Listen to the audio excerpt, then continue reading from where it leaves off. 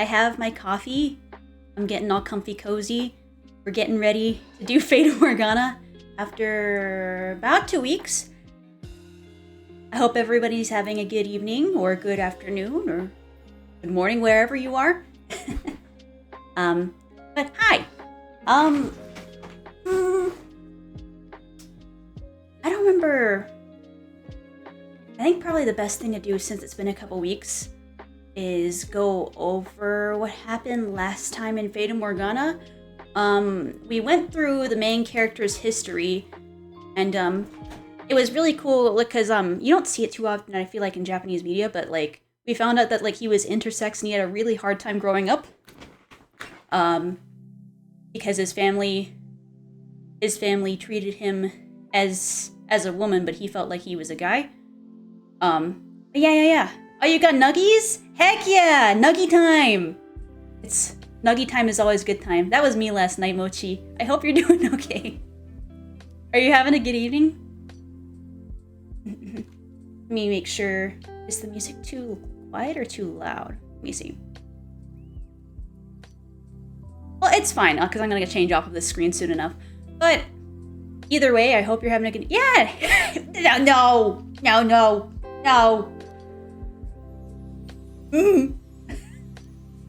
Thanks, Mochi.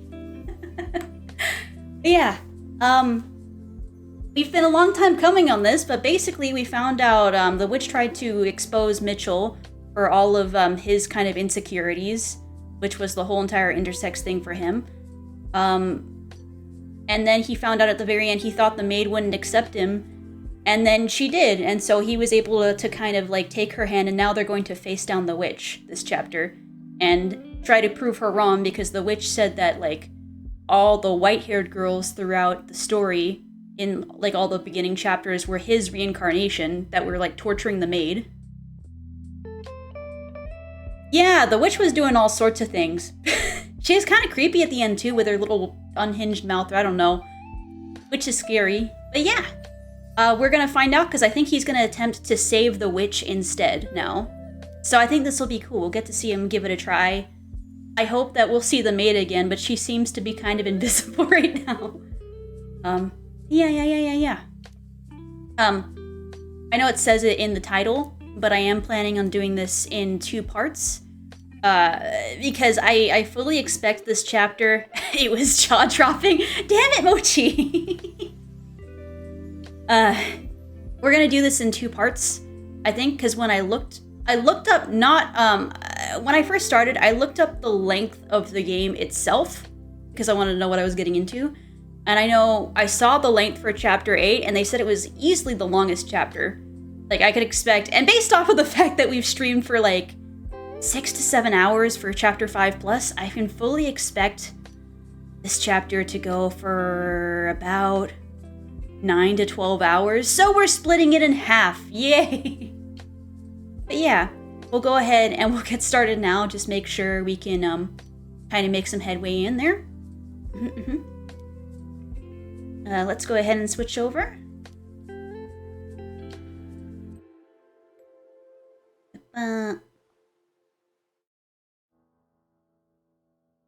All right.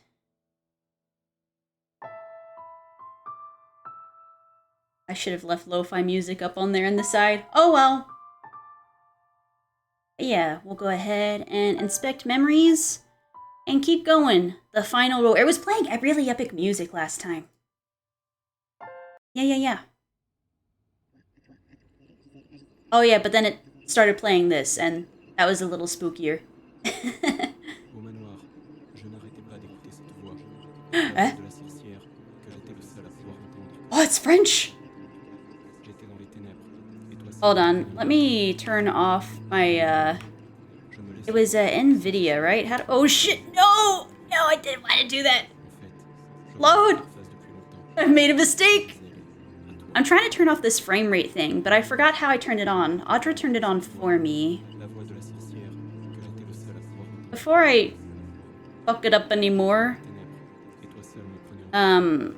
God, what was the key bindings for NVIDIA so I can turn off this frame rate thing? Because I don't need it for Fata Morgana.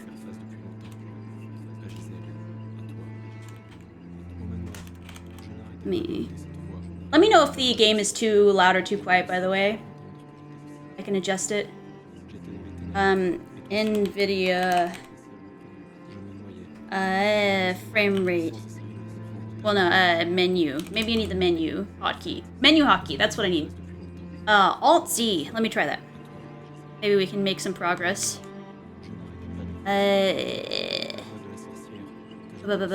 Keyboard shortcuts. Was it performance monitoring? No.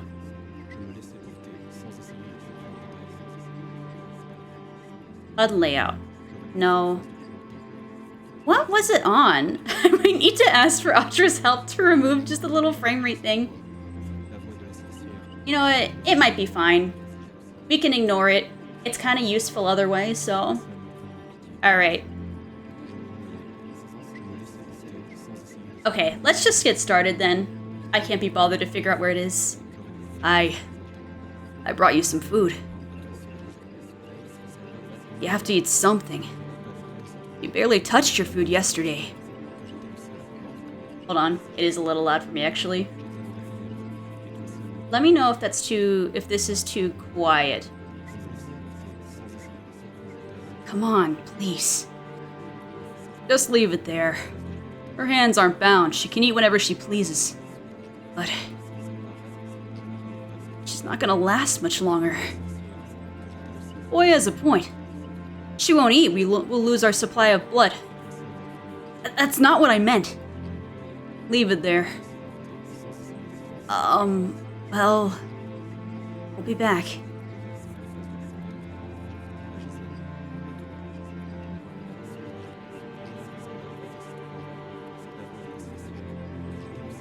Do you really have to go? Yeah. Things are pretty hectic right now. And when do you suppose you'll be back? Tomorrow. Same time as today. And you'll have enough time to talk then? Will you? Yeah. Are you hiding something from me? You're acting kind of funny. You're my sister. I wouldn't keep anything from you. You're not yourself, though. What's so different about me? Well, you're not acting much like a prince. Ah, right. Of course. Don't worry. I'm still your prince, same as always. Good night, Nellie. My princess. It still feels loud, help! There we go.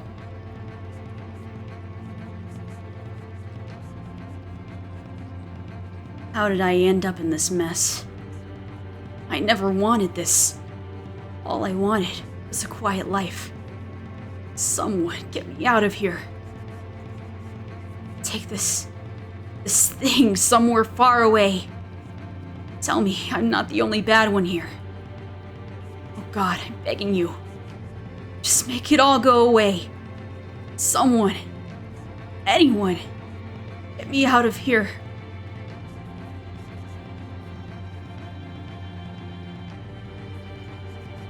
Look.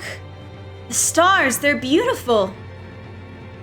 Though with it so bright out, I worry someone might see us. Everyone's long gone. I hope so. Are you ashamed? A little, but I still want to be with you. Have you ever considered leaving the convent? You can't just stop being a nun, you know. It's not that simple. I've made vows, sworn my life to the service of God. I was not aware. I don't know much about this land's traditions. Ah, this is Yukimasa. So I think we cycled through Mel, and then we went to Yokopo, and now we're at Yukimasa. If I were to leave the church, it would have to be in my next life. Oh! This is the girl! This is the girl from chapter 2! She reincarnated as well! I'd like to be a normal girl, just lead a normal life. get married, have kids, and before I know it, I'm an old lady. Thinking, it was an uneventful life, but it was the best I could have ever asked for. That's my dream. That sounds very peaceful. I hope we can be together in our next lives, too. Have a nice, quiet life together.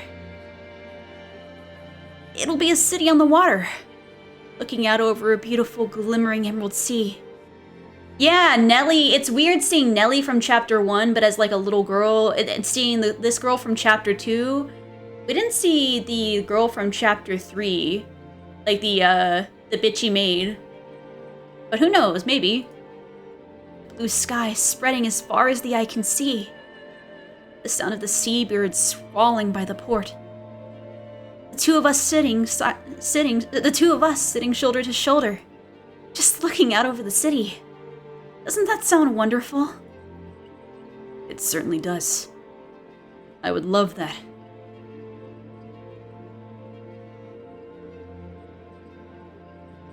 Or maybe this is Yokopo. Oh, this must be Yokopo. The Harvest Festival. The day of the festival.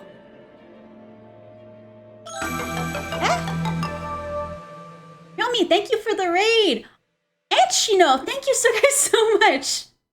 I appreciate— oh, 3 days until her death. Oh no. Thank you guys. Let me see if I can get—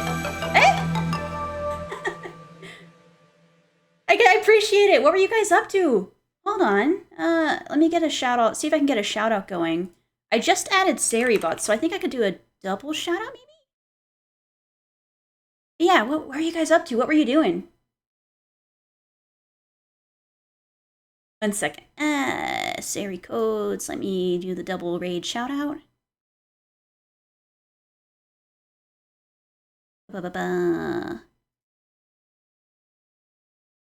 I hope it'll work. We'll see. Oh, the Monster Hunter beta? How did it go? I watched a tiny bit, like most of the character creation stuff, but I've been really busy, so I've heard it was fun though. Like, how has it been? Oh, it's MSO. Okay.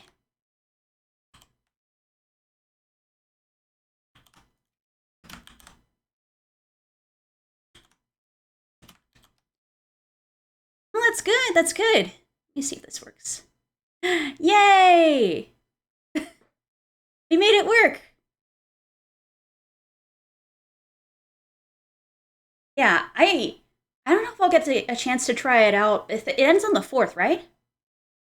I'd like to try it out if I can get the chance, but I don't know if I'll be able to. We'll see. But yeah. I'm glad it was fun. If you guys need to, like, take a rest, to get some water, get something to eat or something, I understand too. We're currently playing the last chapter of Fata Morgana, which we've been working on for like the past 2 months. Thank you for the follow, Romy. I appreciate it. Yeah, let me send you a little heart. Thank you. But yeah, we've been working on the last chapter of Fata Morgana, which has been kind of like a long-term mission. Basically, it's been wild. There's been reincarnation. It's been very kind of like a spooky, gothic kind of visual novel tale. So we're reaching the culmination of what's going on in here. Yeah. And we're currently kind of going through, I think, like kind of like a summary of like all the characters, I think, before they were reincarnated. Yeah. Let me see. Where was the backlog? It said 3 days before her death, I believe. Yeah. I don't know which. The only problem is I don't know who the characters are, so I don't know which voice I'm supposed to use for them. But yeah, wake up. Please wake up. Come on. Open your eyes. Oh, Mitchell. What's Mitchell doing here? Mitchell. Oh, he's down there now. Ugh. It's so bright. I'm outside? Light feels like needles in my eyes. First thing I see beyond the mansion's darkness is blinding light. The sun glares mercilessly overhead. A gentle breeze blows past, and I can hear birds chirping from several different directions. Each breath I take fills my lungs with the scent of earth and grass. So much time has passed since I've been in the light. I almost feel like I'm alive again. No, not almost. What's going on? What on earth? Is this the era Morgana lived? Mitchell! Huh? Giselle, she is here! Yay! I didn't know if she was gonna make it. Oh, thank goodness you can hear me. Good morning, Master. I hope you slept well. Giselle, is that voice really you? I swear it's me 100%. Not that mean old phony. So don't you worry. No, I believe it's you. I just was not expecting to be able to hear you here. I did say I would always be by your side. I'm relieved. But where are you, Giselle? I can't see you anywhere. Well, I'm not exactly sure myself. You don't know? I don't know how to describe it. It's pitch dark all around me. Like a black smoke churning in the darkness. Feels a lot like inside the mansion. But I don't think I'm actually in the mansion. So you're still trapped in the void then? I can see a shimmering light off in the distance, through the fog, and I can hear sounds coming from that direction. It's like the outside world is leaking through the light. I can see the trees rustling, hear birds singing. I can't see you, though, so I assumed I was seeing through your eyes. And I thought I'd try getting your attention. So that means you can see everything I can? Seems so. Though I don't think I can quite clearly see I can see quite as clearly as you. I wish you could be here to feel this too. Experience in my place, even. It's a bizarre sensation. While I could see and feel the worlds through the other doors, it was strictly in the capacity of an observer. We were merely watching, not actually present in the tales. But this time, it's like I've been resurrected and dropped in the world as a participant. It's all so vivid. Every good thing in the mansion lacked. It's all here, and I can feel it so clearly. I wish you could have been the one to experience this. It's okay, Mitchell. I know you'll dispel this darkness I'm in, won't you? I will. I'm more than happy just being able to hear your voice. And being able to see what you see. It's like a miracle. I too am glad to know you're here. To have the chance to hear your voice again. Thank you so much for saving me. If you hadn't shown up, I wouldn't be here. Oh no, I should be thanking you. I was overjoyed to learn how much you really cared about me. There's so many things I want to say right now. So many things I want you to know. So many thank yous. And so many I love yous. Hey now, is that really the best response you've got? Surely you can do better than that. You're embarrassing me. I am somewhat disappointed by one thing, though. I can't get any hugs or kisses since I'm not there in person. Oh, come on, you're not very good at this, are you? And you're not very good at picking up on how much you're embarrassing me. I'd expect at the very least of me, too.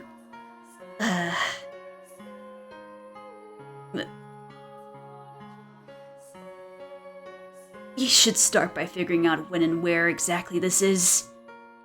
You're not even trying, are you? Doing the best I can. Please don't ask any more than this of me. I know, Mitchell's getting freaking bullied by Giselle in the freaking void. It's okay, though. I may not be able to see you, but we're together either way. You know, Mitchell, I think I might be able to help, too. While I can't be there in person, I can give you ideas. Another point of view when you're not sure about something. The two of us together will find a way through this. Yes, we will. Where to begin? What do you say we get our bearings, list out exactly what we need to take care of? That's not a bad idea. I'm a bit frazzled at the moment, to tell you the truth. What? Why? I had assumed it would just be observers, like with the other doors, searching their memories for clues. I never expected I'd actually be thrown into their era. True, it's not at all like the other doors. No matter how the rules may change, I'm seeing this through to the end. Our guess is correct, we've arrived at Morgana's past. And we need to uncover the truth behind those events. Or rather, the three men's circumstances. What they felt, what drove them. My gut tells me there's something to be found that even Morgana doesn't know. I could be wrong, and it's possible that even if I am right, what we find won't do anything to quell her hatred. But we won't be talking her out of it, that's for sure. Words won't break through that kind of animosity. We need something bigger. Something she could never have imagined. Something that will turn her whole entire worldview on its head. The white-haired girl might be a good place to start. She showed up at the mansion again and again, as though led there by some supernatural force. And she was involved with all three men in some way. I can't think of anyone else with such deep ties to both the mansion and the men. But at the same time, I have a hard time convincing myself that the Morgana we know and the white-haired girl could be the same person. They're about as different as two people could be. Which actually leads me to believe there's something there. There must be something. Some secret we haven't figured out that we can use. So let's find it. It won't be easy. If we are in the past, though, I wonder if maybe we could change it. This could be a huge chance for us. Change the past. Yeah. We could prevent Morgana's death, or we could stop whatever let them down this path. There's an idea. It's actually possible. Maybe we can do something. Question is this world really? Now I'm getting kind of pumped. I've got my game face on and I'm ready to do this. Doesn't do much good if no one can see it. It's just a figure of speech. Hey, first things first, we need to find the mansion. Morgana should be at the top of the observation tower. And the three men shouldn't be too far off either. So the question is, where are we? You recognize the surroundings at all? Oh, did she say that? No, don't go back! Oh, do you recognize the surroundings at all? I never really left the mansion, so I'm not especially familiar with the lay of the land. Give me a little spin, would you? As she requests, I slowly spin around in a circle. And through the dense woods, I spot a cluster of what appears to be stone formations. Squinting to get a better look, I realize they're buildings. It's decently far off, but it appears to be the edge of a city. I think that might be the village I stayed at for a while. It's a bit big for a village. Don't you remember what Amity said? About the village's history? Amity. That bastard. Mitchell, you didn't think something uncharacteristically vulgar just now, did you? Wouldn't dream of it. Yes, I remember. He said it was once much larger, and that it was destroyed in a single week by the witch's curse. Except rather than a curse, it was probably a disease. If that's the same city, then it fits with what Morgana said happened. I believe he also said something about there being a large bridge on the outskirts of the city, and that following the path from there would lead to the mansion. So let's head down to the city. All right. You don't sound very enthusiastic. Are you nervous you might have to talk to someone? Don't worry, you've got me here. Treat me like I'm antisocial. You're not? No, that's not what's bothering me. It's something about this whole thing feels off. This world we're in. Huh? Never mind. I'm probably overthinking things. But now's not the time for that. We need to get moving. Let's go. Rather than waste time fretting over details, we need to get to the mansion like she said. Everything else comes after that. With each step, I can feel the earth compressing beneath my feet. The grass flattening. Oh my god, I can't speak. Hee. As I weave my way through the trees toward the city, the sensation of having a living, flesh and blood body slowly returns. Wait, Mel? Mel looks very different in this world. But I guess so did Nellie as well. A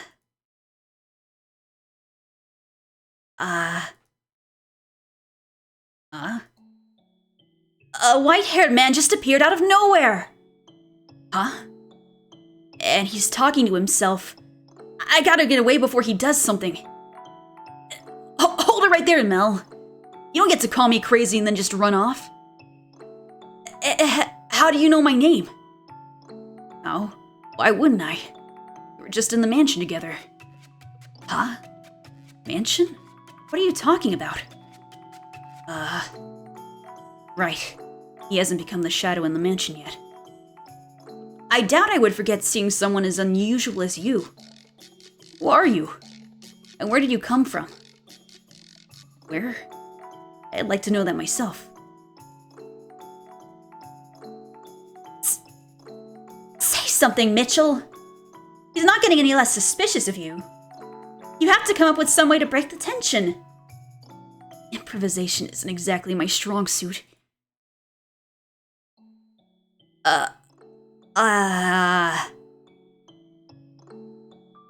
I was sleeping in a tree. I am gone. What are these options? Mitchell, why do you suck at conversation so much? I'm gonna save. Mitchell, damn it. I was sleeping in a tree.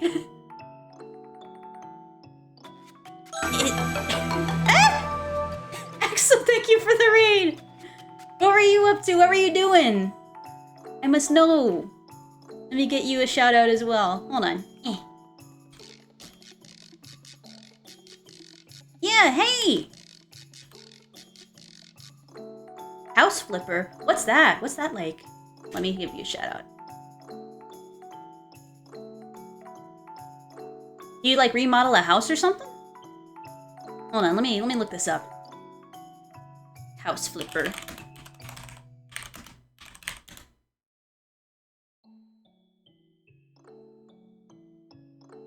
Oh, that seems kind of neat. Yeah.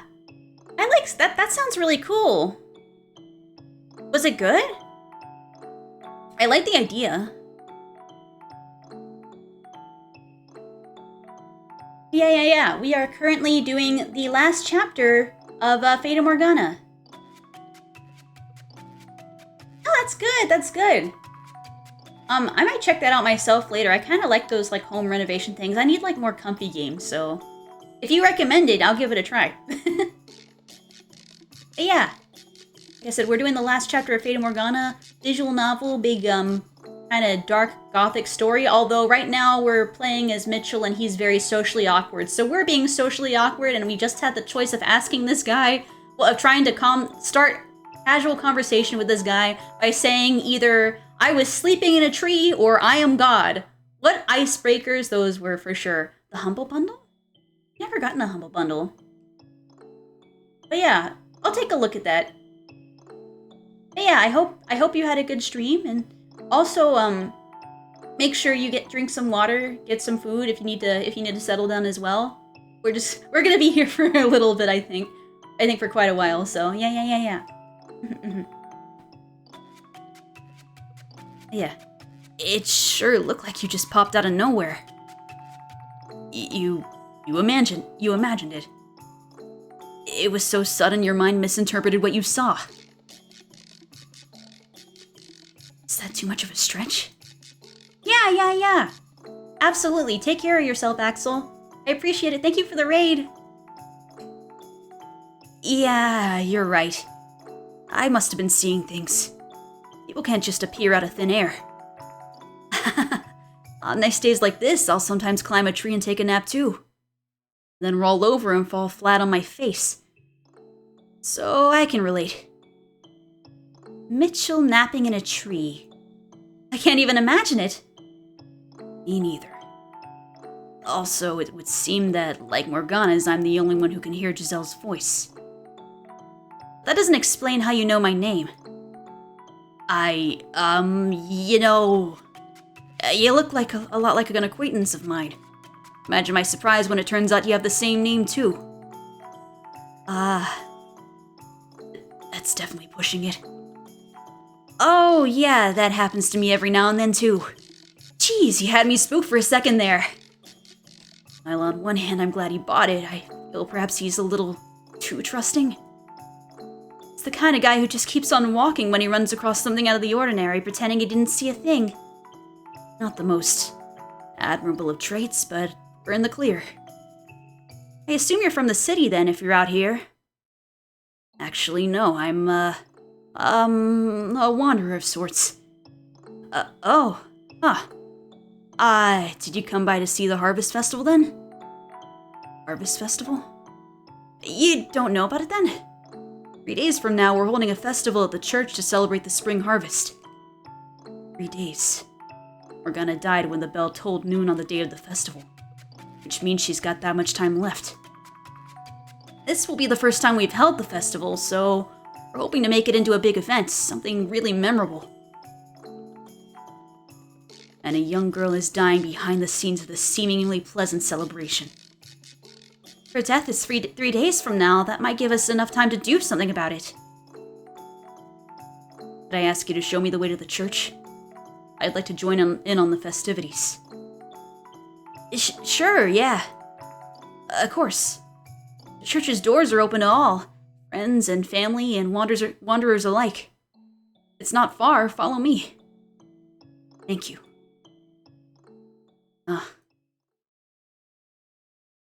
Didn't occur to me until now. This really is a strange experience. I feel like I'm sinking in my chair. Hold on, I feel like I'm just getting shorter and shorter at my desk. Does anybody just have that problem with their chair? Where just like they'll just sink, and next thing you know, you feel like you're at a child in a like high school at like a bar or something, where all your hands are like at your shoulder level. Because sometimes that's me with this chair, I think. The next thing I know, before I realize it, I'm like, what's going on here? I'm like way shorter than I was like 5 minutes ago. I'm sick. Let me bring it back up. There we go. Yep, I was definitely sinking. Oh well. We fixed it, I think, for now. Yeah. This is a boy from a completely different time period, who I would never have had the opportunity to meet. If he's here, and presumably the other two are too, as well. Which means Morgana's wish for their reconstruction was actually granted.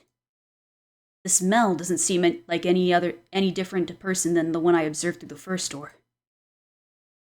Yet he played a part in Morgana's imprisonment. I have trouble believing he would voluntarily involve himself, though. I was scared for a moment there. That could have gone a whole lot worse. Plus, we managed to make contact with Mel in record time. She's interacted with him, and the others before, so I guess this doesn't feel as strange to her. You don't want him to hear you talking to yourself again. That's why you're not saying anything to me, isn't it? Actually, I think I can talk to you without speaking. Can you hear me? Huh? How are you doing that? I, have a lot of experience talking to ghosts. That really drives home how bizarre things were for you in that mansion.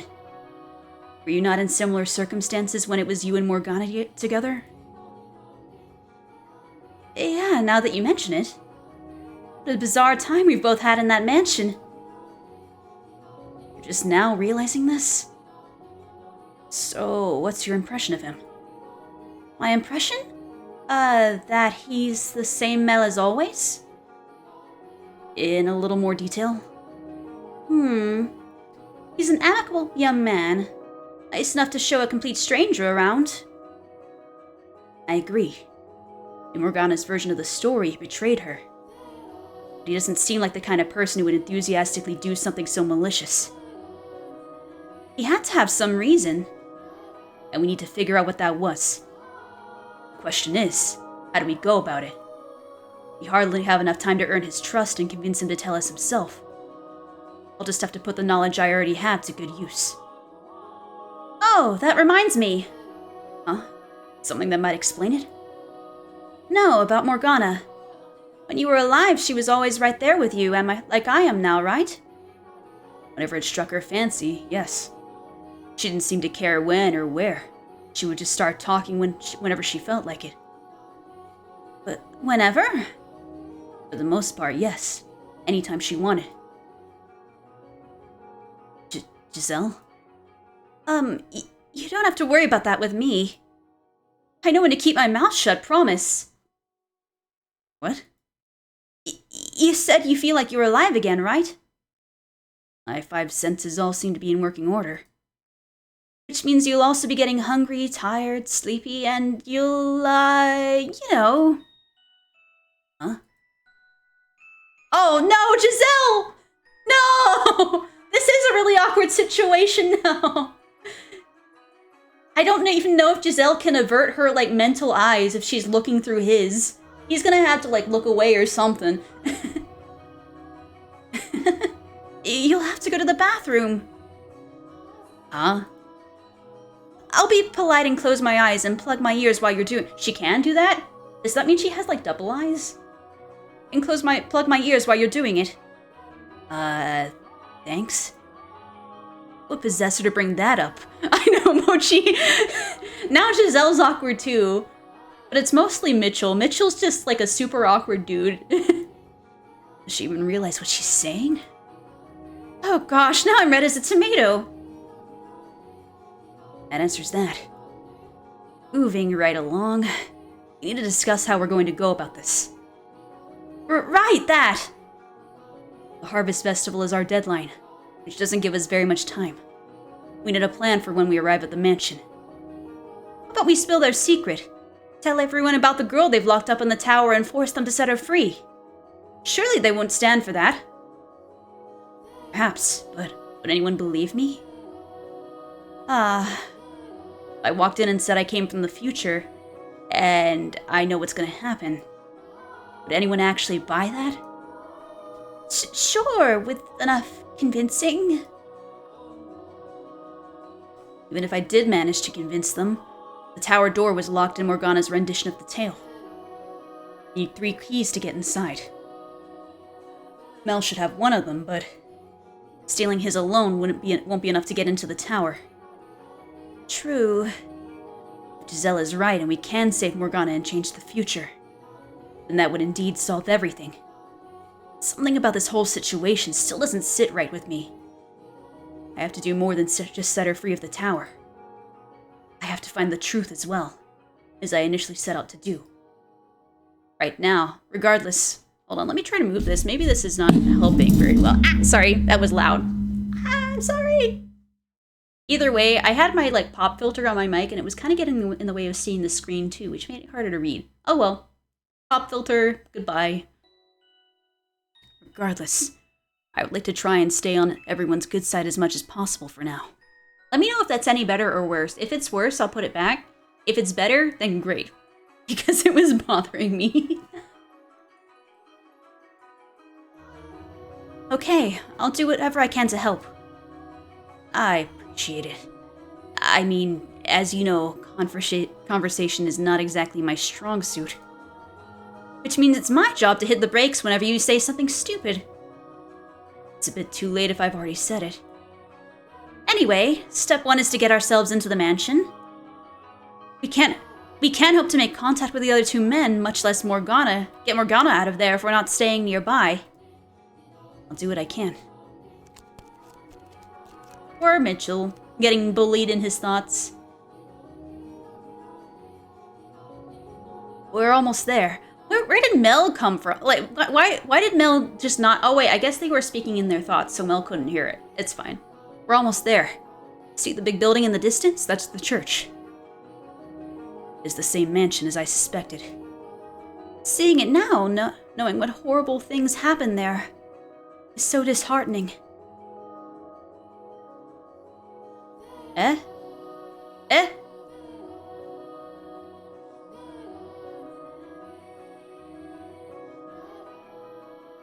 Oh, he's speaking mentally. I guess if it's blue text, he's speaking mentally. Are happening as we speak. In the tower we see in the distance. Morgana's locked up all alone. I wish we could just march in there and set her free. Getting into the tower were our only goal. We could probably force our way in with a little work. Is something the matter?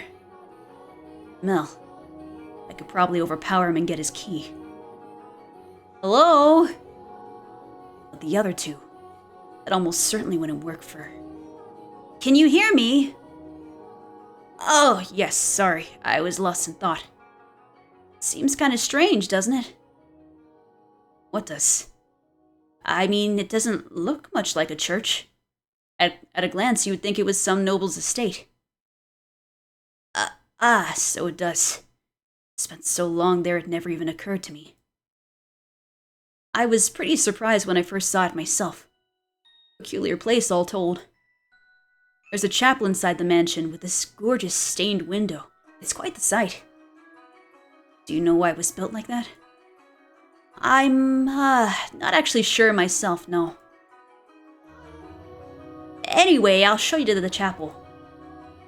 Saintess should be there too, so I can introduce you.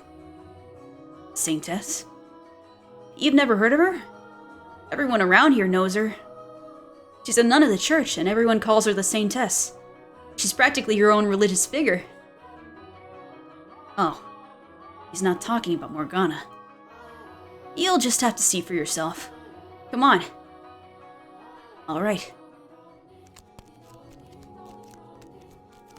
On our way to the mansion, we passed through a courtyard of sorts. When I lived here, the area was overgrown with weeds. Apparently they keep it in better condition in this era. Following Mel's lead, we head through the chapel entrance.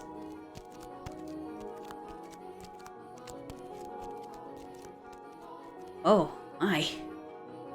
I'm at a loss for words when I see what lies on the other side of those all too familiar doors. While it was barely recognizable as a place of worship in my memory, just 2 columns of battered pews and some piles of rubble. The room I'm looking at now is unequivocally... hold on, I gotta sound this out again. Unequivocally... I can read that through text, but I don't think I've ever said that word out loud before. Unequivocally a chapel. So this is what it used to look like. Wonder how far back this is from when we lived. It has to be more than a decade or two. Maybe 100 years or more? Views and beliefs about the world prevalent in our time are not so different than those of this time. Perhaps the chapel was destroyed in the aftermath of the Harvest Festival. When I was first sent to the mansion, there were signs that the repairs had been attempted. The stained glass window is behind the pulpit, I'm guessing, though you can't see it from here. And right next to it is the door to the observation tower. Ah, there she is. There's no priest here, she runs the church. You'll want to talk to her first if you're planning to participate in the Harvest Festival. I'll go fetch her for you. Whisking his way between the pews, the boy disappears into the back of the chapel, returning with a nun in tow. When I see her, my face twists for a brief moment. Good afternoon. You came to see the festival, I hear. It's wonderful to have you. Is that who I think it is? I'm all but certain at this point that all the major players from behind the 3 doors are present here. Not just the 3 men whose shadows remain in the mansion, but also the women who are important parts of their lives. Though dressed differently, the way she speaks and the way she holds herself resembles the woman killed by her lover behind the second door. They're all connected. What we thought were 3 separate tales, all stretch back to a single point in time before our own. Huh? Is something the matter? No. I was just thinking about how unusual it is for one nun to be managing an entire church all by herself. Ah, yes. It's the usual reaction from new visitors. Even I think this assignment is a bit over my head. Assignment? Ah, well, I was at another church before this one. A smaller building, and I wasn't the only nun. But the lord of the land ordered me to transfer to a new, larger church he was opening. So here I am. The Lord. There's plenty of space on the property. More than enough to provide shelter for orphan children and aid for the sick. It seems rather vacant from what I've seen. Ah, yes, about that. We used to take people in, but circumstances have made that difficult of late. What kind of circumstances? It's not something I can discuss with an outsider, sorry. I'm guessing it has something to do with Morgana's imprisonment here. Do you think she knows about Morgana? I would guess not. The men swore to keep it between the three of them. So she's being forced to oversee the mansion, completely oblivious of what's happening here. Which isn't to say she's not connected to it in some way. If she's the girl from the second tale, then she should be close with... Is something troubling you? No, my apologies. I got lost in thought. You don't look it, but you're actually a bit of a daydreamer, aren't you? Daydreamer? That would fit that description much better. That would fit... Oh, he's just repeating what she's saying now. I guess that works out if, Wait a second. Is this gonna... He's just repeating what Giselle says, which might actually be the smarter thing to do right now, considering his social proclivities. That would fit that description much better. What? Why? Do I look like I'm that much of an airhead? Oh, I can see that. Someone has to watch out for him or he's likely to lose his head in the clouds. I really don't think I'm that spacey. I'm not trying to say you're spacey, I just feel like I've got to keep one eye on you at all times. It's a lot like what I imagine having a little brother would be like. I'm an oldest child, you know. What's the big deal? You don't want a big sister? Well, I want you to be my little brother. I don't want to just be a capital S sister to you. That's so stiff and formal. Oh, I have an alarm. Hold on. I died. It killed my model. No! Okay. It's okay. I'm gonna take a swig of coffee. That's not what that's not what the alarm's for, but I'm gonna do that anyway. 1 second. And meds. 7 p.m. meds. Papa.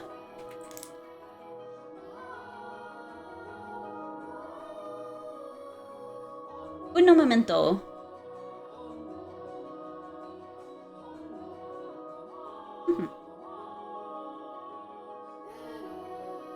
Okay, I'm good to go.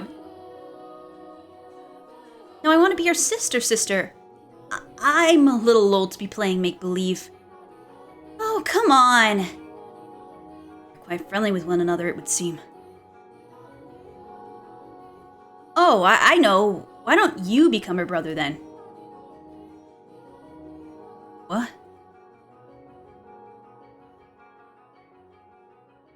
Will you? What? She just bought into it? What is with these people? Will you? I will not. Because I'm clearly the oldest one here. Why not? I don't think it matters who's older than who. You don't really act that old anyway. I have at least 10 years on you. Your youngest child's insecurity showing. Insecurity? Poor Mitchell, getting bullied even in the past. You two are pretty good friends then, huh? We can discuss the veracity of that claim later. I would like to ask you a favor. What is it? I'll gladly help with anything I can. Could I perhaps borrow a room until the day of the Harvest Festival? I don't have anywhere to stay. Or a source of income for that matter. I know it would be taking advantage of your generosity, but I only need to intrude for a few days. I would be more than happy to offer you a place to stay at any other time. Right now, I can't let you stay here. I'm so sorry. Well, damn, so much for that. Don't let one little no stop you. Keep pushing. Put on a show, earn her sympathy. She's a lady of the cloth. If you make her feel bad for you, she'll offer you her aid. Put on a show? You expect me to act?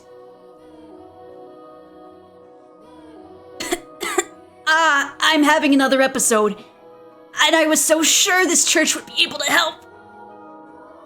That's not gonna convince anyone. Quiet, you. He was perfectly fine on our walk here. Shut your mouth, boy.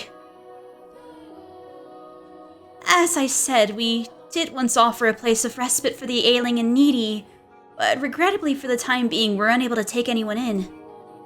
What I can do, though, is give you medicine. Since we can't let people stay here with the Lord's generous assistance, we've been handing out medicine instead. Oh no, don't take that medicine! If I remember... I know, everything is on fire! Mitchell, why? But if I remember, the medicine is a bad idea because that's Morgana's blood that they're giving out, and just not telling everyone that that's her blood. So all you do here, then, is give people medication? Yes, I suppose that's what it boils down to.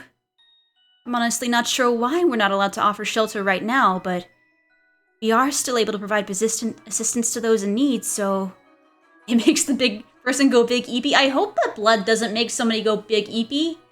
Although I don't recommend drinking it.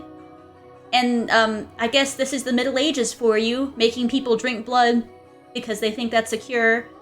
Also bleeding people because they think that's a cure. Hooray, blood! I love the Middle Ages. I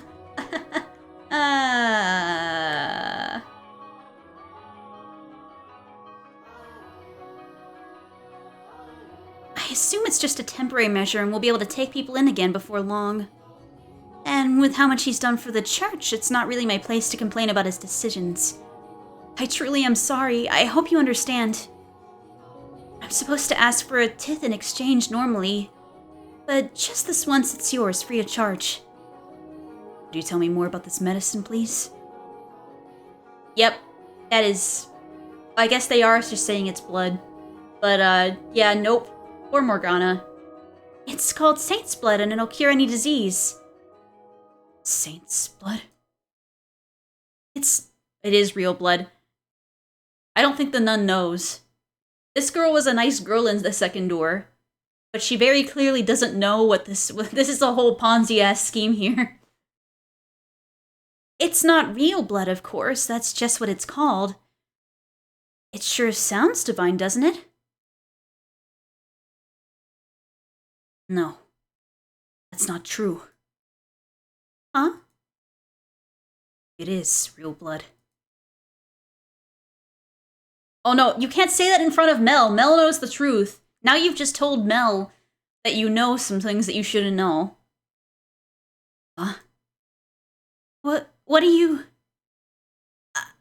sorry to butt in. Do you mind if I bring him back to my room? I don't think I mentioned it, but he's an old friend of mine. We've got a lot of catching up to do. All right. Hey, come on, this way. Well, that sure quite got the reaction out of him. And now he's incredibly leery of you. When she mentioned the blood, I couldn't stop myself. I probably should have kept my mouth shut, though. Mel doesn't say a word the entire way. His smile is retreated, and there's a hint of fear lurking beneath his now stony expression. I spend the trek through the mansion's corridors pondering how to answer the questions I know are coming. How to solve the problem I put myself in. We enter a bedroom, presumably his, and he closes the door behind us. I can see the distrust in his eyes as he glares at me.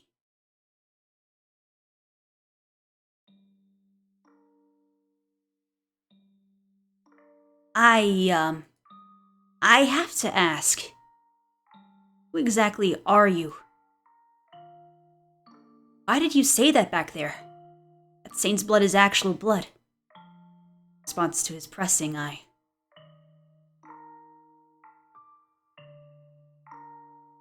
Oh, I don't know the answer to this. Oh boy! I guess we're gonna get one of the endings. What should we do? Should I put this to a vote or should I just make a decision? Mochi, why is it raining? I can't help it, but I'm always the type of person that likes to tell the truth if I can help it. But yeah, my eyes twitching here. What decision should we make?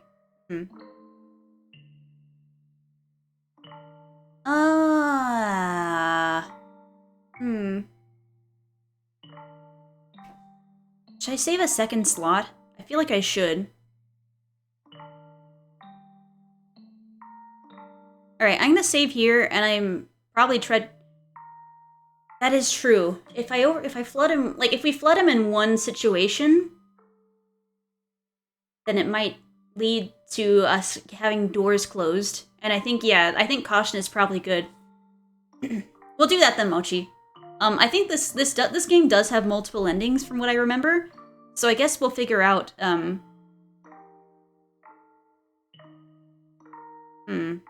I want to tell him everything. Damn it! Okay, yeah. We'll go with we'll go with this too, because I'm not sure. So... Don't have much time, but it's in our best interest to tread carefully. There's too much we don't know yet. It would not be wise to make a rash decision. With him as tense and as suspicious as he is right now, it won't be easy to get his key or persuade him to tell us how we ended up here. Furthermore, my experiences with the Three Shades tells me that if I'm not careful, I could be putting myself in unimaginable danger. Let me move that again. Just a little more. A brief flash of what might have happened had I spoken too soon crosses my mind, sending a chill down my spine. If I want to get Mel on my side, I'm gonna need something more, something decisive. Something that'll convince him he needs to come clean and set Morgana free. Regardless, being cautious isn't gonna mean much if I can't get them to let us stay in the mansion. We need to be nearby to keep an eye on things, gather information. How to go about that, though? Assuming he's not voluntarily involved, maybe all we have to do is ask for his help in setting Morgana free and he'll work with us. Perhaps. Being so direct will only invite more suspicion. But she's probably on the right track. When I met his shadow, it was burdened with great regret. He begged me to help him. My remark about the saint's blood was based on stories I once heard about a person whose blood was said to have healing properties. Here you go, let me move that over there. Stories? Maybe they haven't made it out this far. I don't know, but they tell of a girl born in a distant village. A saint and the daughter of God. I thought that perhaps the nun might be the saint spoken of in the stories, and I was hoping for the opportunity to see a miracle performed with my own eyes. I have to say, you looked more angry than excited. I didn't hide it very well, I guess. Maybe it appeared that way to you, but oh, sorry. That's Mitchell. Maybe it appeared that way to you. But I've never had a very friendly face. If you say so, as long as you're telling the truth. I myself have to wonder, why did my remarks seem to bother you so much? What? Is there something more to the saint's blood than you're telling me? No! Something that would make you want to get me alone and interrogate me? There's nothing... I just didn't want to scare anyone with all that talk of blood, since there's not actually any in it. And I didn't know about the stories, so... It's just medicine, I swear. As you say. It's got nothing to do with the saint in your stories. To change the subject, could I ask you to convince the nun to allow me to stay here? Huh? Weren't you listening? We can't take anyone in right now. Which is why I'm asking for your recommendation. You live on the premises, don't you? I'm more a supervisor of sorts. You should have some say in the matter. Why? Till the Harvest Festival is all I'm asking. Why not get a room at the inn? If you need money, I'll spare you some coin. I must stay in this mansion. But why? Those are my instructions. Huh? You know the stained glass window in the chapel behind the pulpit? I was named after the Archangel Michael depicted there. The angel came to me in a vision, instructing me to watch over the festival here. From where you were standing, you couldn't possibly have seen the window in that much detail. You couldn't... Oh, I get it. You've been to the church before and you're just acting like you haven't. There's a metal door off to the side leading to an observation tower. Yeah. You can see the tower from outside. Inside is a long spiral staircase. Not made of stone, but wood. There's a single door at the top of the stairs. How? What are you really here for? All that vision stuff is a lie. I'm not here to cause you any trouble. In fact, I'm on your side. You will show up out of nowhere and expect me to believe your nonsense? All I ask is for you to allow me to stay until the day of the festival. If you can do that for me, then I'll make you the promise I could not before. I've not forgotten your pleas for salvation. I know you want to be free. Let me guess. You saw that in the vision too? You want to call it that, then you can. I never once asked for you to save me.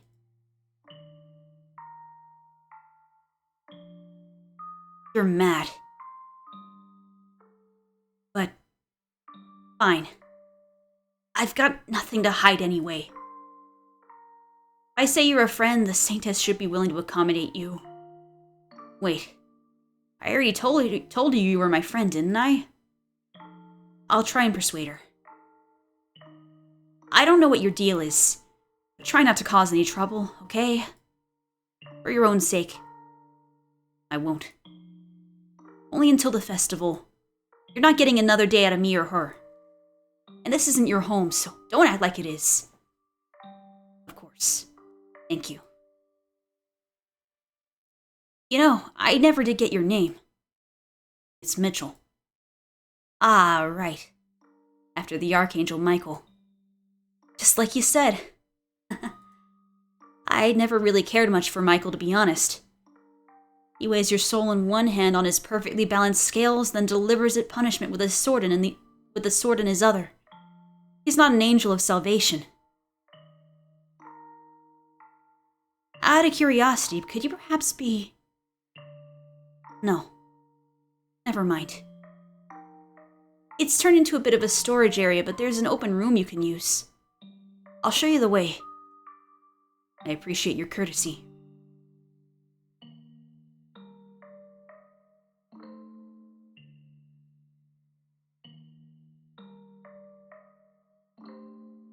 This is just lovely. I know. Poor Mel is like getting gaslighted right over here. I mean, he isn't getting gaslighted, but like, he's not getting a single word of truth from us, really. I can't help but wonder if we made the right decision or not, honestly. But we'll see. This is just lovely.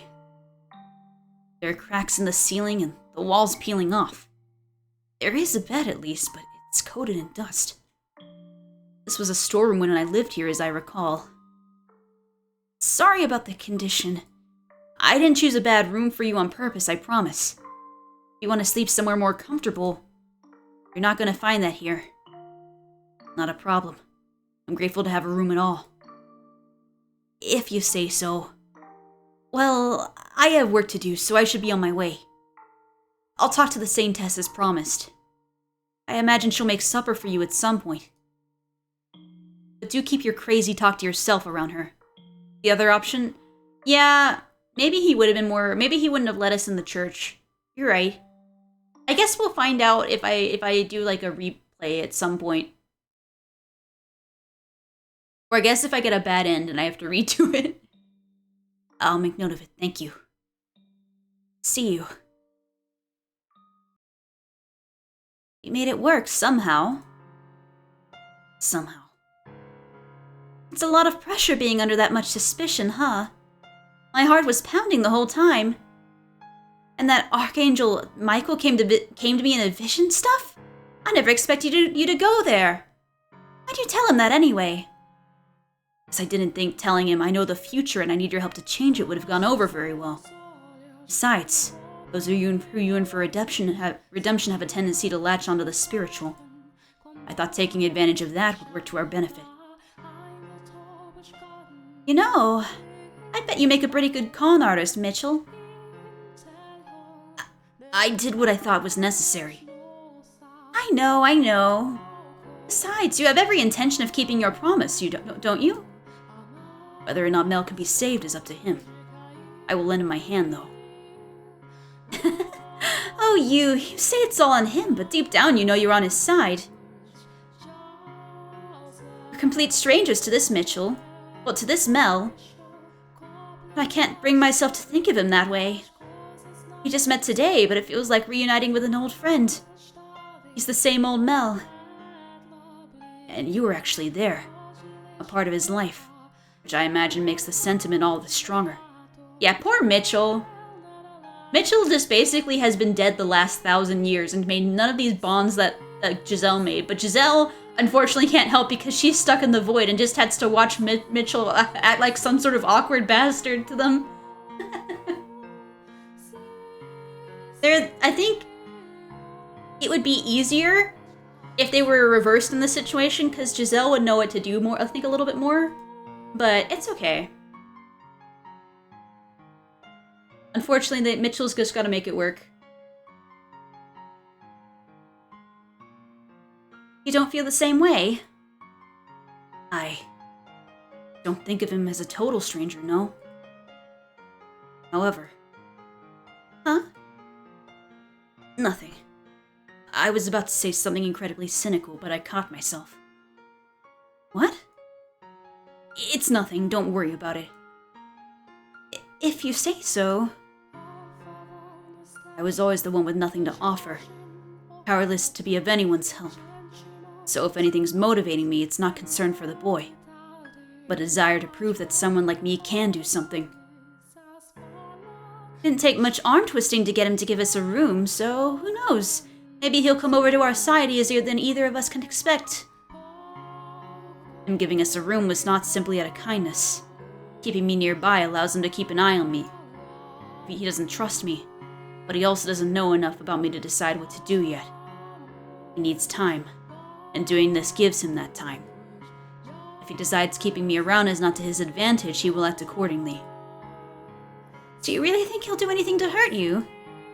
Mel's a kind boy, and, well, to be frank, I don't think he has the spine for it. It's hard to say. But even if he doesn't, we still have the other two men to worry about. Nevertheless, this cooperation will undoubtedly be the easiest of the three to gain. We were fortunate to run into him first. What makes you say that? Did you ever have a chance to see the shadows trapped in the mansion? Shadows? I might have. But around the time Hayden Rhodes passed away, I wasn't really there anymore. I stopped thinking. Stopped trying to make sense of the things inhabiting the house. I had become merely another part of the cursed mansion. I was only able to converse with them after I had reclaimed myself. I suppose, much like the rules differed between the realms of the living and the dead, so too do they differ for those who have lost their grip on reality. As I was searching for a way to get you out of the tower, I encountered and spoke with the three men's shadows. Of the three, Mel was the least threatening. Actually, I beg to differ here, Mitchell. Mel was absolutely the most threatening. He was the one, Like, remember when we thought that Yukimasa would be like the worst because he's like a serial? I mean, he's not. I mean, he's basically a serial killer at this point. He was in the past before we learned about that, and he was in Door 2 when he murdered an entire village.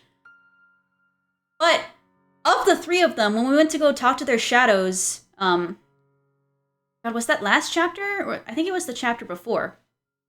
Yeah, I think it was chapter 6. When we went to go talk to their shadows, like, Yukimasa was like, "Oh, you're here? Do you want my key? Fine, take it. I don't give a shit." And Yokopo was like, "I won't give it to you. Wait, you have the other two. Okay, maybe I'll give it to you." Mel actually had us stick our hands into a thorn bush to look for the key, and then was like, "Oops, I had it all along. Oh no, I'm so sorry I made you put your hands in the bush." Damn it, Mel. That was pretty threatening of Mel. He bears a great deal of regret. He yearns for someone to save him. I heard him muttering, "This isn't what I wanted."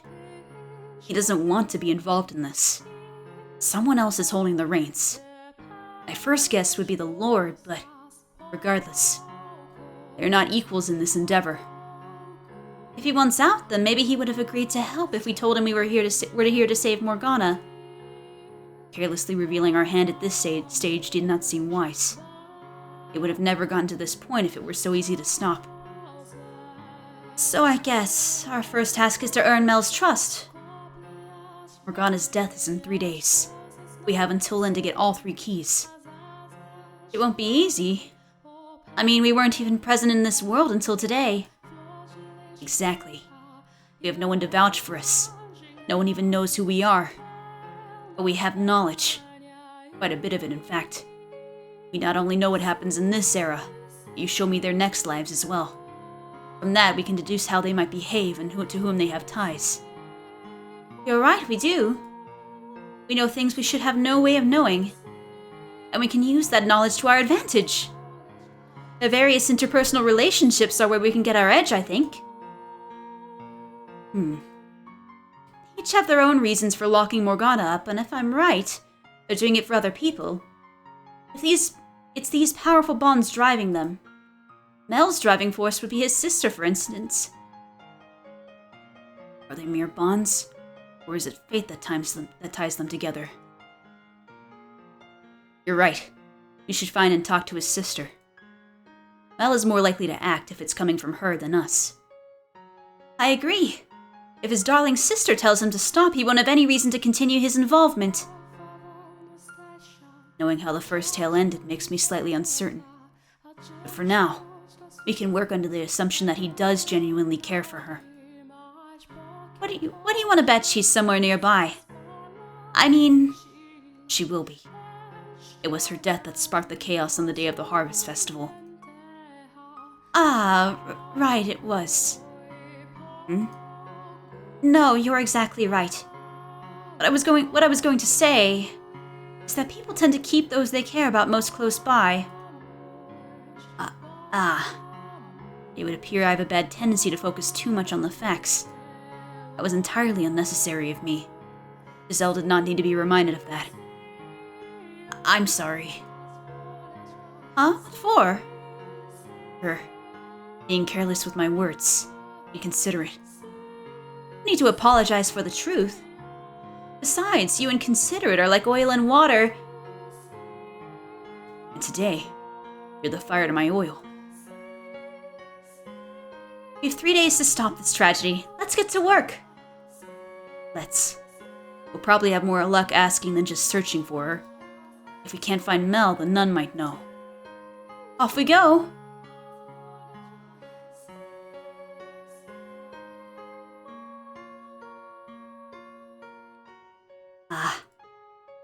As I step into the chapel, I see an old man waving to the nun as he heads for the door.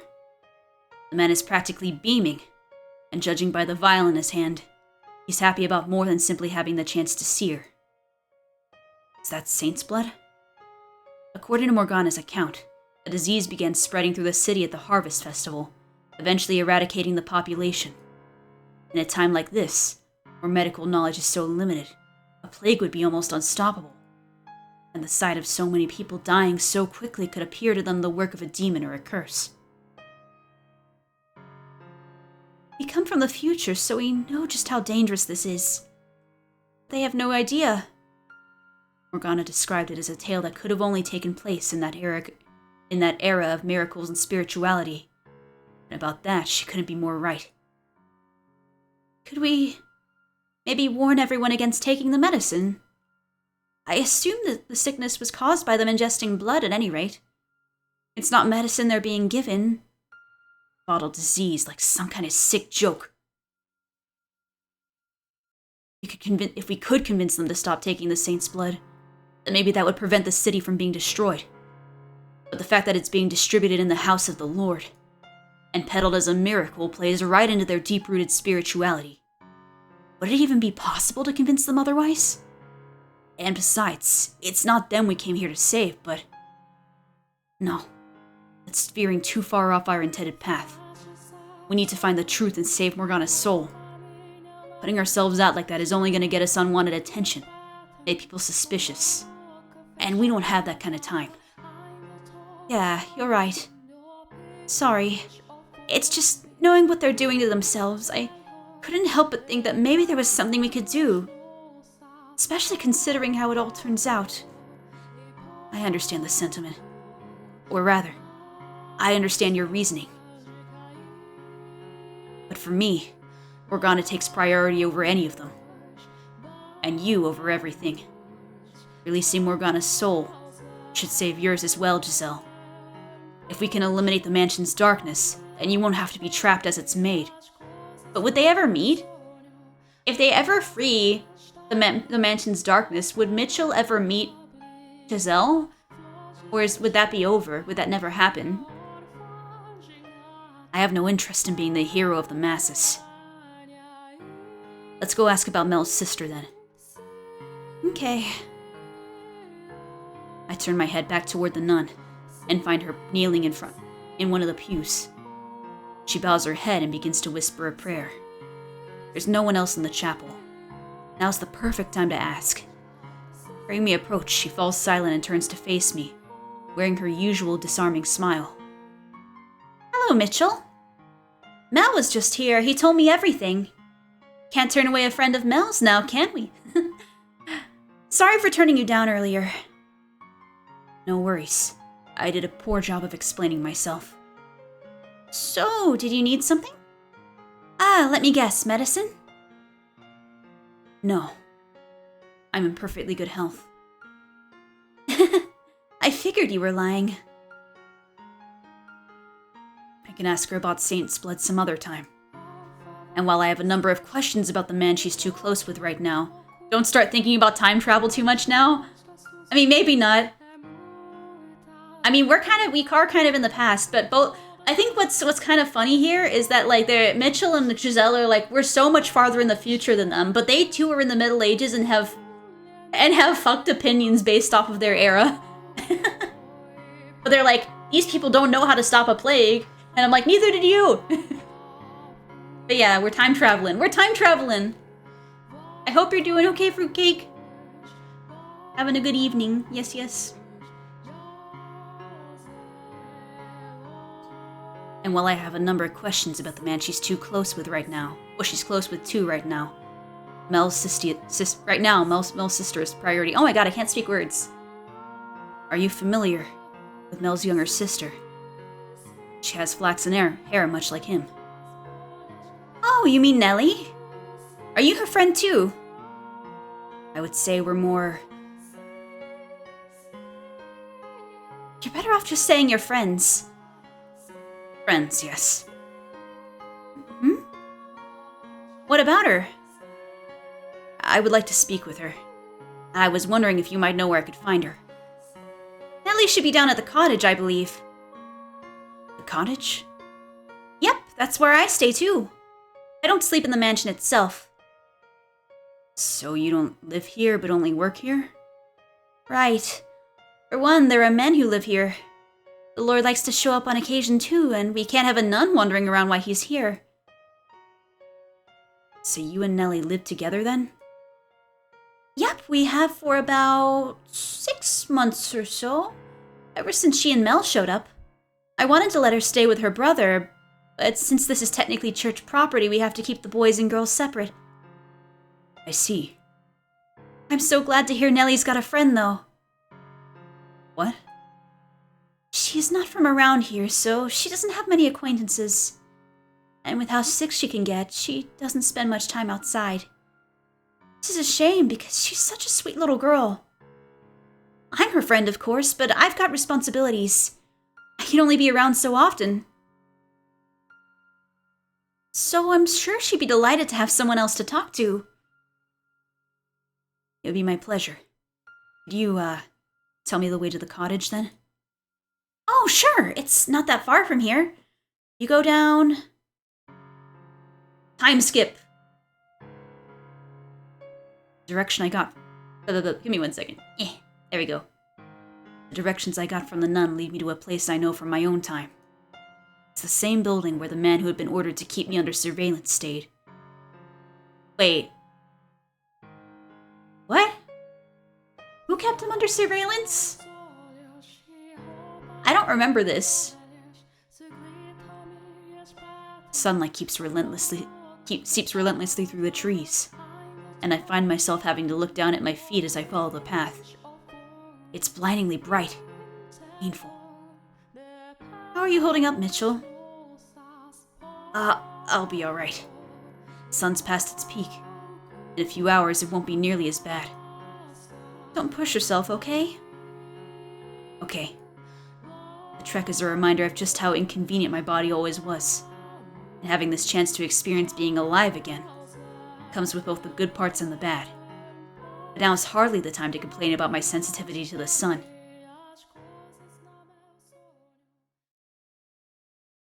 It's not too long before we reach a clearing, a small cottage surrounded by a small garden coming into view. And crouching by a flower bed, picking flowers, is the flaxen-haired girl. Are you Nellie? Though several details of her appearance don't match my memory of her, she still has that distinct hair. It could be nobody else. This Nellie is considerably thinner and looks rather frail. The effects of her being ill, I presume. Who are you?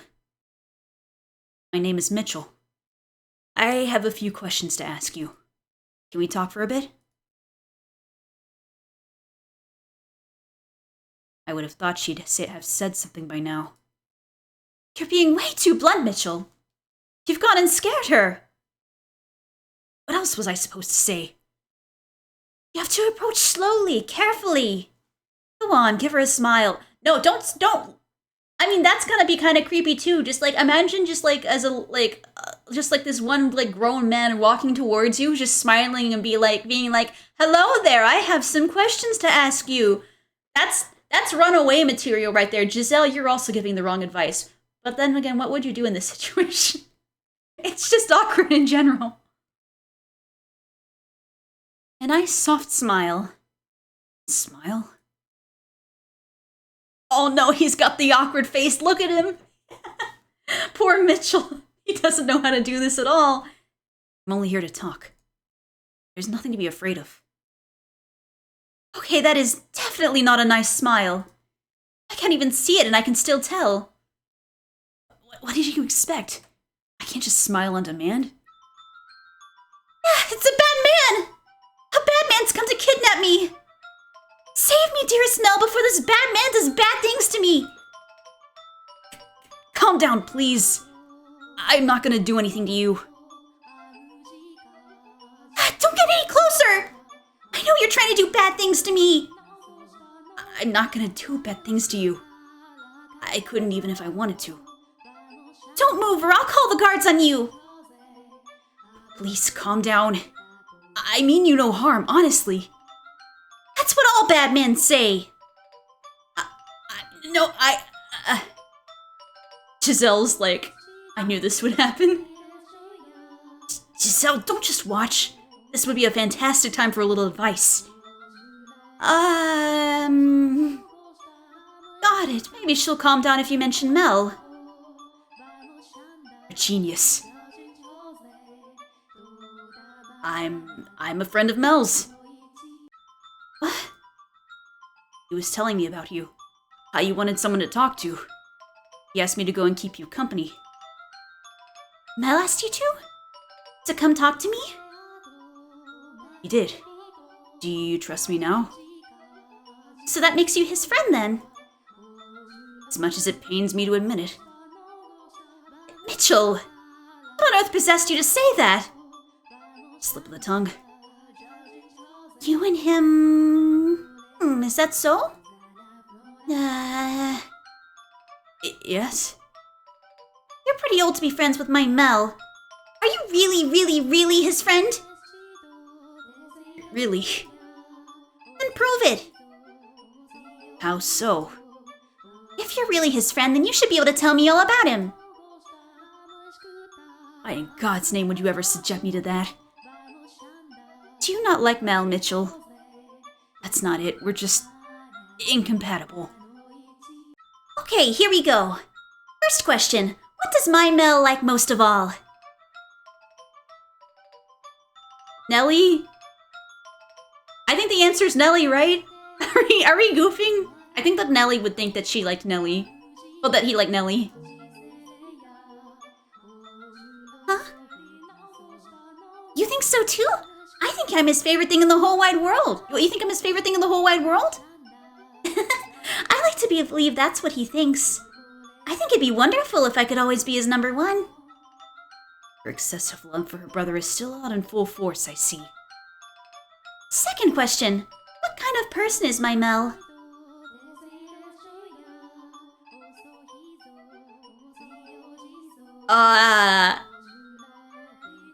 I think we just need to say the nice things about Mel, right?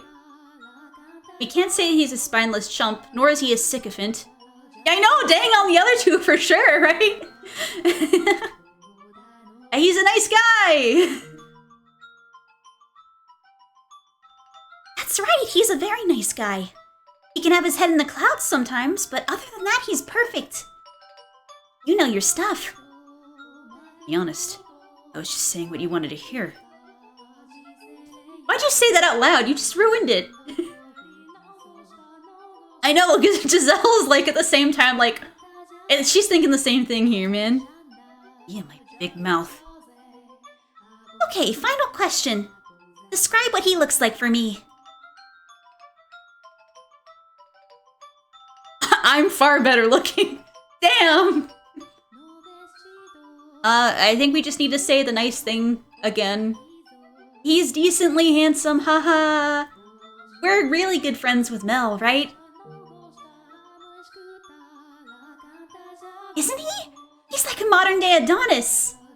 Yeah, that is really awkward to be put on the spot.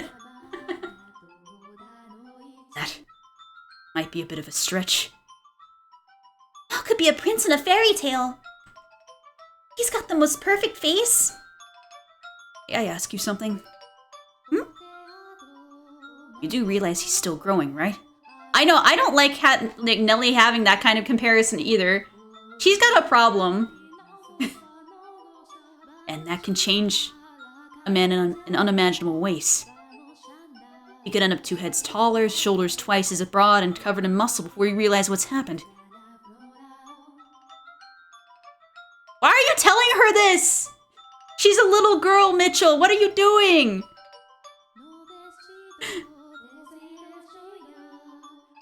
You still consider Mel your prince if that happened to him?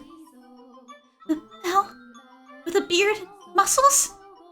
I won't have it! That's not my Mel at all! You're heading into dangerous waters, Mel. My Mel will never, ever grow a beard! I'll pray every day to make sure of it. And he won't get all big and muscly either. There's nothing princely about any of that. I wouldn't mind some muscles myself. Out of curiosity, did you ever want to be buff like that, Mitchell? Well, yes, of course. Every man wants to be strong and well-built. I don't think the beefy look would work on you. Well, that's the last of my questions.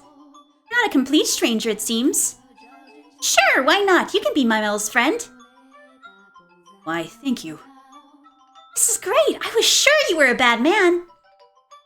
Why is that the first impression everyone has of me? Why is it that the first impression everyone has of me is that is never that I'm someone decent? Any friend of Mel's must be a good person. No, an amazing person. That's quite the faith you have in him. Why wouldn't I? He's my big brother. It's the face. It's definitely the face for poor Mitchell. He looks like just the most awkward dude ever. He has that smile that makes you want to run away. that one right there. Some circular logic. Huh? Is it just you? Is Mel not coming? He's rather busy at the moment. Oh, he always has something to take care of, that Mel. He's hardly giving me any attention these past couple months. But that's okay, because today I've got you to keep me company. Yes, you do. I can't stay long, though. Alright, just until sundown then. You had something you wanted to ask me, didn't you? Well, if you're a good enough friend, I'll tell you anything you want to know. And how do I go about that? Talking. Lots and lots of talking. You have to keep me entertained. You're asking far too much of me. She's not asking much at all. She just wants to talk. Do you think someone who spent 13 years in isolation knows the first thing about holding a pleasant conversation? Hey now, I was there for a year of that. I'll help you come up with some topics, so go on. Do you not want to talk to me? No, I do. I'm just not much of a conversationalist. Okay then, instead of talking, you can sing. Oh, no. Are we getting Fata Morgana the musical? I've never seen a minstrel before, but I've always wanted to know what kind of songs they sing. Will you show me? Never seen one myself either. But I have heard the secondhand accounts of the songs of traveling jonglers. Very well. Is he actually gonna do it? Very well then. I'll teach you a song an old acquaintance of mine heard while traveling. Whee! I can't wait! Doing that thing where she's just pushing Mitchell as a playdate with Nellie. Nellie seems like she needs one. Why is she just by herself in the woods? Here goes. Are we... It wasn't good. It clearly wasn't very good. Silence is deafening. I'm shocked. I don't think I've ever heard someone sing so badly. Me neither. I'm flabbergasted.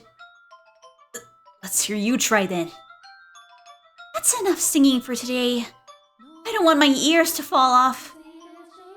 A vicious little girl. I know, let's bake something. Bake something? Yep, let's come on inside. I made some nice jam earlier today, and I want to make it into a pretty little pie. You get to help me with that. I'm not much of a... Come on, get a move on. You either help or you don't get to be my friend. As you wish. This is not going to end well.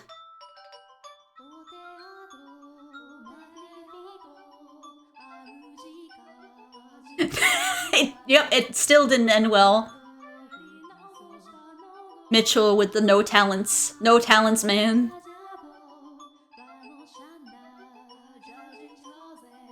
Unbelievable. Absolutely unbelievable. How on earth did you manage to turn a pie into this monstrosity? I gave it my best shot. There's only one explanation. You're possessed. It's true, he is, but I'm a pretty good chef. I'm a perfectly good chef. Mitchell's just unnaturally terrible about it. God, could this go any worse? I can't give this to Mel. Jerk, dimwit, loser. I'm sorry. Well, I guess we've got no choice but to eat it ourselves. I'll set the table. And I'll make us some tea while I'm at it. You know, I've always dreamed of this, Sitting around a table with a friend, having snacks and just talking. Oh? Yep. And for that I can deal with a little awful disgusting pie.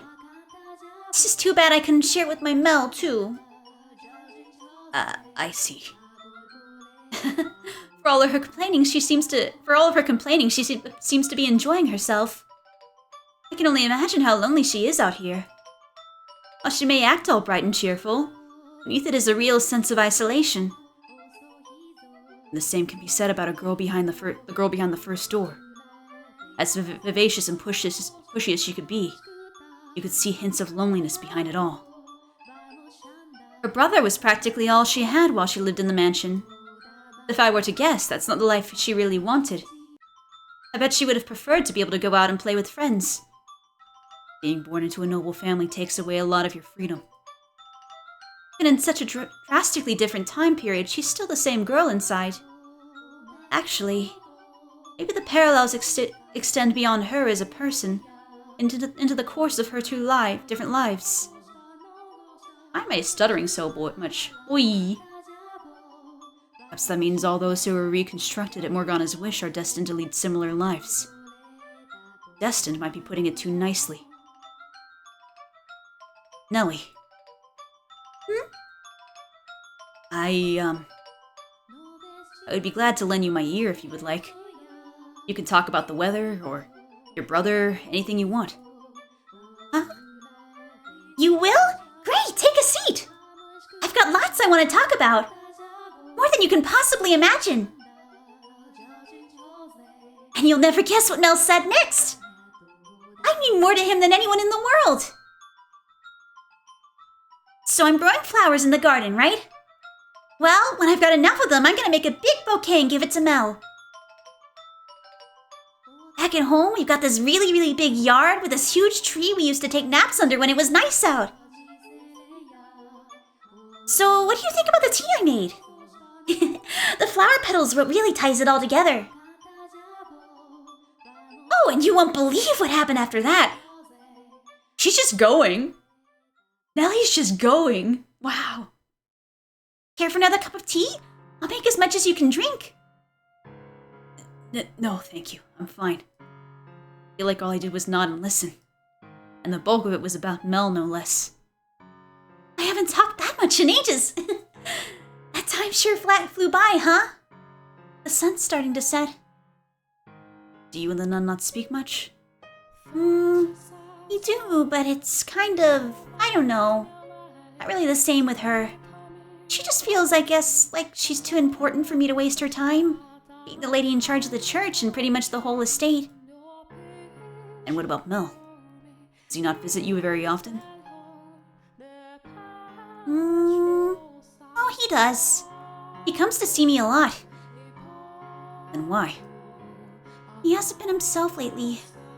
My old Mel would always happily listen to whatever I had to say, but now he seems kind of distracted.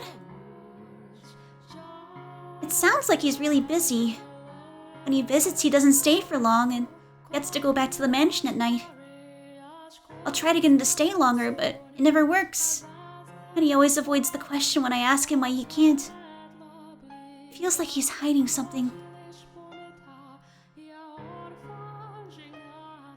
Knowing what he's hiding, I can understand why he wouldn't want to talk about it.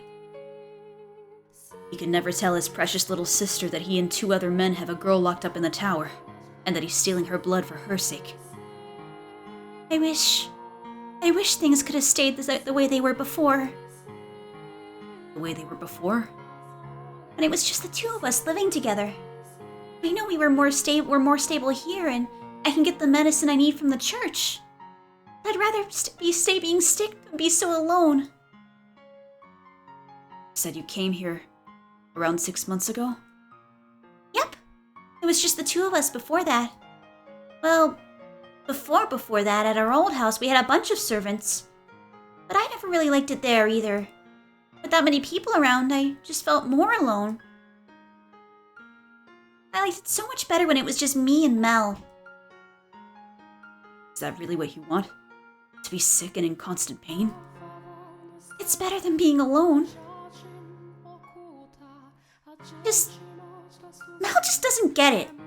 He doesn't understand that the loneliness is so much worse. Or maybe that's just a guy thing. I don't get what it's like to be ignored. What it feels like to be left in the dark, not knowing anything.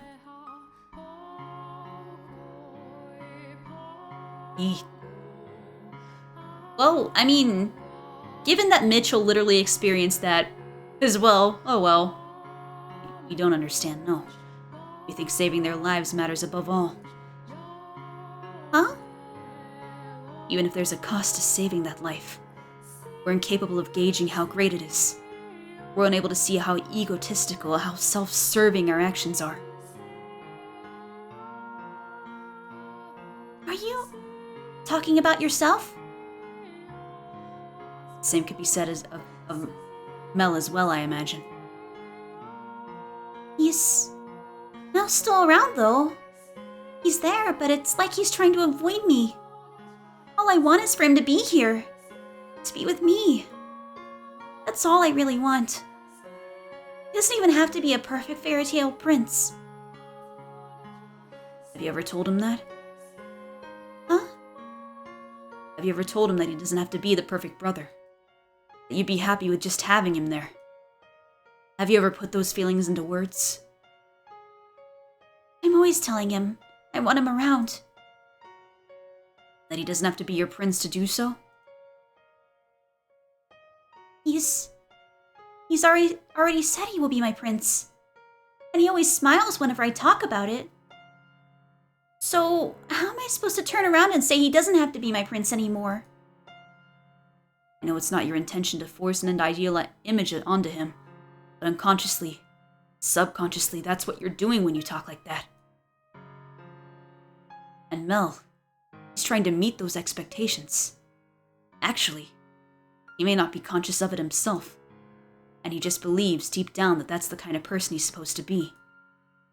Or more accurately, he seems to have a need to make himself look good to others. He believes that if he's good to others, they'll be good to him in return.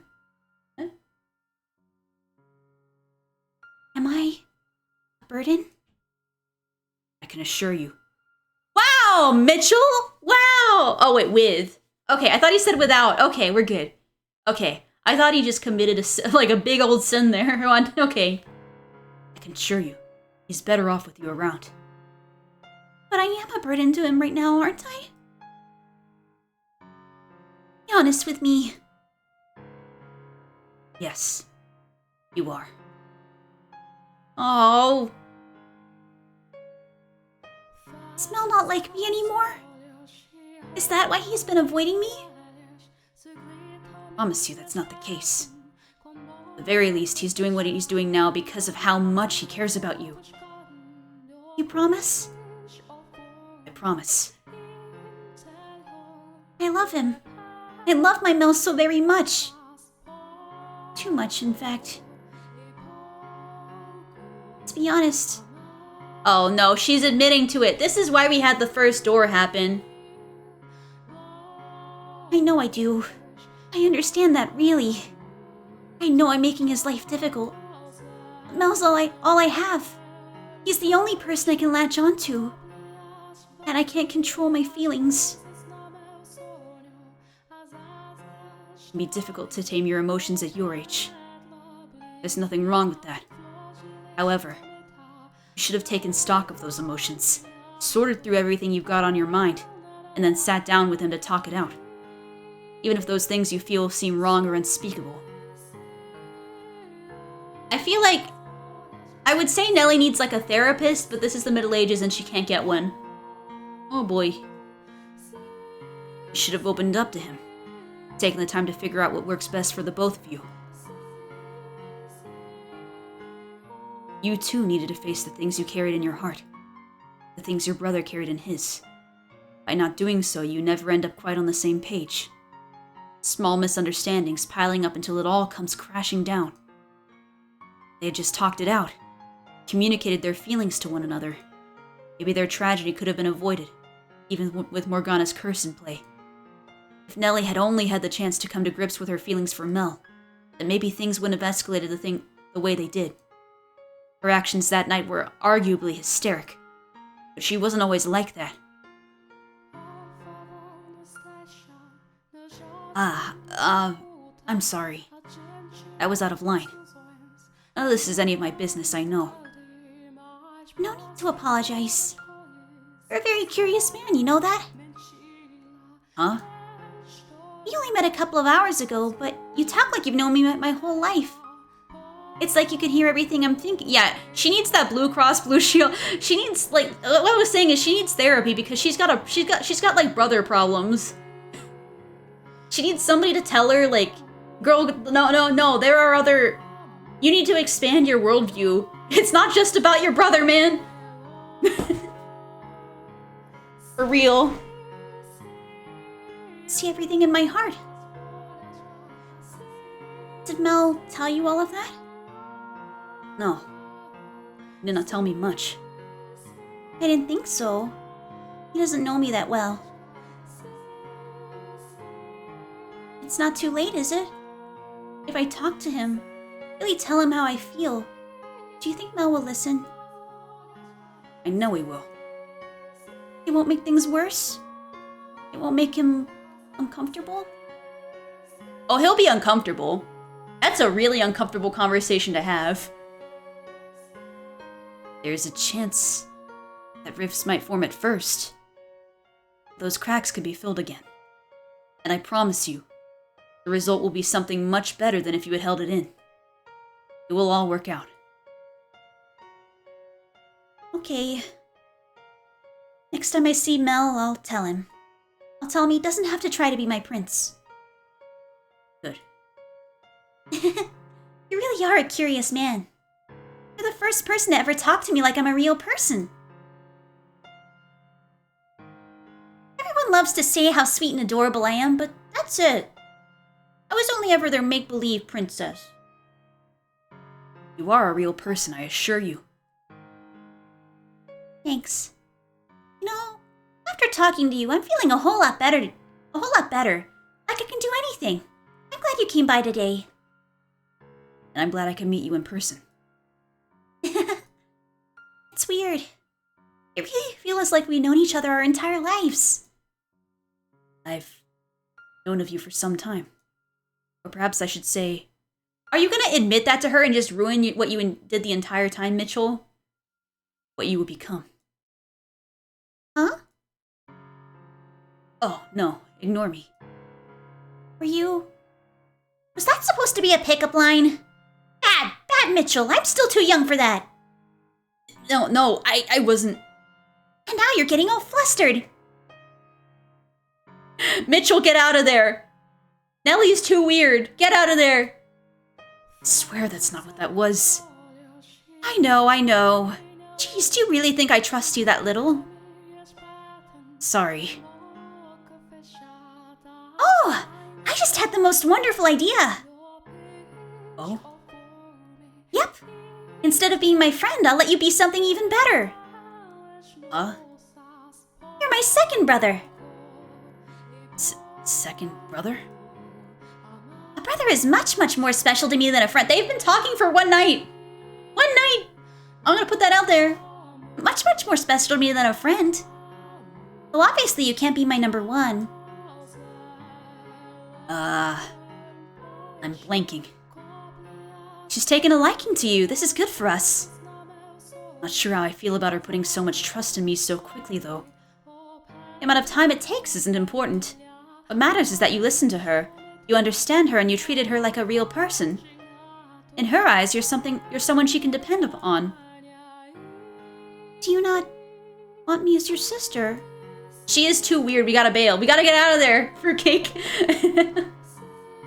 Actually, I was the youngest child, so having a younger sibling would be, Would be what? Come on, spit it out! It would be rather nice. You bet it would. Who wouldn't want an adorable little sister like me? That's a bit narcissistic, wouldn't you say? Well, it's true, isn't it? Go on, tell me I'm the adorable dearest Mitchell. He's putting on the smile. What? Well, don't just stare at me. If my Mel were here, he wouldn't bat an eye. Please don't compare me to him. You know, now might be a good time to tell her about Morgana. Part of me feels like I would be taking advantage of her newly earned trust, but it'll certainly be easier to bring it up now while she holds me in such high regard. She's much more likely to believe me. You're right. I agree, now's probably the best chance we'll get. Especially considering how little time we have. Can't shake the feeling I'm rushing things. But at this point, all I can do is go with it and pray it works out. If we had the time, I think we'd all like to hold off. Ellie looks like she's having so much fun. And even you seem to be enjoying yourself. No, I'm just... It's nothing to be ashamed of. I'm having fun watching you myself. Let's do it. Let's tell her about Morgana. We have to do it at some point anyway. Yes, let's. Nellie, do you mind if I ask you a question? What is it, dearest Mitchell? Ask me anything you want. Have you ever heard of something called saint's blood? You mean the medicine? Yes. Except it's not actually. I know. Yeah. It's actually the Saintess's blood, not medicine. No telling. What? One day before we moved here, when it was just me and Mel, the Saintess came to visit. My mind had been all foggy for a long time, like I was not quite asleep, but not quite awake either. When I heard her soft, pleasant voice, the fog cleared a bit. And then she performed a miracle for me. Blood is awful and gross and terrible, but the Saintess's, hers is different. Hers is pure. So you're saying you know everything, Nellie?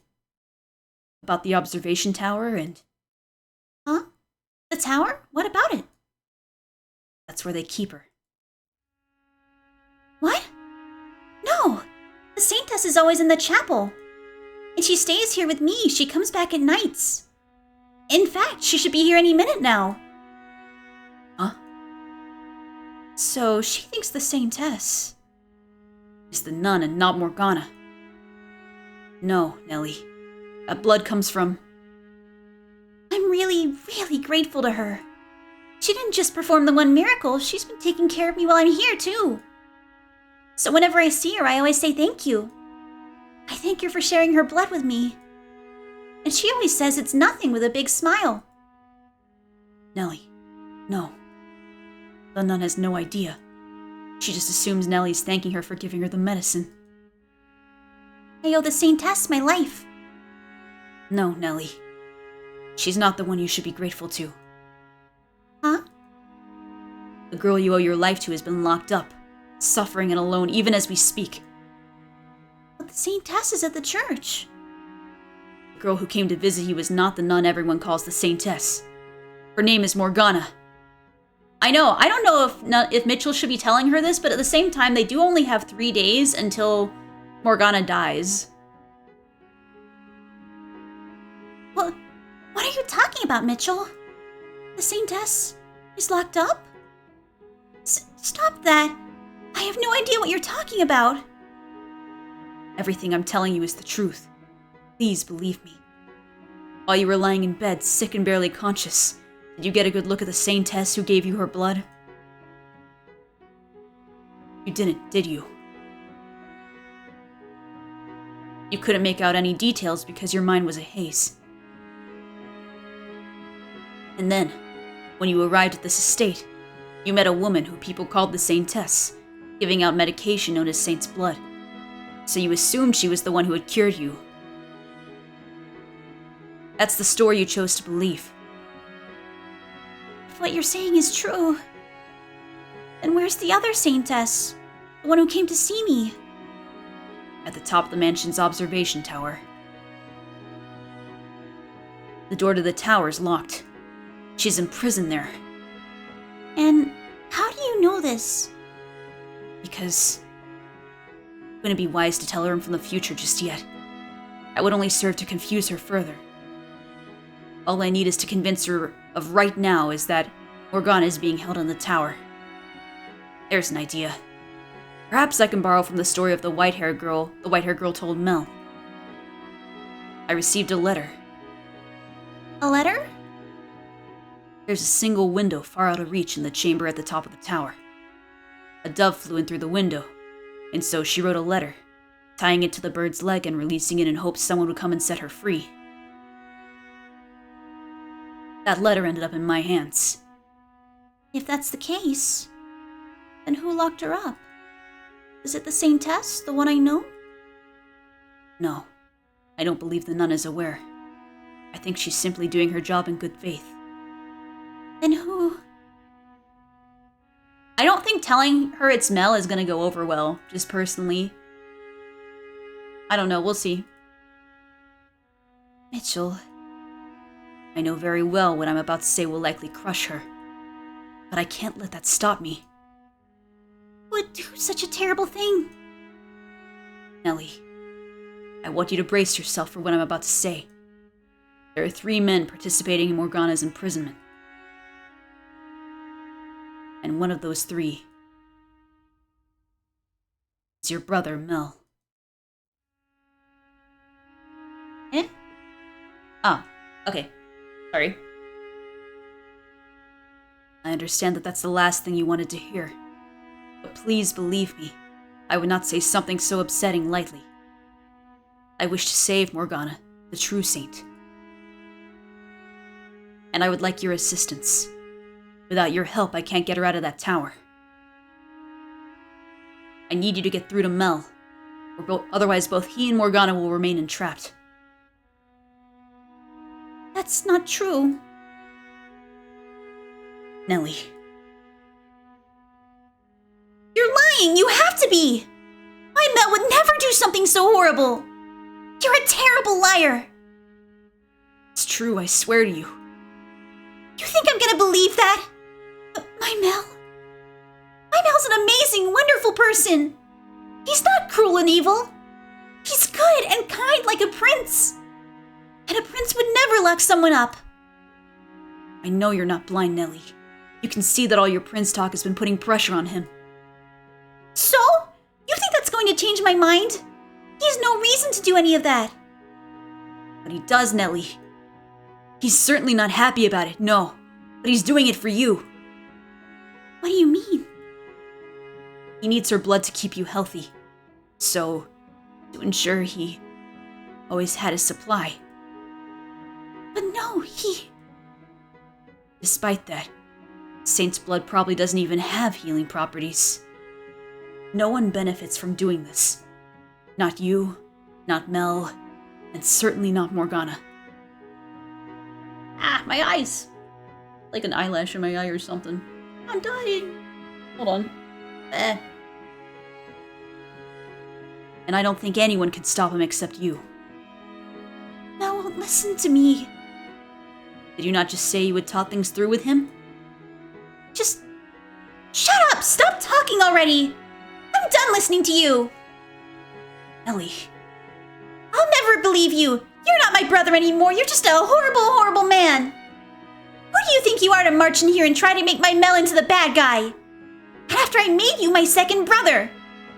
What's wrong with you? I trusted you! I ate nasty pie and had tea with you. But you're just a mean, evil man here to turn me against my Mel! I know you don't want to believe me, but I'm telling you the truth, every word. I beg you to open your eyes. Ask him yourself. If you don't believe me, then ask Mel about Morgana.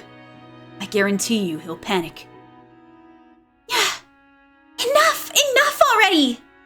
Get out of here! Get out this instant! Nellie. Don't say my name, just go away! Get out of here! Now! I don't want to see you ever again! I should have chased you off the moment I saw you. Get out, now! I pray you confide in yourself to open your eyes and face the truth. Get out! One last thing before I go, Nellie.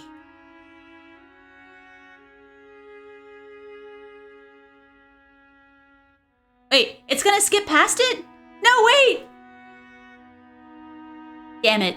What did you tell her? I guess we're gonna find out later. It was my only option. I know that. But I feel like all I accomplished by telling her was bringing her more pain. It's a difficult balance.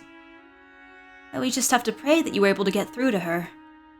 I'm sure she'll come around. If only we had a little more time. I know!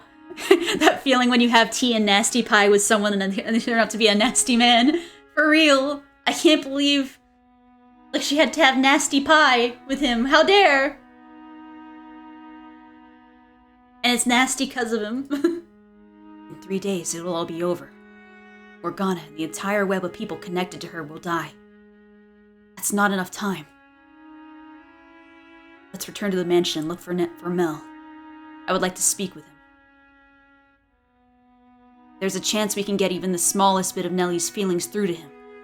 Maybe we'll have a change of heart. Hopefully. It's hardly going to be elegant. Well, no, nothing. Mitchell, you have the elegance of like a stampeding elephant. I'm gonna be honest. You have problems, Mitchell. I don't think this is gonna be an easy task. Coffee time. Hold on. Ah. Okay. It's gonna be but it's what must be done.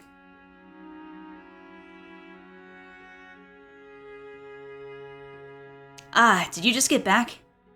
The Saintess was telling me you went to go see Nellie. What do you think? Sweet girl, isn't she? That she is. Though she can be a bit of a handful at times. I'm glad you could keep her company for a bit. Now, just to be sure, you kept a lid on all your crazy talk, right? We absolutely did not know. We went full batshit on her. Well, not really. We were calm about it, but we delivered the batshit. Believe me. We were a nasty man.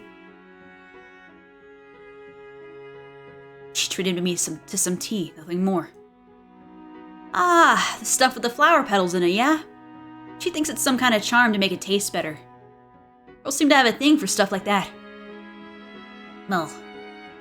Could you spare a bit of time for me? We need to talk. Oh, sure. Can it wait a bit, though? I have to run a little errand after supper.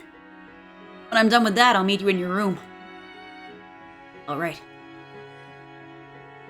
You think the errand is... bringing Morgana her meal, presumably. We might be able to catch the three of them opening the door if we trail Mel. It's too big a risk.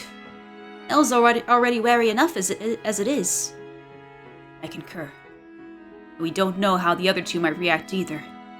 It's best to play it safe. No one's gonna come to our defense if we're caught. Not at this point in time. So we'd be better off waiting in our room. Agreed. I can see now why this is going to be like why this chapter is like 12 hours long. This is like the full mission, you know? The winter has receded, and spring is well upon the land. There's still a sharp chill to the night air. Even with the window shut, the wind still manages to slip through the cracks, making the candle flame waver. Neither Giselle nor I say much of anything. But nevertheless, when she does speak, the sound of her voice, soft and pleasant, relaxes my nerves. The faint sound of her breathing reminds me that I'm not alone, that she's always there, watching over me. When the candle is about half gone, the door swings open. Sorry it took so long. What did you want to talk about? You didn't bring anyone with you? No, I didn't. Who do you think I would bring? No one. I was just checking. Now, I'll get straight to the point. You're afflicted with a great deal of remorse, are you not, Mel? Pardon? I know what you're doing. What you're involved in. I know that the girl at the top of the observation tower... I know the girl at the top of the observation tower very well. Her name is Morgana, and you have her imprisoned in the tower. The door requires 3 keys to open, of which you possess 1. You need her for her miracle blood. How? I came here to stop you. How do you know any of that? It's not possible she could have told anyone. Did one of them tell you? No, it wasn't them. I was told all of this by Morgana herself. How could she? What I'm about to tell you is going to seem impossible. But every word of it is the truth. Are we about to tell him that we're from the future? I'm not from this. We are about to tell him we're from the future. We're about to get all timey-wimey with this shit. I'm not from this time. Ah, heck, we're doing it. For real. Many, many years after her death, Morgana's soul told me what happened to her. What? What are you even talking about? She's still alive. You're not from this time? What? Are you mad? Can you come up with any other explanation for how I would know everything I know? There's a single window in the room at the top of the tower. A small, insignificant thing that sits high up on the wall. And entirely useless for communicating with the outside world. In 3 days' time, during the Harvest Festival, Morgana will die. And I must prevent that from happening. Prevent it? To do that, I need your key. Will you give it to me? Here you go, talking nonsense again. You know, I warned you not to kick up any dust for your own sake. But I guess that didn't get through, huh? I don't care who you are or where you came from. All that matters is that you intend to stand in our way. What did you think I was? What, did you think I was just a helpless little boy? That you could take my key without any trouble? Well, you'd be right about that. If it was only me, stealing my key and setting her free would be a trivial matter. But it's not only me. And the other two won't hesitate to kill you. Your life, anyone's life, means nothing to them. You don't know what they're like, how terrifying they can be. They're killers. I'll tell them everything you told me. I'll tell them you know our secret. And don't come crying to me when they come for you. I warned you. Is that what you want? Will you find the comfort you seek by being their devoted little slave and keeping Morgana imprisoned in that tower? What else can I... If you feel at all ashamed about your part in this, if you want to do something to correct it, then you need to take that step. You can't fix this problem on your own, no. But I'm here to help. I'm not ashamed about anything. Don't lie to yourself. Don't act like you know how I feel. What the hell is your deal anyway? You show up out of nowhere spouting all this, I'll save you, and I'm here to help rubbish. You need to do this for your sister. See, now that's ridiculous. If I wash my hands of this, I won't have access to the witch's blood anymore. And without that, Nellie can't get better. She'll die without that blood. Her blood has no miraculous healing powers. You only believe that it does, making it appear to work. You're mad. Morgana's blood is not curing Nellie. In fact, it may very well be killing her. If you keep giving her that blood, Nellie will also lose her life during the Harvest Festival. What? You're standing on the precipice of a horrific tragedy, and you're going to take everyone down with you if you don't turn back now. What are you? All the three of you are going to lose everything on the day of the festival. And there's only one way to prevent that. You have to set Morgana free. You're insane if you think I would believe that. Nellie's gonna die? Could you have told a more mean-spirited lie? You're the one who's trying to kill her. I'm just trying to save her. And you're going about it entirely the wrong way. Do you have any idea how lonely your sister is right now? You should be at her side. That's what you said you'd be doing instead of stealing a poor girl's blood. I've heard enough. What do you know? If I lose Nellie, I'll have no one. My whole world will collapse. This was the only way I could keep that from happening. This was my best option. My only option. So no, I'm not going to stop. I'm going to keep Morgana locked up, and I'm going to keep stealing her blood. and I'll hand you over to the other two. I'll have them kill you. You'll regret ever showing your face. Mel? Is that really true? Oh, Nellie came in. Oh, shit. What? Do you really have the scene test locked up? Why? What are you doing here, Nellie? That man told me I had to talk to you. And he said that if I didn't have the courage to do it myself, to wait outside his room tonight. Oh, that makes sense now. Okay. Because he was gonna get the truth from you. You conniving son of a... You were planning this all along. Why would you tell Nellie? Why would you bring her, of all people, into this? Mel. Tell me, Mel. Is it true? Nellie, Are you really keeping the Saintess prisoner? And stealing her blood? And you said you would have him killed. I never thought you were such a terrible person, Mel. Can't believe you would do such despicable things. No, you're not my brother anymore. Nellie!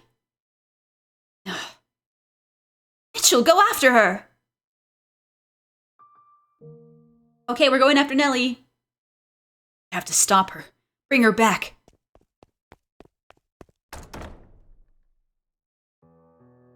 Nellie! Don't follow me, just go away! Leave me alone! Stop! If you run away from him now, Mel will never come back from this. Then why did you tell me? Why did you tell me what he was doing? If you hadn't said anything, everything would still be fine. We wouldn't be in this horrible mess. If you hadn't said anything, I could have kept on believing in him. No, things wouldn't be fine. Why can you not see that? You shouldn't put your faith in your ideal brother, but your real one. The boy in that room stricken with regret. If he hadn't said anything, the facade would have ruined you both sooner or later. No, in truth, your relationship was already broken. You were simply ignoring the spreading cracks. I know on some level you would realize that Mel was keeping something incredibly important from you, and that secret was tearing you apart. There's nothing good about this, though. Now we'll never go back to the way we were. We can never go back to what it was like when we were kids. Just the two of us playing together every day, having fun. Everyone's childhood comes to an end. The flow of time is impartial. You cannot fight it. What you can do, what only you can do, is choose how you change. What? I will admit, I'm the one who opened your wounds, and now I'm putting the responsibility of tending them onto you. It's cruel, I know. But if you don't come to terms with Mel and make him withdraw his participation, even greater suffering awaits you far in the future. It's still not over yet, and you cannot let this be where this ends. The bonds you formed over the years are not yet broken, and you can do what I was never able to. You can still repair your relationship. But I'm scared. Scared that my brother and my Mel could do such terrible things. That he could say he would kill you. He used to be such a good brother. He was always so kind, so friendly to everyone. But it was all a lie. It was all a big act to fool me. No, it was not all an act. There is truth to it. He is a kind-hearted boy, an ordinary young man, whose kindness was twisted by circumstance. And it doesn't matter how good a person someone is. Everyone has the potential to do terrible things when backed into a corner. You think you know everything? I know that much. Nellie, if you want to bring your brother back, you have to act now. Please, you must take action. but I'm scared. What am I supposed to say to him? I don't know. I'll be there with you. You don't have to face this alone. There's more to the story than we've heard. We don't know how he got himself involved in this. And I mean to get the rest of it out of him. And you need to be there to hear it. If, when I hear what he has to say, I try to say something I shouldn't. If I try to say something that will ruin everything, you'll stop me? You're the one who told me to open my eyes and face him. You're the one who made this whole mess. What am I supposed to do if this destroys everything I have? You said you'd be my brother, right? So be a good brother and help me out here. Promise me, you'll make sure nothing goes bad. You'll do that, won't you? Mitchell, just say yes. We won't let this go bad. Have faith in yourself.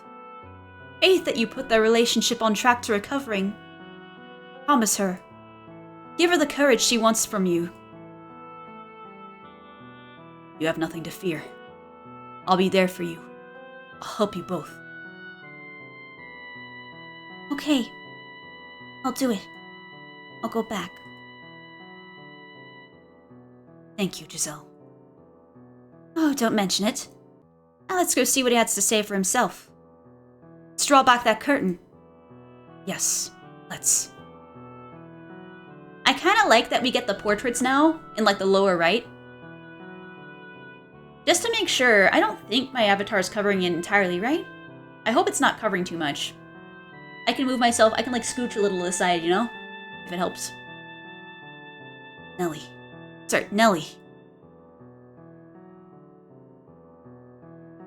Mel. What did you come back for? To ridicule me? I'm not the brother you thought I was, huh? Not at all like what you wanted me to be. It's all over. Everything Mitchell said is true. Okay, you're good? Yay! Woohoo! There's a girl imprisoned in the tower. Completely innocent girl. The girl who saved your life, in fact. Go on, tell me how cruel and terrible and evil I am. I'm no prince. Here's an idea. Why don't you make him your new prince? You can do it, Nellie. Ask him. You have your reasons, don't you? You have some reason for being part of this, right? A reason? Yeah. I have a reason, all right. I wanted to save your life. I needed her blood to cure you, so I had her locked up. Tell me the truth.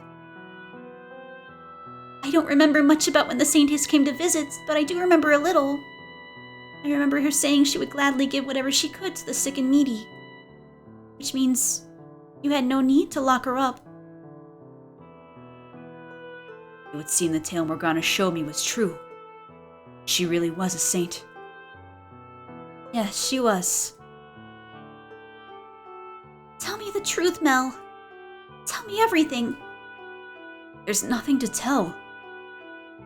There is. I know it. There's more to a story than just the facts. The things you thought, the things you felt, are all pieces that combine to make the whole story. Isn't that right, Mitchell? You're exactly right. If you hadn't said anything, we could have gone on with our lives as normal. No, Mel. We couldn't have. I thought so too at first, but it's not true.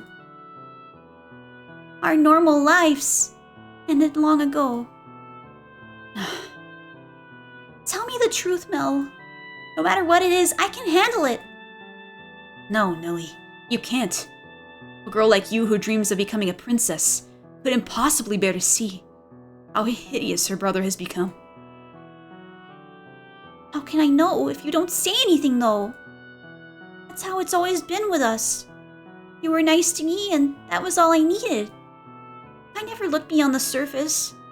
I made you into my ideal brother, and I latched onto the image of you. You're a kind person, Mel. You really are. So kind you played along with my fantasy that you were a prince. But you don't have to act like that for me anymore. I want to know the real you. I'm outdone being a princess. I'm just your little sister now, nothing more. Your one and only little sister, Mel. Oh shit. What do you say? No! Okay, he just said, Okay. You need to do this, Mel. You need to tell your story. Until you do, we have no way of understanding what you've been through, what you're going through. No way. If I tell you, you'll lose any hope you had left in me. As Nellie has. You need to release yourself from your own idealized fantasy, Mel. You have someone right here who will accept you for who you are. I know good and well just how hard it can be to have someone dear to you see a side of you that you didn't want to show them. I think you want to get it off your chest, though. And I think you want forgiveness. Fantasies are not everlasting. They all crumble eventually. Show us the real Mel. Tell us your story, without embellishments or omissions. Mel. Okay. I'll tell you, not like I have any other options. Nellie, if at any point you can't bear to hear any more, so be it. You're free to leave whenever you like. I won't go anywhere. I can almost guarantee you. I pray that ends up being true. Alright, here goes. The whole story from start to finish of how I ended up in this mess.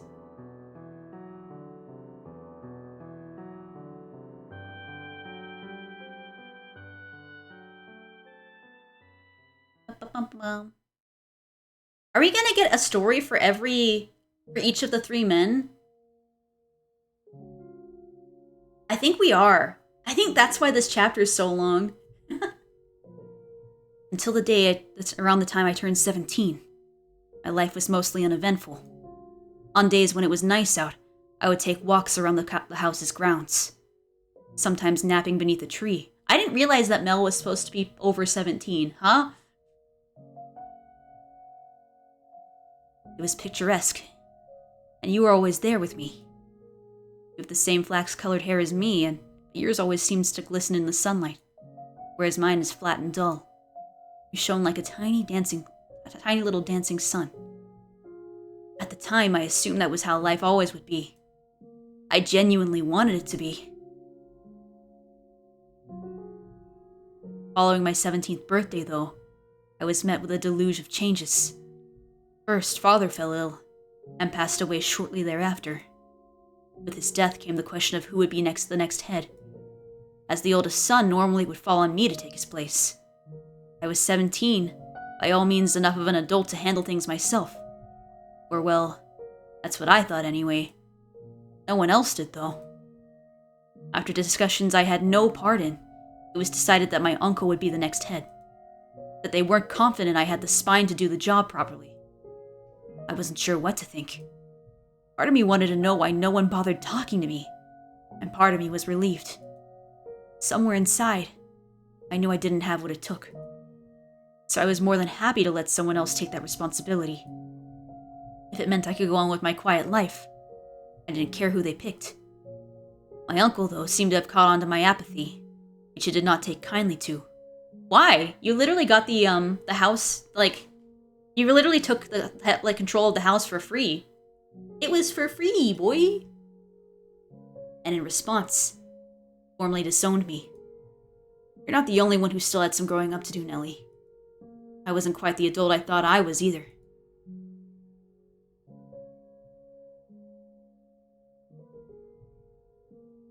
Fortunately, if you want to call it fortune, I was given enough money to live on for a decent length of time, as well as a place to stay.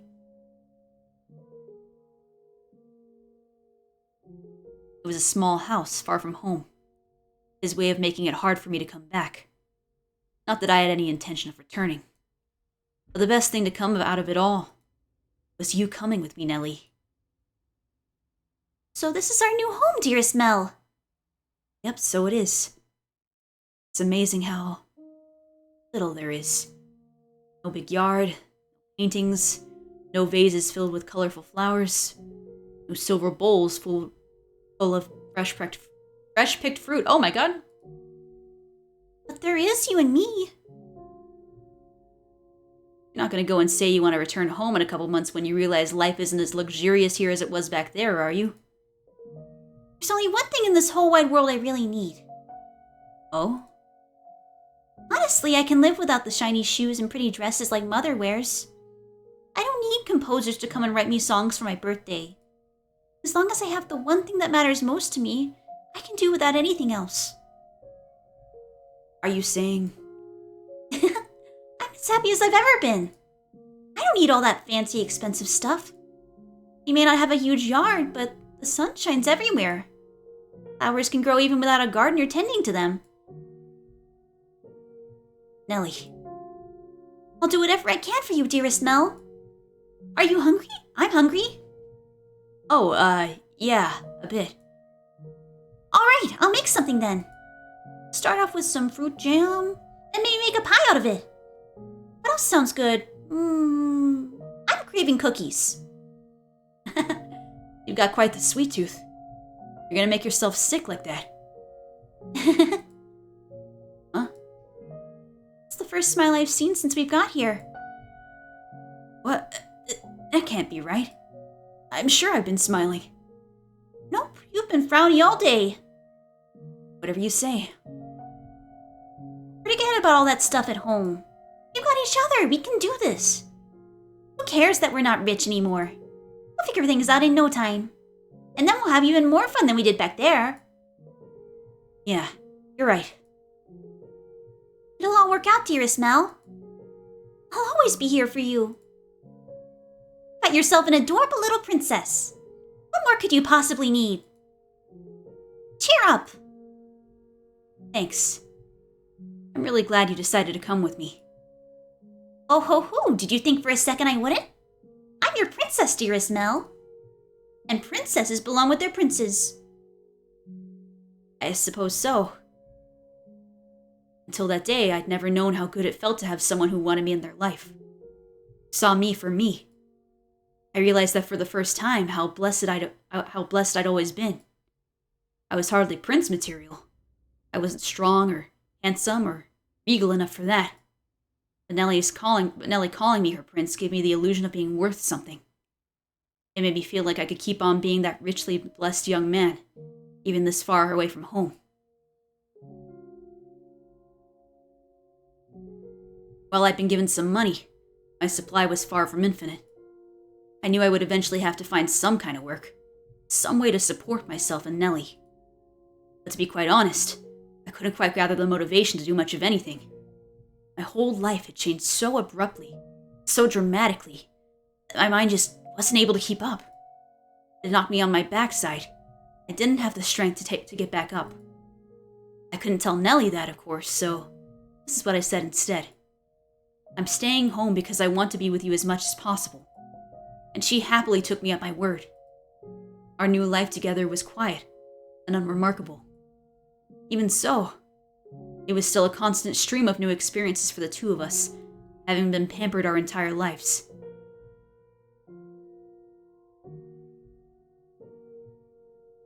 Welcome home, dearest Mel. What did you buy today?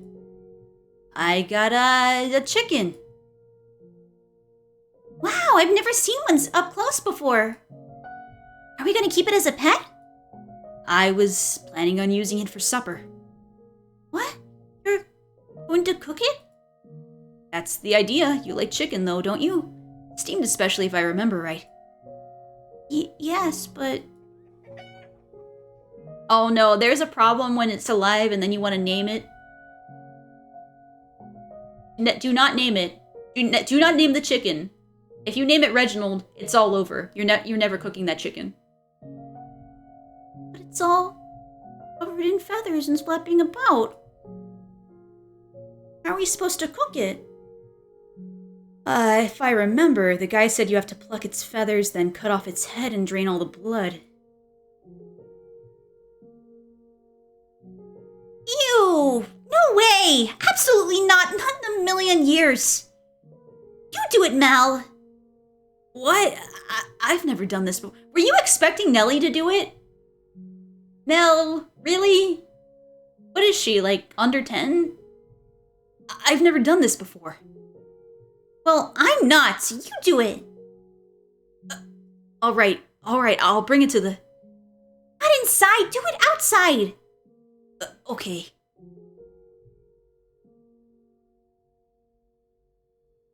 I never had to slaughter a chicken before. The chefs back home always took care of it. God, I hope I don't screw this up. Well, I'm not gonna accomplish anything if I just sit here worrying. I gotta give it my best shot. Oh, please don't put up a fight. I can't watch. On the count of 3, okay? Count of 3. 1, 2, 3. Wait! Come back! It's gone. Well, there goes your money. First, I wasn't just fumbling about in the dark. At first, I was just fumbling about in the dark, constantly messing up everything I tried. But in time, I started getting more comfortable with things, and I stopped pining for my old life. For the longest time, I couldn't shake the memory of the fact that I'd once been a noble. I was constantly wondering how I had ended up there, why this was happening to me. Nellie had seemed to have adjusted fairly quickly, but I wasn't faring so well. I was surprised, honestly. I figured if anyone was going to have an issue with our new lifestyle, it was going to be her, not me. Back home, Nellie had tended to be, well, a bit of a princess. She was frequently harsh with the Abigail, scolding them for the smallest of things. There were times I thought she might be biting her tongue for my sake, but every time it crossed my mind, she would say, "I've got you, dear Smell, everything's just fine." And it was those words that kept me going. Oh, dearest Mel, I just had the most wonderful idea. Would you like to hear it? Sure, what's your idea? No! Nellie, no! Nellie, calm down! Calm down! Nellie, no! Alright, you guys need to be separated. Nope. No. Nope. We should get married! No! No. Nellie, therapy!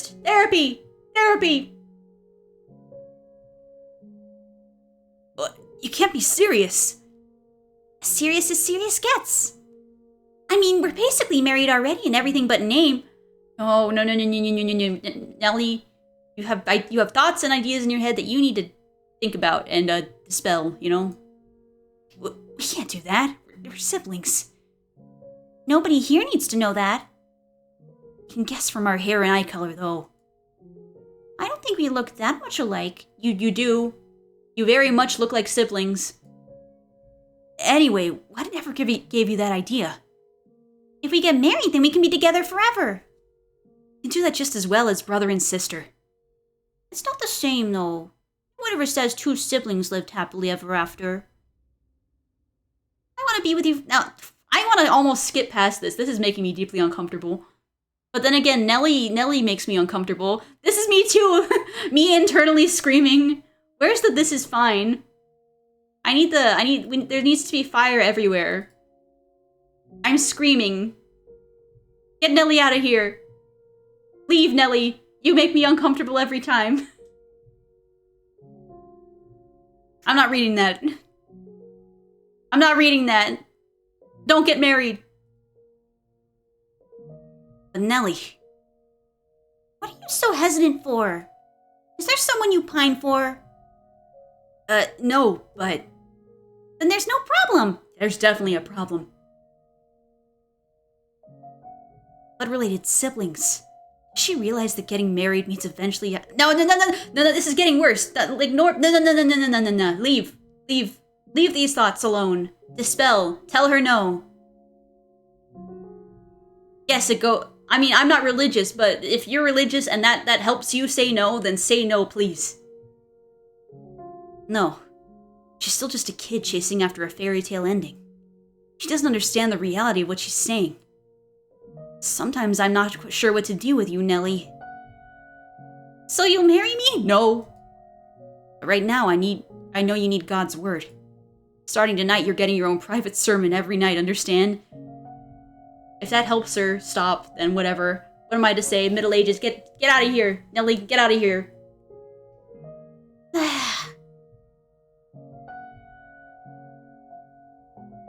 My instruction was as much for my own sake as it was for Nellie's. No! No! No! Why? Why? I want to hit my head against a desk or something. I really do.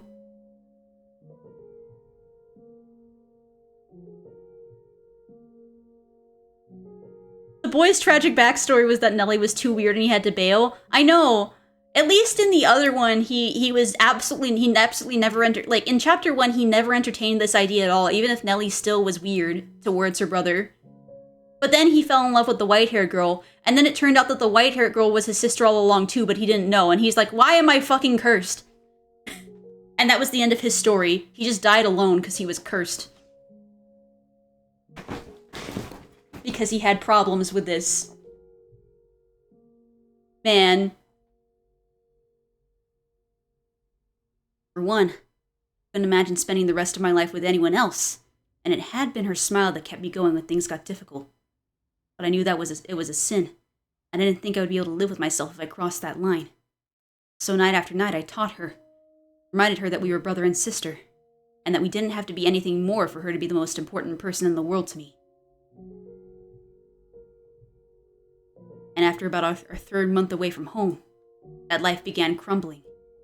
Nellie woke up one day with a high fever that refused to break.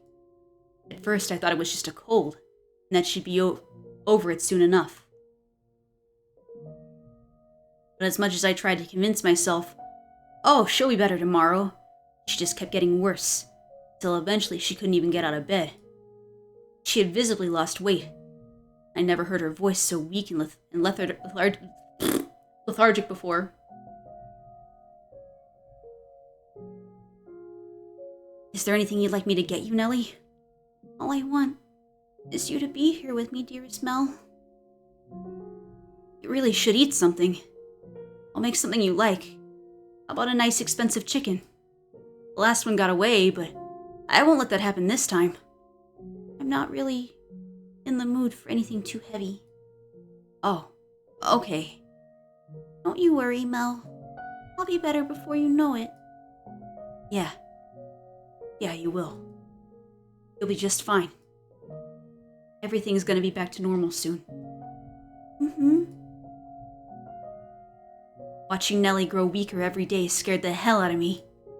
I desperately did not want to lose her. If I lost her, then who would be left that wanted me? Who would tell me that I was worth something? Who would say nice things about me? Who would be there with me every day? You know, Morgana certainly liked you before you threw her up in a tower and then bled her every day. Like, Morgana was into you, man. Just when I'd started to feel optimistic about this new life. Started to feel comfortable in it. It was looking like it might fall apart again. I searched everywhere for some medicine that could cure her. Healthy foods, fruits and vegetables with supposed medicinal properties, anything I could get my hands on. I prayed. And Nellie, you were overjoyed. You were thrilled that I would go to such lengths for you. But the reality is, I was really doing it for myself. But as much as I searched, I couldn't find anything that worked, and I started to panic. I would go to bed at night afraid I'd wake up the next morning, and Nellie wouldn't. I was already grasping at straws. I was ready to try anything that had even the slightest chance of curing her. And then one day, I heard whispers. Whispers of a witch who lived by the lake. They said she was a recluse, that she hardly ever left her house, and that she hadn't been down to the city in years. They told me she might have some medicinal herbs that could help, so I rushed down to the lake to see her. Sitting by the shore was a small cottage. even less luxurious than where Nellie and I were living at the time. Seeing the thin trails of smoke rising from the chimney, I was convinced the rumors were true. A witch lived in that house. I wasn't sure what to expect. Being a recluse, I figured she wasn't going to be very sociable, at least. To tell you the truth, I was kind of scared to knock on her door. But I'd exhausted all my other options, so I clenched my teeth and gave the door 2 firm raps.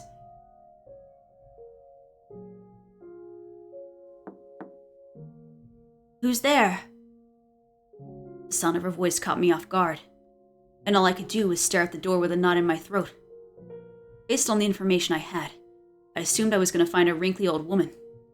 But that was the voice of a young girl. And even though she'd only said 2 words, there was something indescribably enchanting about that voice. I could listen to her talk for hours on end, in some kind of strange hypnotic trance. You haven't even seen her yet. She said 2 words. It was almost like magic, for lack of a better word. I stood there dumbfounded, like my soul had been sucked from my body. "Who's there?"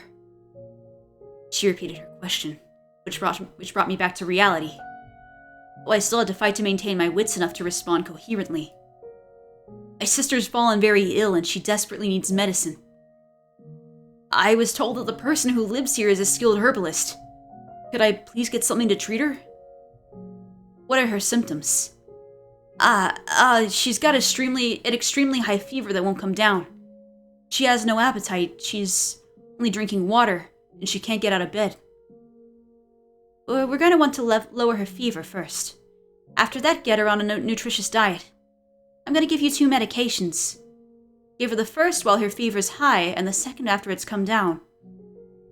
"Thank you very much." Her voice wasn't bright and energetic like Nellie's. It was more restrained, somber and quiet, but simultaneously clear and sharp. The sound tickled my curiosity. I wanted to know what she looked like. I wanted to know what kind of girl stood on the other side of that door. You're about to be shocked, unfortunately. With a voice that pretty, she must be equally lovely, I thought. I had to see it for myself, and my wish didn't fall on deaf ears. When she opened the door to hand me the herbal medicine and take my money, I had peeked out between the crack ever so slightly. "I said I would tell you everything, exactly as it happened, so I'm going to be perfectly honest with you. It was unsettling. It was nothing like I had imagined from her voice. Her skin had, I guess, fallen off or something. I guess you could see the raw red flesh beneath. To say it was hard to look at would be an understatement. Most of her face was covered by a black hood, so all I could see was her mouth and chin. But even that much was harrowing. The last thing I wanted to do was look away. For all I knew, that was why she had become a recluse, and I couldn't let myself hurt her. So I suppressed my own disgust and put on my best smile. People often tell me I have a very pleasant, amiable smile, so I figured I could use that to prevent her from picking up on what was actually going through my mind. And when she saw my face, a look of surprise seemed to cross hers. The witch's herbs did indeed seem to help some. Going to visit her was better than talking to any of the local doctors. Nonetheless, Nellie hadn't been cured. She was only feeling a little bit better. So I kept paying the witch visits, kept purchasing more herbs from her. And every time I went to that cottage and heard her sweet voice, I imagined how much sweeter it would sound without a door obstructing it. Even knowing what she looked like didn't stop the curiosity from growing within me. From what I gathered talking to her, there wasn't much of an age difference between us either. She was 16 and I was 17. And I'm sure you know how it is. When you meet someone around your age, you feel a sort of sense of kinship. This girl I had originally believed to be some sort of otherworldly witch was starting to feel like a regular person to me. Like me. Through our conversations, I managed to learn her name, as well as the fact that she had come here from a faraway country. We were both a long way from home. Thinking she might open up even more to someone who'd been through a similar experience, I decided to try inviting her to go on a walk with me. It's not healthy to stay holed up inside all the time. You got this beautiful lake right here. What do you say we take a little walk around the shoreline? To my surprise, she accepted. Okay, it is gonna show her. Okay. Great weather, isn't it? I love the way the sun reflects off the surface of the lake. It's gorgeous.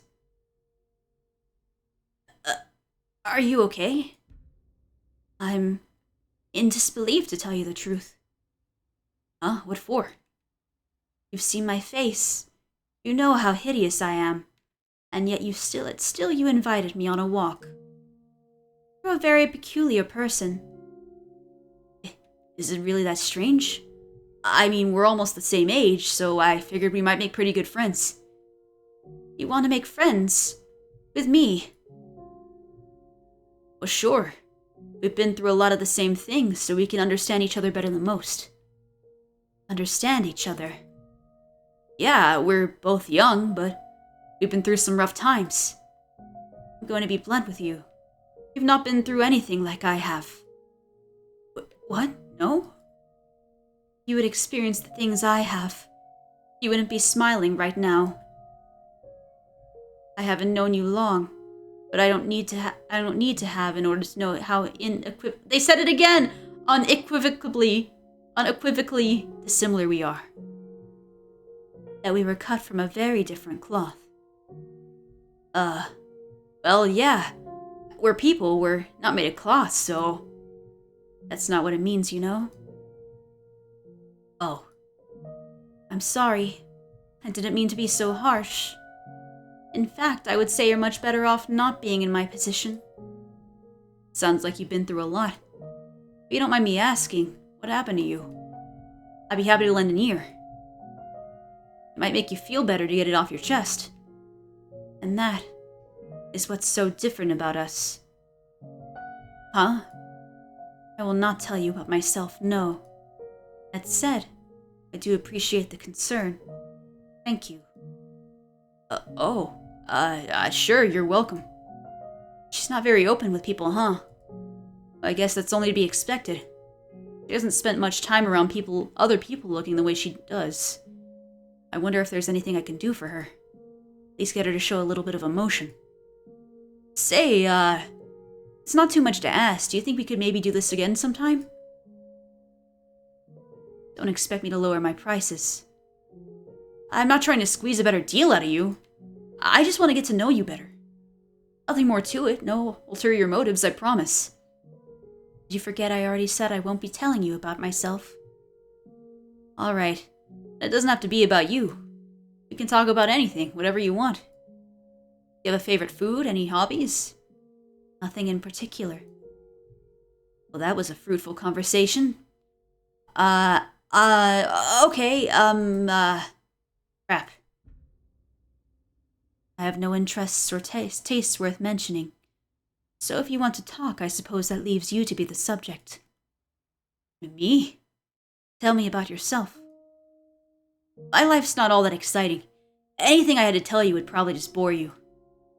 I'm not looking for excitement. Oh, okay. Well, alright then. I guess I can tell you about myself. And so I did. I told her about my family situation. I told her about Nellie. That was pretty much all I had to talk about. For the most part, she hardly even reacted to anything I said, so it was difficult to tell if she was listening or not. But she would urge me to continue whenever I'd go quiet for more than a few moments, so I suppose she was listening. Every time I came to purchase more medicine, we would go on a walk around the lake together. A single loop around the shoreline didn't give us much time to talk, but my attempts to reduce our walking pace or stop to extend our time together were flatly ignored. And she refused to go around more than once, claiming that it would disturb her daily rhythm. That said, she never refused an invitation either, so I don't think she particularly disliked me. Yet anyway... Oh, Robin. Huh? What does a robin have to do with your sister? Nothing, I just saw one over there. If you listen, you can hear it singing. It migrates somewhere warmer when it gets cold. They just fly off to someplace more comfortable. If I had wings like a bird, maybe I could be free too. There's not a single creature living in this world that is free. Birds regularly get shot down by hunters or preyed upon by larger birds. The idea that they are free is nothing more than a man's short-sighted delusion. Sorry, I guess. No, I should be apologizing. I wasn't trying to attack you. I simply lack the ability to properly empathize with others. I do not understand people. So please, if I say anything that upsets you or makes you uncomfortable, don't assume that was my intention. Sure. Maybe you're hiding it, or maybe you just don't know it yet, but I think you got more empathy than you're letting on. Surely you can't say nothing affects you at all. You are human. So you don't have to be so closed off. I may not be able to do much for you, but I do want to get to know you better. I want to understand you. So if you ever feel like you're talking about yourself, just know that you got an eager pair of ears here. Yeah. Okay? If there were ever someone who could understand me, who could empathize with me, it would not be human. What do you mean? That you would need to be far removed from any idea of humanity to have a chance at understanding me. Regardless, I do appreciate your kind words. Sure. So, out of curiosity, do you have anyone, really important to you in your life? Not at the moment. Does that mean you used to? I'd love to hear about them, if you don't mind. They're all long dead. 4 years ago, something unpleasant occurred. As a result of that, I was forced to part ways with the people who taught me that humans have the capability for kindness. Oh, I'm sorry. Well then, if your sister's condition worsens again, come and see me. Farewell. Hey, maybe we could walk a little slower next time, so we have more time to talk. I want to get to know you better. I'll consider it. Does it really require that much thought? So long. Bye. See you soon. Hi, Arrow. Hi, Ace O Ace. I appreciate it. Thank you for the head pat. Hee.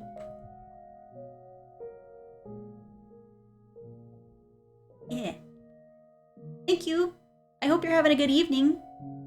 We are currently working on the last chapter of Fata Morgana. We are in the past, I guess, trying to save Morgana from dying. But we're currently going through Mel's memories and what made him be one of the 3 people who locked her up. Things continued on like that for a while. Ellie bounced back and forth between getting better and getting worse. Emotionally, I followed not far behind, getting very little in the way of peace of mind. Having to spend so much time worrying and looking after Nellie was starting to wear me out. Even though I knew good and well she had it much worse than me. I wanted to be done with it all. I wanted to be free. I wanted her to get better as soon as possible, so I could stop agonizing over her. So at some point, I started wishing for a miracle. I didn't care if it came from God or an angel or something less holy. I just wanted someone to cure Nellie and take the weight off my shoulders. And during one of our walks, I let that slip. I'll take anything at this point to make her better. I'll even take a miracle if I can get one. I assumed she would, as she has a tendency to say that people who believed in miracles were delusional. She was, in my mind, very much a realist, which is why her response surprised me so much. You sincerely wish for a miracle? What? Do you truly want a miracle, no matter what form it may take? Well, yeah. I've tried everything else. God is all I can ask for help anymore. I know what you're gonna say. There's no such thing as miracles. If there were, Nellie would already be better. I've prayed every single night for her recovery. It's all just a delusion, I know. Miracles do exist. What? If you have faith and you sincerely wish for her to be healed, you will be granted your miracle. What are you talking about, Morgana? You've said many times that you wish to know more about me. Yeah, I have. Well, I'll grant you that wish.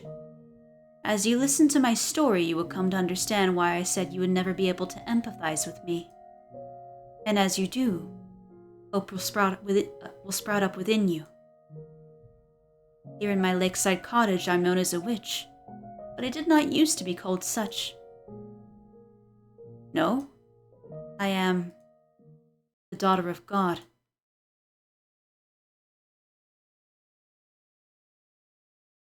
Most people would dismiss such a claim as madness, and I almost did exactly that.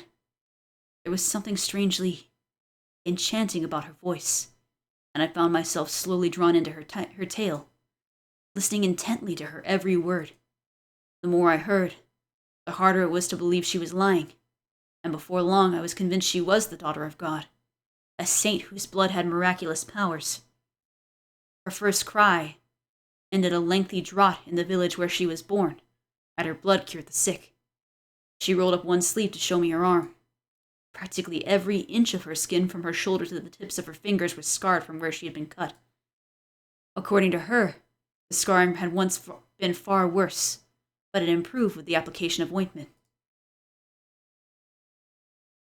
Every single one of those scars, she said, marked a person who had sought her blood. And I believed every word. There was something about her that set her apart from the rest of us normal people, like she was some higher being. They were not some self-inflicted wounds, not the mark of someone who tried to take her own life, but symbols of the great sacrifices she had made. She offered to give Nellie her blood, and without a moment's hesitation I accepted.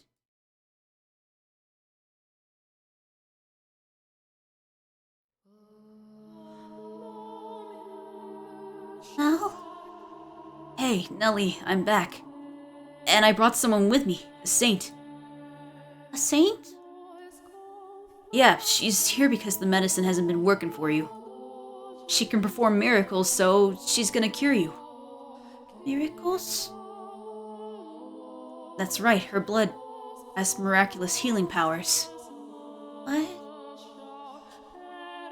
Fear not, my beloved sister. Hear my words and do as I say. You must have faith for the miracle to be performed correctly. I give you my blessing, that it may bestow unto you salvation. I give you my love, and I give you relief. Hear my words. I hear them. This body was created not in a mortal womb. This flesh is not the flesh of man. This blood is not the blood of man. The water that flows through these holy veins flows from the river of creation. Have mercy on them, O Father. May the infirm find comfort in your warmth. May the destitute find reprieve in your generosity. May flesh bring nourishment and health unto this girl. Bestow upon her your blessing, O Father. Morgana held a pale hand above Nellie's mouth. Mouth? Nellie's mouth. Ah yes, I've invented a new word. I don't know what it means, but it's now one of them. Nellie's mouth, and without a hesitation sliced her own wrist. Blood slowly trickled down her middle finger from the cut, dripping into the gap between Nellie's bluish lips. I stood there, entranced by the scene. It was like I was witnessing some kind of ritual. I wasn't sure, however, whether to describe it as sacred or profane. Watching the fresh blood trickle from the cut on her wrist made me break out into a sweat, feeling like I was violating a taboo. My knees rattled, and I could barely stay on my feet. Needles prickled my hand, thoughts slipping through my fingers before they could fully form. Had I crossed a line that wasn't meant to be crossed? Had I stepped into a territory man was never supposed to enter?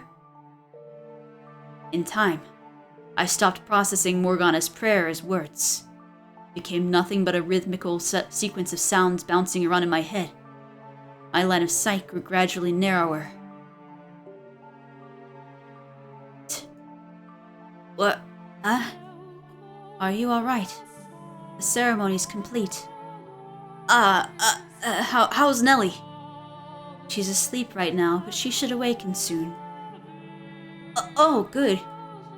My blood has the power to cause miracles, but you must remember that the miracle is predicated on your faith. So are you saying we need to worship you? No. I am merely God's progeny. Your praises and prayers should be directed at my Father, the Lord God. I should get going then. Hey, thank you very much. When Morgana had said I would never be able to understand or empathize with her, she'd not been lying. Having only heard her tell of it, I'd still believed there was room for me to close the gap between us, that we still had enough in common. But seeing it with my own eyes, feeling it with my entire being, I no longer had any illusions of us being on the same plane. As I gave her my thanks, my voice was audibly trembling. Mel, come on. Get up, dearest Mel. Ugh. Oh, she's better now. Okay. Oh, Mel! Ellie? Finally, you're awake, sleepyhead.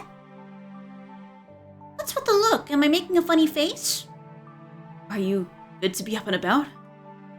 Yep, I woke up this morning feeling wonderful. Feel my head, Mel? See, no fever. It's gone. She actually performed a miracle. I only remember bits and pieces, but I remember a really pretty saint lady showing up. Oh, she don't remember. She don't remember jack shit. And giving me her blood. That's how she remembers it? Her memory is pretty hazy, huh? And then I got this warm and fuzzy feeling inside me. And then I had this really strange dream. What kind of dream?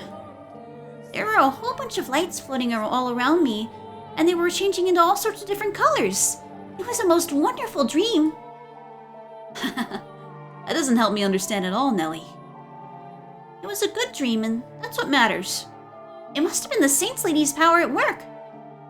Must be, yeah. I'm so relieved you're feeling better, Nellie. Sorry for all the trouble I caused you. But now everything can go back to normal. Yeah, all back to normal.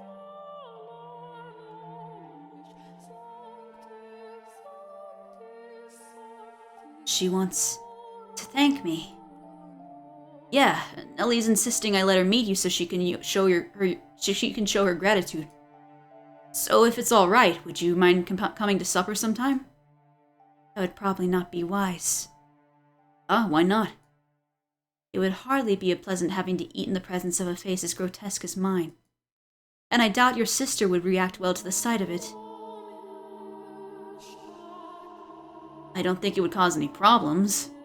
Ellie isn't the kind of girl to judge someone by their looks, I don't think. Perhaps not. But to her, I'm a saint, not a normal person. In her mind, she thinks I'm beautiful, doesn't she? We must maintain that illusion. It is essential to the miracle that her faith remains unwavering, and so on some level that faith depends on her idealized image of me. You think so? Though our time together was brief, I could see it in her. She is a girl with a great love of beauty. And perhaps the same could be said of you. I don't judge people by how they look. It's what's inside that matters. I'll take you at your word. Thanks. So, are you sure you don't want to come? I really shouldn't. I'm terribly sorry. Oh, okay. Why in the world am I feeling relieved?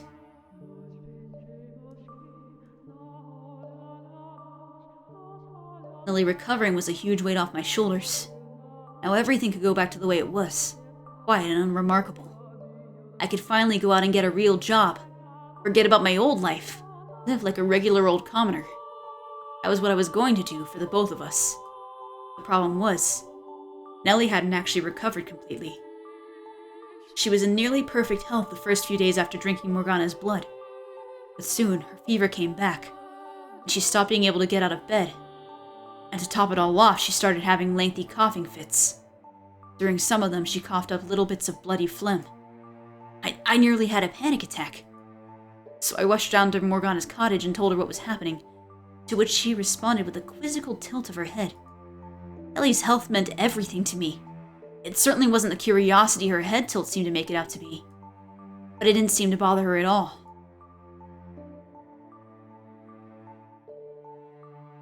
The miracle took place, but it didn't persist. That doesn't make much sense. But it's true, she can't get out of bed. And it's not a problem with her faith. I've been teaching her the word of God every night. And she absolutely believes in you and her saint. Lower your voice. I will perform another miracle for her. You'll do it again? I will not forsake those who are in need. And it'll stick this time, right? I cannot promise anything. But why? Your miracles aren't supposed to be temporary, are they? Whether they are or not is decided by you and your sister. You're my only hope, though. Please do not worry. The second blessing is not enough to cure her of her ailment.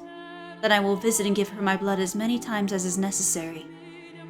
I will gladly give her every last drop of blood in my body. I assure you, my father does not want to see two young souls like yourselves torn apart. And neither do I. You should get going. All right.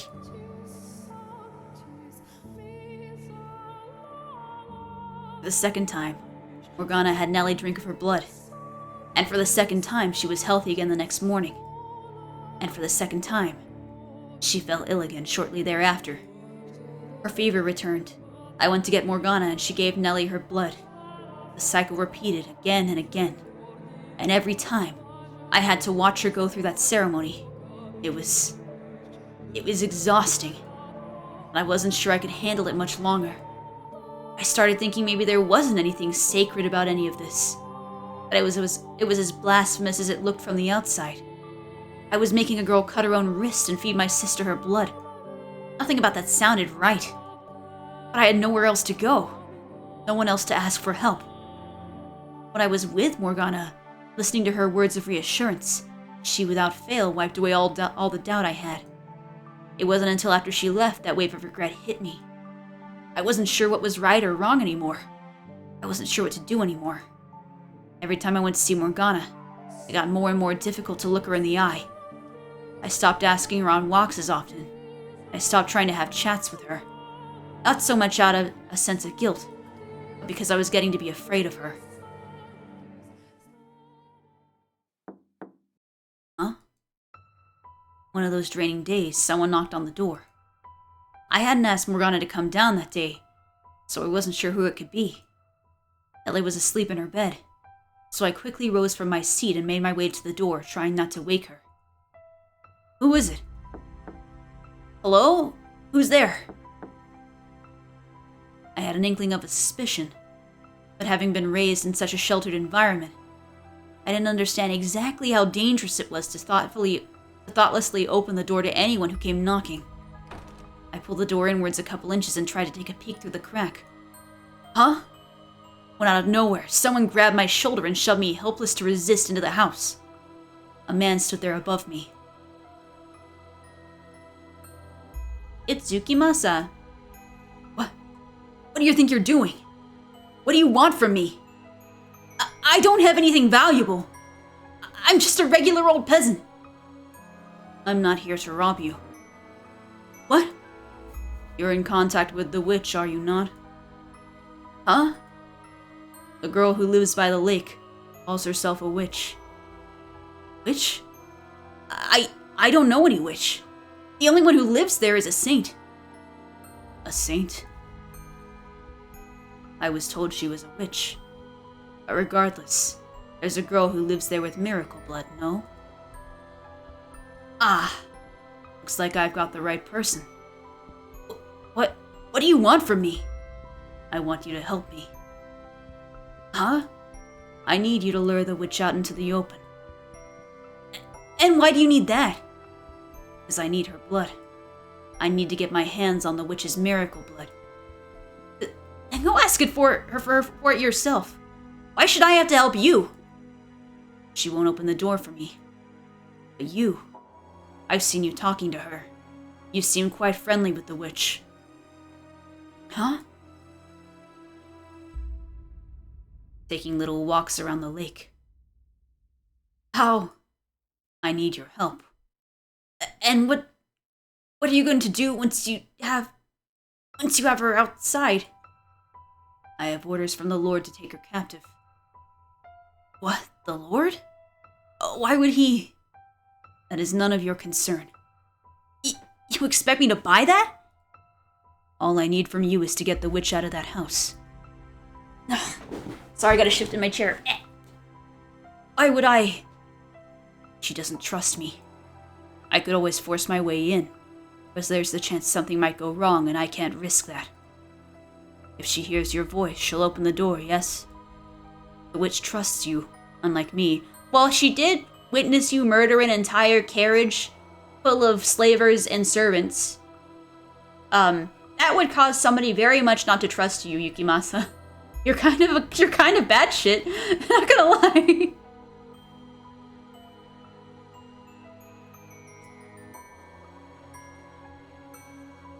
With your help, there's no risk of anything going wrong. You barge in here and tell me you want to capture her? And you think I'm just gonna agree to help? Like hell I will! Oh, don't worry. You'll get your share. You need the witch's blood too, right? I don't care about getting a share. You're asking me to deceive her. I don't care what you think she is. She hasn't done anything wrong. So no, I won't help you capture her. You leave me with no choice then. What? He approached the bed where Nellie slept, drawing his sword and pressing the tip against her throat. It happened so quickly and without any warning, my mind couldn't keep up. I stood there, mouth half open like an idiot. If I were courageous, if I were gallant and brave, then maybe I would have grabbed him, pulled him away from Nellie. My legs seemed to be severed from my mind. They were frozen to the floor like two useless rocks. You have two options. Either you say no and protect the witch, get away, or you help me capture her. Get away from her right now. And if you choose the witch, I kill the girl. Get away! Make your decision. Get away from her! You have until the count of 10. If you don't choose, I kill the girl. 10, 9, 8, 7, 6, 5. Okay, I'll do it. I'll help you, so get your sword out of her face. Don't kill her. I thought you'd hold out until the last second. Well, what are you waiting for? Let's get going. Get moving. You pitiful little boy. Felt like jumping into a lake. I couldn't make sense of how I had ended up in such a position. Just a few months earlier, I'd been living back at my family's estate, hardly a worry in the world. Nellie had been happy and healthy. It hadn't been exciting, no. But I'd figured that was how things would always be. That one day I would fall for some noble girl. Nellie would get jealous, and I would have to spend several days or even weeks pacifying her. I mean, that did happen, just later timelines, I guess. Everyone would be happy. A life free of troubles. Because that was normal, and I was normal. So what was I doing living in some tiny cottage so far from home? Getting my sick sister miracle blood. What was I doing walking beside this barbarian? What was I doing at all?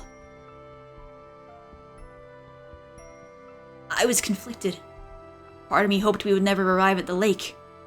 And part of me wanted to get there as quickly as possible so I could be done with all this. But time plodded on no quicker or slower than normal. And we arrived at Morgana's door in short order, irrespective of my own selfish hopes. The thought of what was going to happen next filled me with a crushing sense of guilt. I may have been afraid of Morgana, But I had no grudge against her. I was actually quite grateful to her. She was still healing Nellie, even if the ceremony to do so inspired fear in me. She didn't hesitate to cut her own wrist open for Nellie and for me. She didn't grimace or even frown, even though I knew it had to hurt. I knew damn well she wasn't a bad person, that she hadn't done anything to warrant being taken into custody. She might very well have been a genuine saint, but there I was, selling her help because a man with a sword threatened me. Oh, Father who art in heaven, please forgive me what I'm about to do. Please, please forgive me.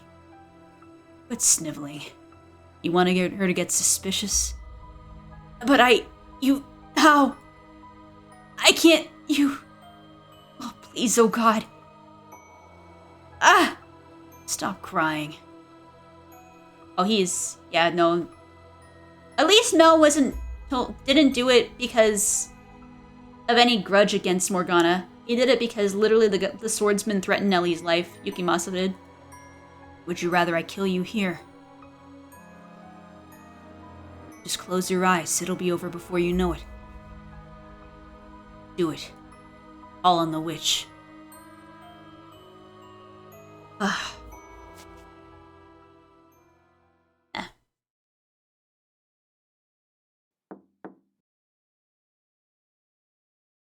Who's there? It's me. I'm not here about Nellie today. I'm sorry for being so distant lately. I want to talk things over. Thought I heard a faint gasp through the door, and then she responded. I want to talk to you too. Why? Why did she have to want to talk now? She'd always been so curt, so rational, so quick to cut down my fantasies. Never one to get emotional or sentimental. She'd always given off the impression of being something greater than mere humans. Always been so aloof, never giving any indication that she thought anything of me at all. So why? Why did she sound like a normal girl now? Why was her voice trembling slightly when she said she wanted to talk? Why now, of all times? Oh no.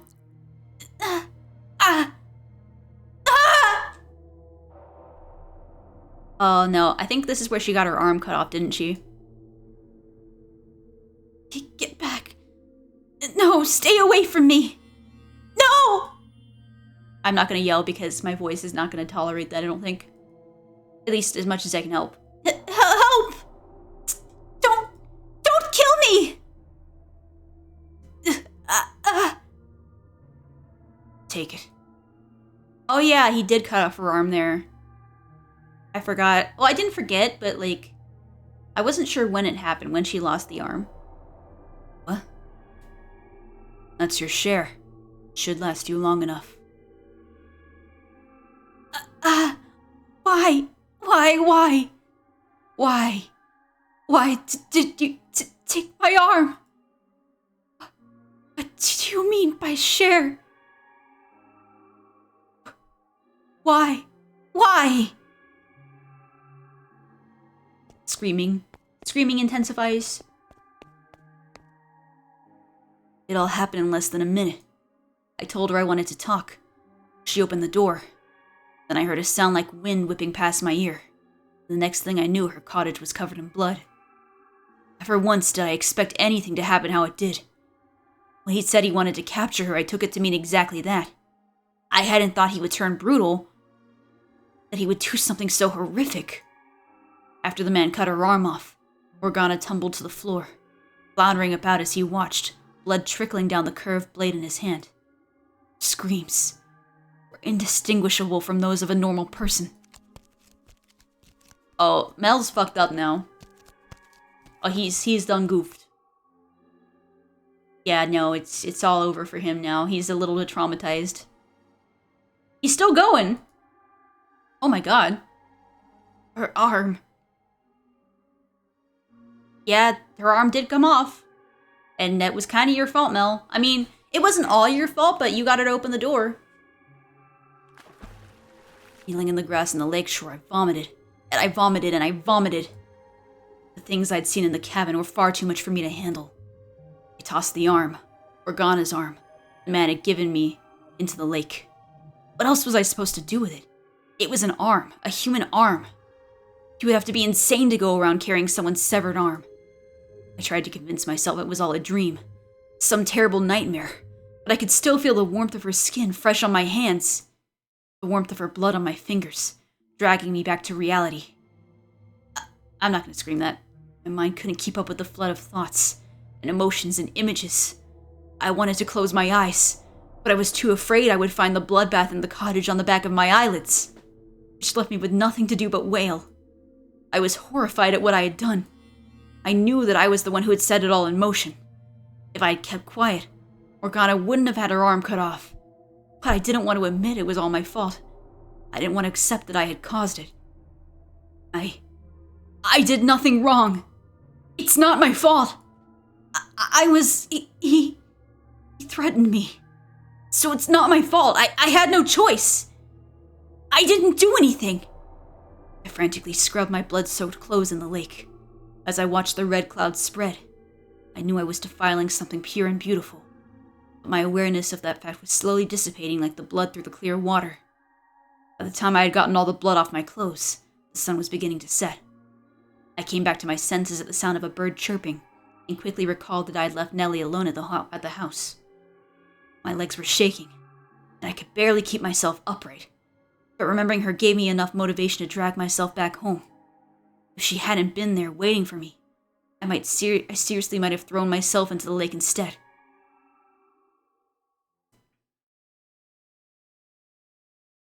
I might need to take a second, because my voice is kind of hurting now. How long have I been going at this point?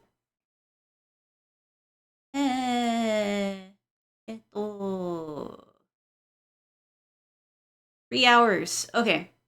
Well, I've been talking for 3 hours straight. Maybe I need a second. Drink some more coffee. Yeah. Give me one moment. I'm going to drink coffee. I'll be back in like... Yeah, thank you much. I appreciate it. I'm gonna try to take care, drink like some water real quick. I'll be back in like 2-3 minutes, but I think this is a good place to kind of take a brief moment. So, be back in a couple minutes.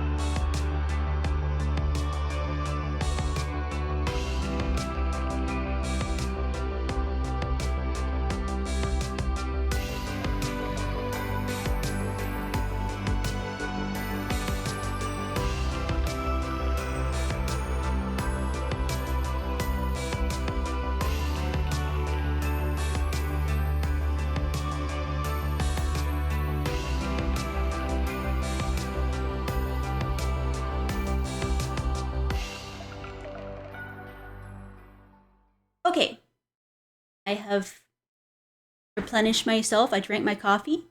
I'm ready. I can probably go for maybe 2 hours more? 2.5? I don't know. We'll see. Let's see how far we can get. Because this bitch is long.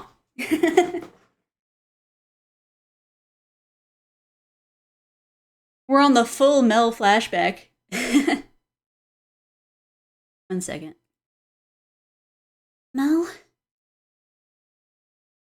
What's the matter, dearest Mel? Where have you been? Mel? I'm so sorry. Huh? I'm so sorry. I'm so sorry. Will you please ever be able to forgive me? Dearest Mel? I never meant for this to happen. I'm so sorry. Please, I'm begging you to forgive me. I'm begging you. Were you not able to get my medicine? Is that what you're crying about? It's not that big of a deal, Mel. I'm just fine, honest. I'm alright. Thanks. She's not so fine. I wanted to forget everything. I wanted to forget about my involvement, about the horrible things I caused to happen. But whenever I lay down to go to sleep, I heard her screams, Morgana's animalistic howls. I saw her cottage, blood splattered everywhere. I felt her severed arms still warm in my hands. From that day on, whatever sleep I got was hardly restful. Nellie probably didn't notice anything through her feverish haze, but I'm willing to bet I looked like hell. Praying time would cause the memory to fade. I started looking for doctors again. Instead of clinging to a miracle, I would try to have Nellie's sickness cured the way normal people did. At some point, though, all that money I'd been given started running low. If I'd thought about it for 2 seconds, I would have seen it coming. I hadn't exactly been frugal in my attempts to find a cure for Nellie, nor had I been especially concerned about money before she fell ill. I was so used to living life like an aristocrat, I hadn't succeeded in breaking those old habits, which left me with only one thing I could do for Nellie: to be with her day in and day out. Every day that passed, I lost a little more hope. I couldn't do anything and Nellie died. I would be utterly alone.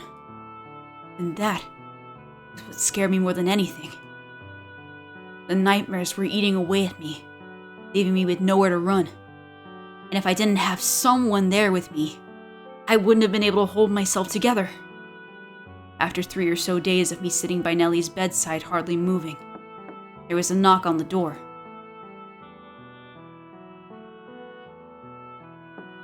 Who's there? Who is it? Open the door, unless you want me to kick it down. My suspicion was correct. I couldn't think of anyone else who would come to visit. But what I didn't know was why he had come back. I don't want anything to do with you anymore. Open the door. Leave me alone, please. I want nothing to do with anything you're doing. Open the door. No! I'm not letting you in for any reason. Okay then, I'll break it down. Don't! My sister's inside, sleeping. I don't need you waking her up. Then open it. What do you need? I did everything you asked me to already. What happened to the witch's arm?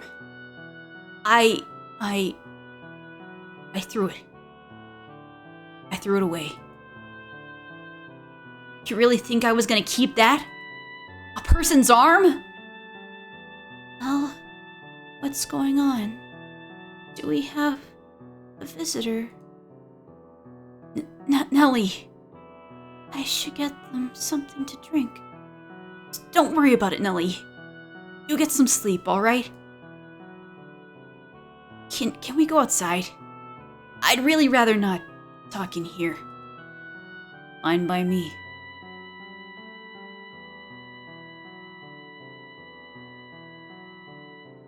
So that's your sister? Explains why you look so much alike. That's none of your damn business. You wanted the miracle blood to cure your sick sister, did you not? And you're telling me you threw the arm away? Are you interested in getting more blood? What? We're taking the witch's blood, turning it into medicine and selling it through the church. Selling it? You're doing business in a house of worship? No. I suppose we're technically giving it away. But we're asking for tithes. Is it tithes or tithes? Well, how do you pronounce that word again? I used to know at one point and now I don't remember. So really it's the same thing. Okay, is it like how do you go about this? Okay. This is like I think this is like gotta be like the every single time I do this stream I have to look up a word just to remember how to pronounce it. Because it's not one that you normally say out loud. Tithes. How to pronounce, please? Is it tithes or is it tithes? I bet you it's tithes, but I don't know.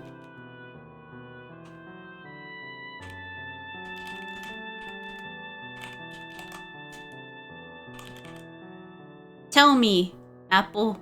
Apple? Tell me, YouTube.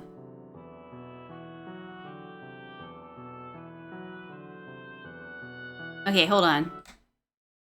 What's it gonna tell me?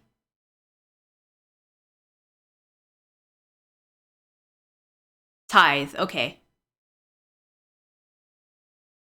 Thank you. Hello, Rio. How's it going? Are you having a good evening? I'm gonna give you a shout out. Hold on. Let me see if I can. I added some new commands.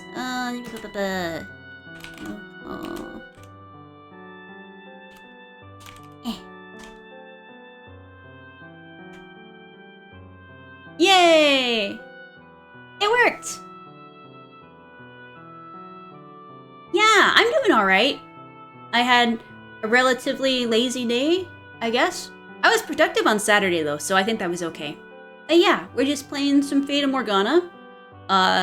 We're nearly done with the game. It's been like a whole 2-month thing, kind of in the works. Usually doing like a chapter per week, so... But we took a couple weeks break, for spooky October stuff. Yeah, I'm doing alright. And I hope you're doing okay as well, yeah? Yeah. Good to see you. Good to see you around. Thank you for coming to hang out.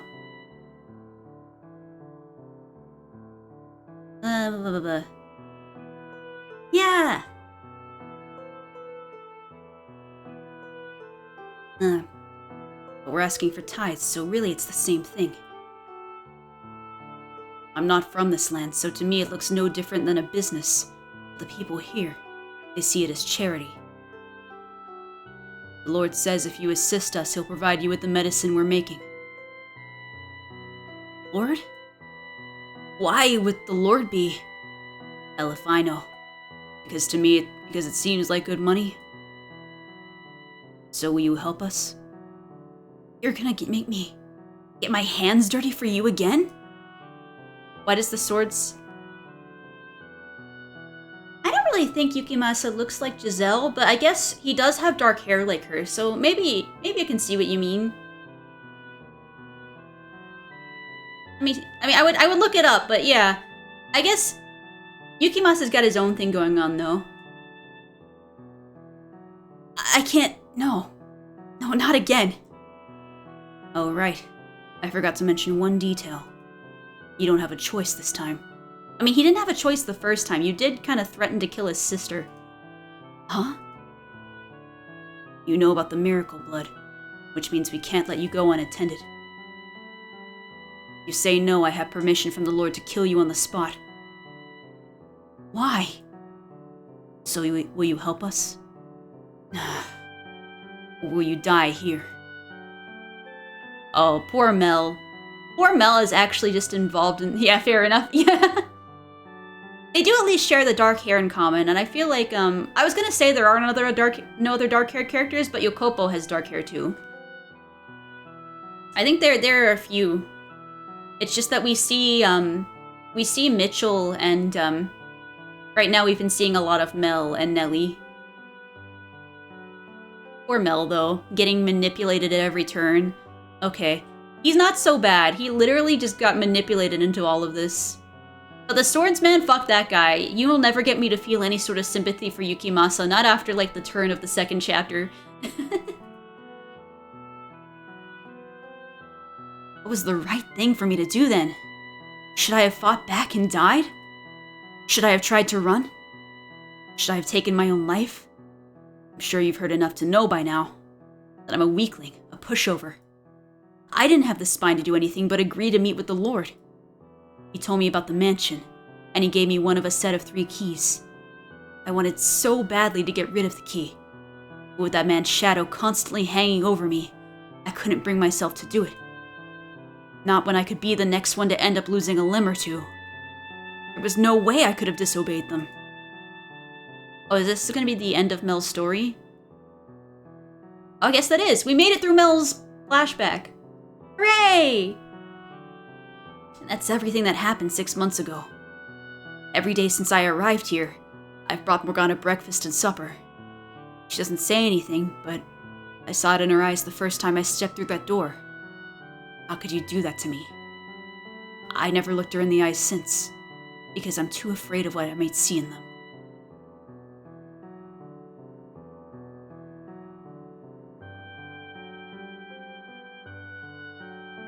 And that is how I ended up here.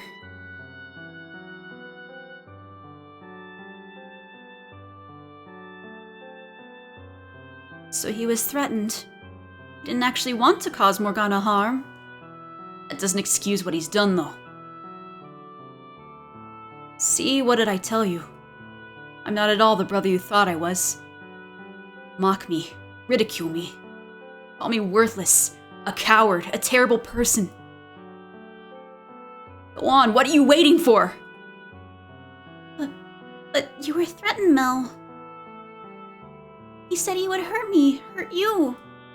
It's the only reason you went along with him. You didn't do anything wrong, dearest Mel. The other man is the bad guy, not you. You did the best you could. You didn't have a choice. That terrible man forced you to do everything.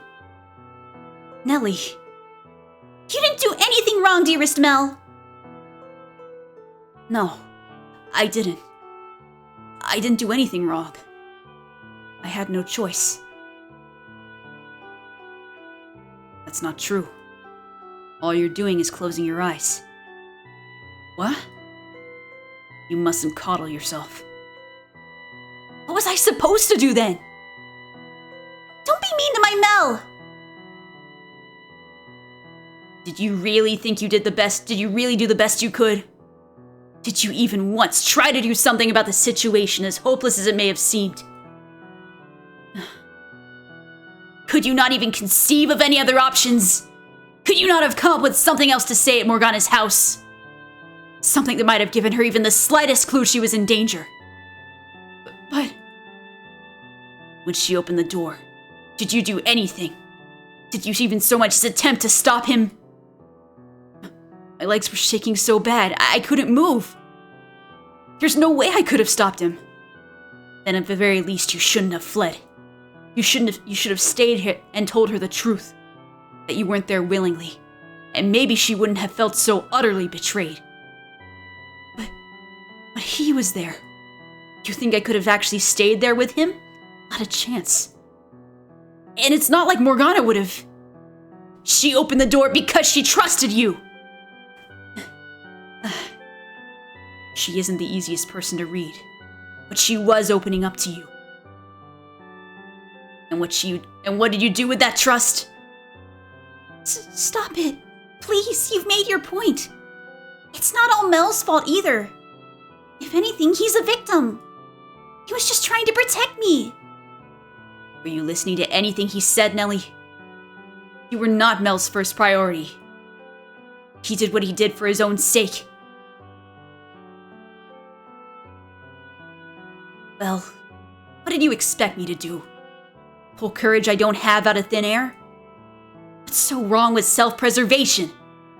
There was nothing I could have done to stop him. I'd love to see you try and do any better. Then maybe you'll understand how scared I was, how little I could have done. It must be nice to be an outsider, to talk about my experiences like you know anything, analyze my decisions, go on about like what I should have done. You don't have a damn clue how terrifying it all was. How I felt having to go through it. Oh yeah, you're right. It sure would have been the courageous thing to do to sacrifice your life for someone else. But you know what? People like that only exist in stories. Except you don't actually understand that. You just want me to give me crap for not being perfect. Do you want my pity?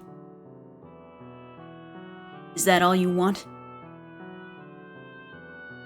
If I tell you I feel bad for you, and oh, how hard it must have been, will that satisfy you? Do you not want to know what you can do now? What's even left to do? Nothing I do is gonna make her situation any better. It won't make her arm come back. All is not yet lost. Open your eyes. Take a good long look inside yourself. Think about what you can do. Stop sitting on your hands telling yourself it's too late. There's still time to make a difference. You just have to commit to act. I don't think you're an especially bad or cowardly person. I think you're an ordinary young man. It might sound like I'm telling you to do the impossible. But soon, the time will come when you must make your choice. When you must stand up and take some responsibility for what you've done. No one's childhood lasts forever. The good days are long behind you before you ever realize they've passed. When faced with the consequences of your actions, you should not have turned and run, but held yourself accountable. It is perhaps a disproportionately large burden for you to bear, but it's fast approaching, and you need to make a decision.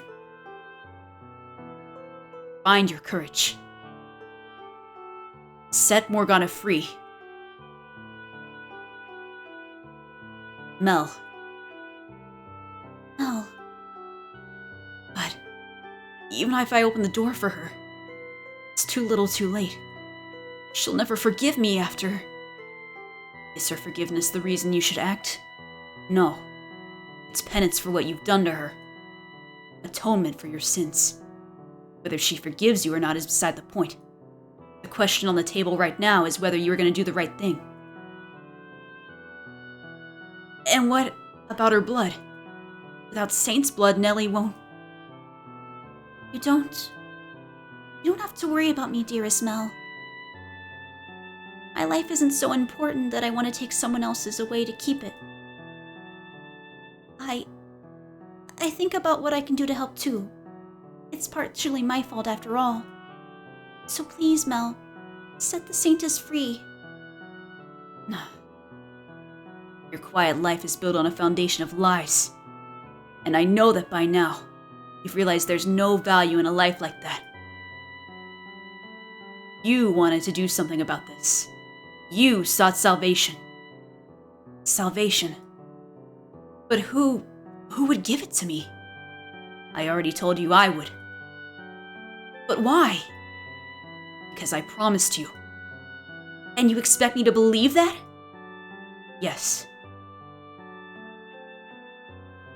If you choose to sit here and wallow in your regret, there's no going back. Now is your only chance to make a change. Mel. All right. I'll help. I'll help you set her free. Dearest Mel.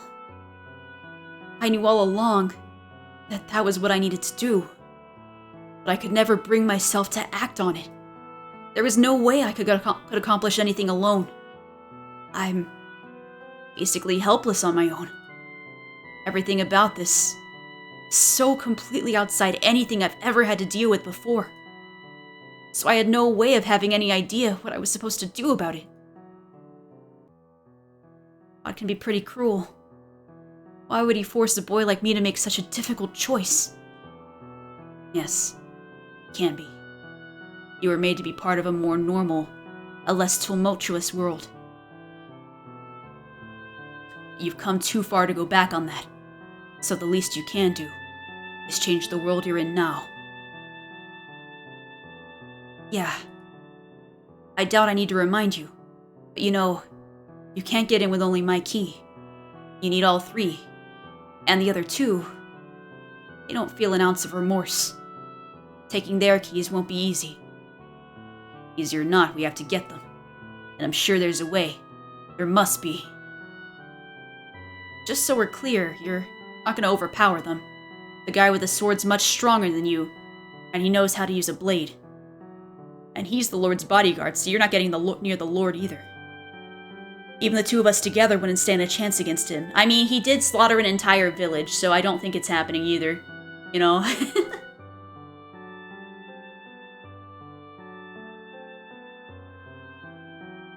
seem pretty weak from the looks of you. Who knows, maybe I'm stronger than you. God, I really do want to hit this boy. Deep breaths, Mitchell, deep breaths. There must be a way we can get their keys. I know they both have people they're close to. Huh? They're close to. We can talk about that later. Now that you've made your decision, talking with me isn't your top priority, is it?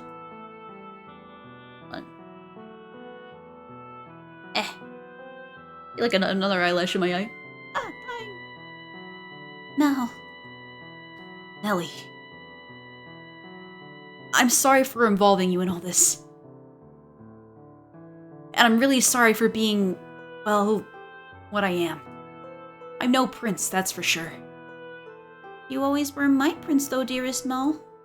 You did your best to be the brother I always wanted you to be. Honestly, I adored the way you fawned over me. All that affection just felt so good. What? It made me feel like I was special, important. Having someone to care for, to pamper.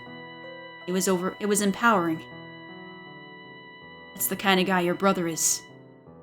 If someone else, some other girl were ever to show up and call me her prince, say she loved me, I would probably try and act like a prince for her too. Why would you say that? Because all this, it's been so hard on me. Such a huge weight on my shoulders that every so often I would think, just how much easier would it be if I could get rid of her? Oh my god! To say that to your younger sister, holy shit! If Morgana was just a regular girl, not a saint or a witch or any of that, just a pretty girl about my age, she might have been the one getting all my attention instead of you. That's who I am. That's not you, dearest Mel. Just beating yourself up. Maybe you would have chosen her over me, but that wouldn't make you any less of a kind man. How can you say that after everything I just told you? Because, Mel, Please don't say this. Please don't do it. Okay, tell me how despicable I am, Nellie. I'm not the brother you once adored anymore, am I? You're not what I thought you were, but you're still my one and only brother. That will never change, no matter what kind of person you become.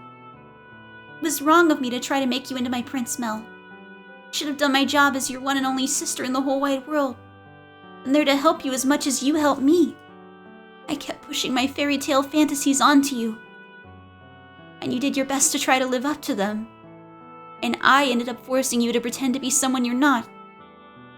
That's not true, Nellie. I enjoyed feeling idolized. But you knew it couldn't last forever, didn't you? I should have been beside you, not looking up at you. I let you coddle me. I let myself indulge in your love. I thought everything would be alright as long as you kept telling me how adorable I was. You were like magic words to me. I kept my eyes shut.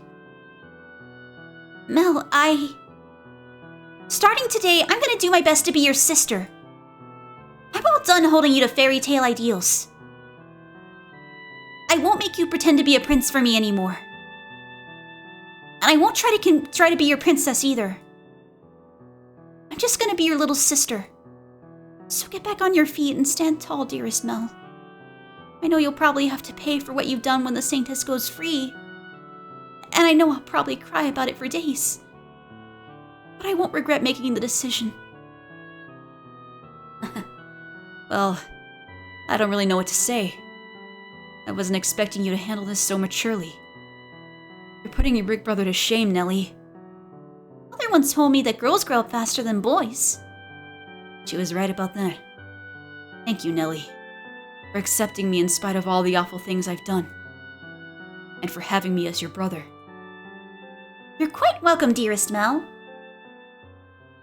We did it! We got a key! Hooray! Did they just leave the room? Are they done? Well, it looks like that's one problem solved. They finally reached the point in their relationship where they belong. She could have come to terms with herself sooner, come to an understanding with him, then maybe she could have reeled in her ideals before she lost control of them. Yeah, maybe. This Nellie and the other Nellie seem to be of the same essence. They both have a somewhat excessive love for their brothers, and that love expressed itself by transforming him into a prince. If she could have done the same thing then as she did here, then maybe their tragedy could have been avoided. This is before then, though. Since they were able to fix things up in this life, it'll have a positive effect on their next life. This could change the future. They may share the same souls, but they lived in completely different times. Do you really think something like this could have any effect on the lives of people hundreds of years from now? There's no way to be certain, of course, but considering how tightly the two seem to be bound, I doubt it will have no effect. I hope it has some effect. Giselle. I was there in the mansion as it all happened, and I just stood by and watched. I feel so guilty about that. If I had done something, then maybe it wouldn't have turned out like that. I hate what I was then. What I was until just recently. The memories left imprinted throughout the mansion, I showed you bits and pieces of their lives. And just as I told you their tale, the only thing I contributed was disparaging commentary. I don't feel like you were that critical of them. I absolutely was. I talked about them like they were somehow beneath me. Yes, you did occasionally offer an opinion on someone or something you showed me beyond the doors. But the fact that you were mostly detached from the events there is what allowed me to get to the core of their characters. If you hadn't been in the position you were, so you could tell me the story the way you did, I would never have been able to talk them into helping. You contributed more than criticism. Your words weren't for nothing. They made this possible. Makes me feel a whole lot better hearing that from you. And if you still regret your inaction, then make up for it now by taking action here, and have faith that it will bear fruit in their next lives. How is she supposed to do that? She's just a ghost watching everything through his eyes. I will.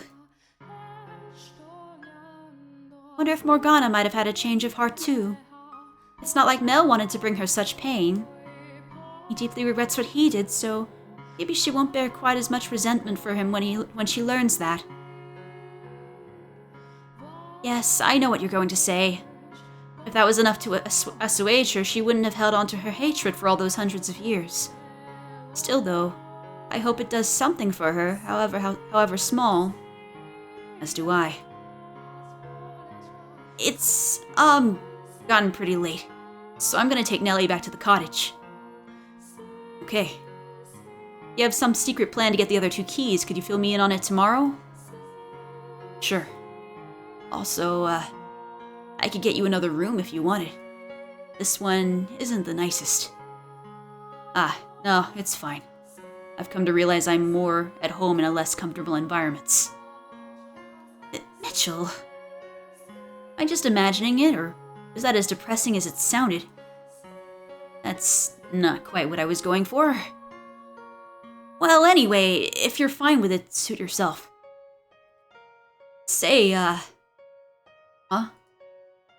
I've got one huge lingering question if you wouldn't mind enlightening me. Yes? Why would you go to such lengths for me? You seem to know Morgana, so I can understand why you would be fighting for her. But me? I had a part in putting her in that tower. You have every reason to hate me. So why would you want to help me? If this was all it took for me to hate someone, I would curse every last man and woman in the world. I bear no animosity for you, and even if I did, you've committed to take action. That doesn't explain why you were so concerned about us. It almost seemed like you actually cared about me and Nellie. We're complete strangers, we just met today.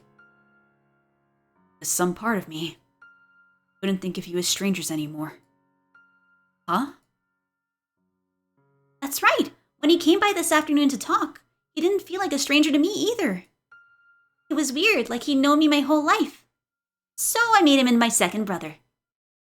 Your second brother? You're more than welcome to change the order, Nellie. Make him number 2 and me number 1. I wish I could join in and be big sister number 1. I'll have to think about it. After all that, you might be number 1 material. Whoa! Why is that even up for consideration? I'm just kidding, dearest Mel. I'm still kind of confused. But anyway, I'm glad someone like you showed up. I've actually been praying every night for God to send someone who could get me out of this. I really am useless all on my own, constantly looking for someone to help me, unable to do anything by myself. And trust me, I realize how pathetic that is. Now you must have had a pretty good life to be able to be so proactive in the face of adversity. No, Mitchell's life fucking sucked. I bet you had everyone's respect. Helped people in need, had plenty of friends who had your back, and weren't tossed out by your family like I was. Oh, he was absolutely tossed out by his family. You must have been incredibly blessed. I'm jealous, really. Sorry, that came out of nowhere, I know. Well, I should be going. See you tomorrow. Good night, Mitchell, brother number 2. Good night. Mitchell, he wasn't trying to be... Yes, I know. I just thought it was rather funny. I'm not taking a stand because I've been blessed, but because I've got nothing left to lose. I fight for Morgana because I understand what it's like to be tortured day after day, having experienced the loss of my siblings. I didn't want the 2 of them to go through the same thing. If anything, it's those 2 who have lost the most that are most likely to take action. I'm not sure if you've realized it or not, Mitchell. You've gotten to be a great deal more expressive since arriving in this era. I can't see your face, but I can hear it in your voice, and I can feel it in your presence. So I'm sure it's showing there too, making all sorts of faces I've never seen before. Some of the things you've lost, you seem to be getting back. So you can't say you've got nothing left to lose anymore. Promise me you'll let me see all these new faces for myself someday. I will. I promise. If we can manage to destroy the mansion, that should release you from its darkness and allow us to see each other once again. I trust you. I have faith we can do this. Wait. With the mansion's destruction, both our souls should be returned to their rightful places, which would mean erased from existence. Giselle? What? I just thought, sensed you grimacing. Wow, you really felt that? What's the matter? Sorry, I didn't want to bring down the mood. It's just, well... And I know this is asking for the moon, but... I was just thinking it would be nice if you had a life you could go back to. If I did? Yeah, I mean, here you are, expressive as you've ever been, walking around outside, being around other people, talking to them, after all that time in the mansion, with a life of your own to go back to. I'm sorry. After seeing behind your door, after learning how cruel and inhumane life was to you, I feel like the world could stand to do something good to make up for it. It's done all the good it needs to. I have someone who cares enough to lament my fate. What more could I ask for? Mitchell. Thank you, Giselle. You're not the only one who's asking for the moon either. I wish I could have a life with you as the person I am now. And for that, knowing I have no future, feels worse now than ever before. Alrighty, that's enough moping around for one night.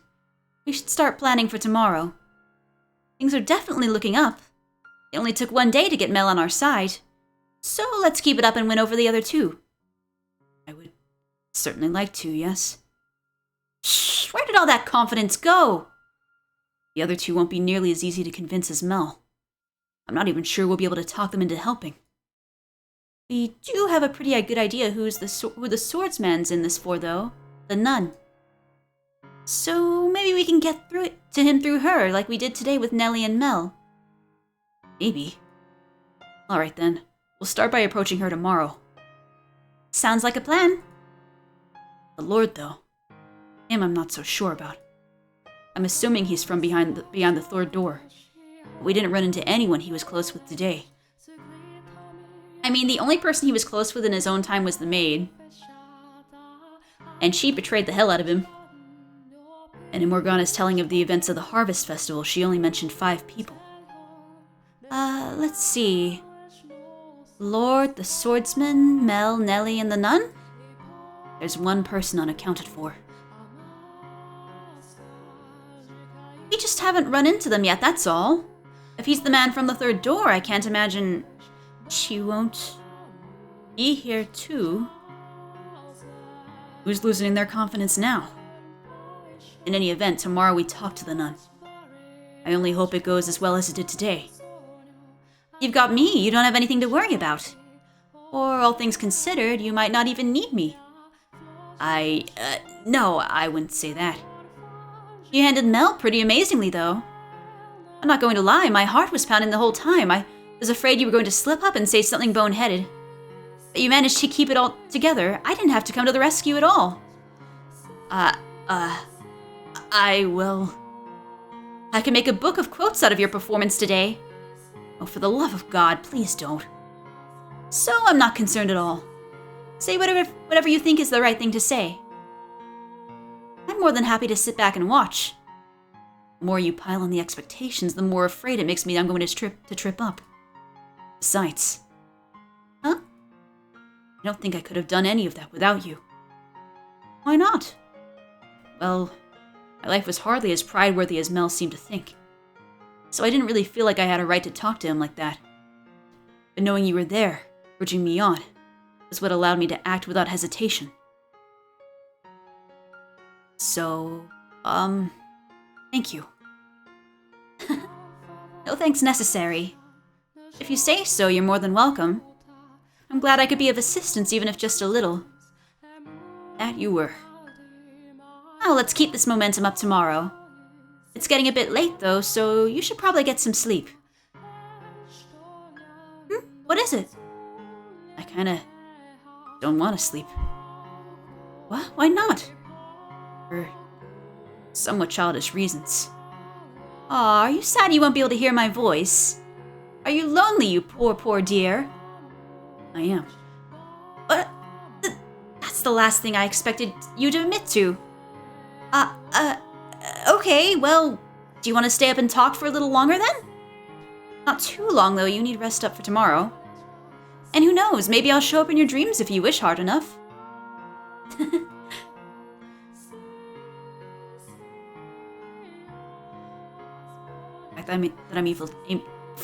The fact that I'm even able to talk with Giselle right now is a miracle and a blessing.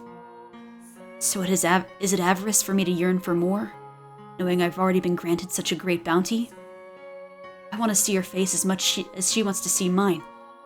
She's infinitely more expressive than me, and I want a good long look at those many expressions up close. I want more than her voice.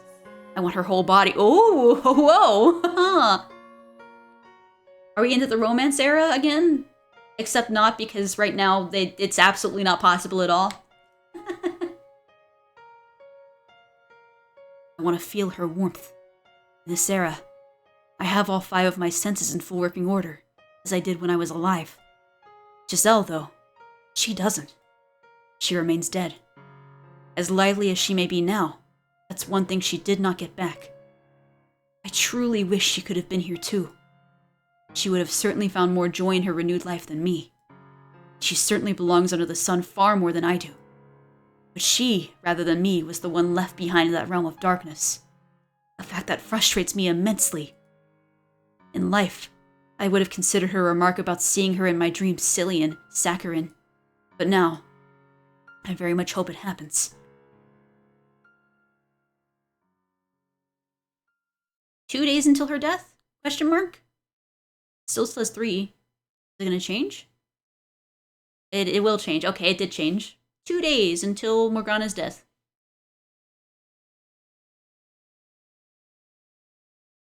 Who's saying wake up? I guess we'll find out. Wake up. Come on. Wake up, please. Come on, up with you. Okay, it's Mel. Ah, oh, thank goodness.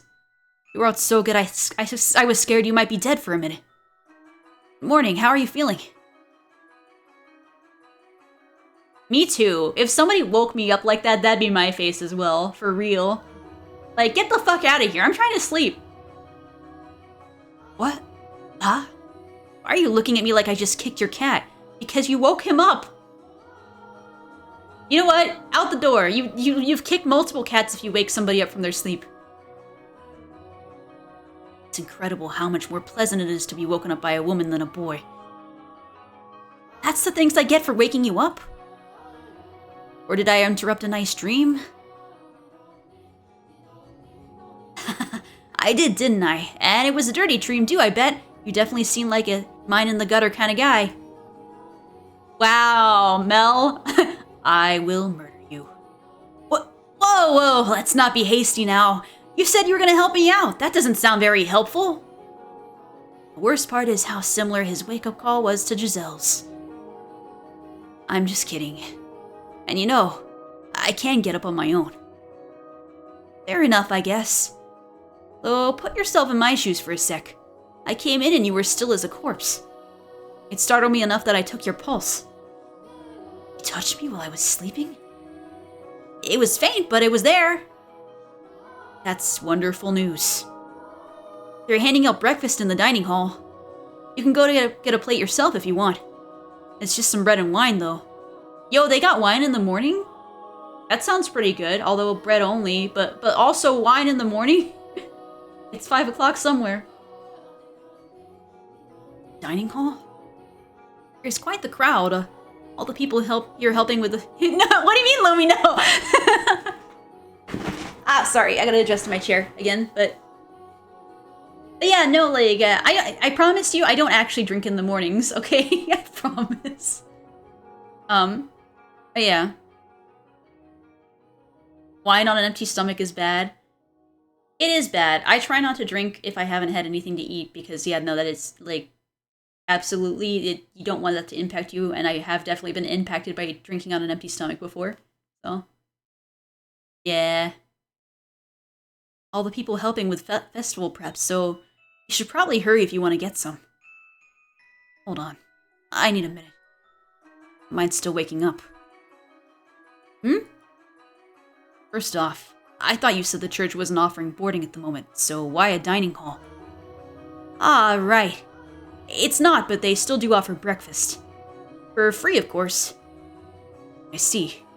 And what do you mean by festival prep? As I mentioned yesterday, the heart of the Harvest Festival is here at the church, but it's a citywide event. There are all sorts of supplies that need to be purchased, decorations made and put up, that sort of thing. So we've got volunteers from the city here to help. I see. I believe today they're supposed to be putting up decorations outside the chapel, so the courtyard should be a bustle. Courtyard? Ah, yeah. Less court, more yard, really. We passed through it on our way here yesterday. Ah, right. I think I know what you're referring to. So, as long as I'm here, I don't have much choice but to help with prep. I'd honestly rather set Morgana free right now, but the other two are bound to find out if either of us do anything too conspicuous. So for now, I should stick to my routine. At least where people can see me. That would be the smart thing to do. Yeah. Anyway, let me know when you're planning on doing anything. If there's anything I can do to help, I will. I'll let you know. Okay, well, I should get going.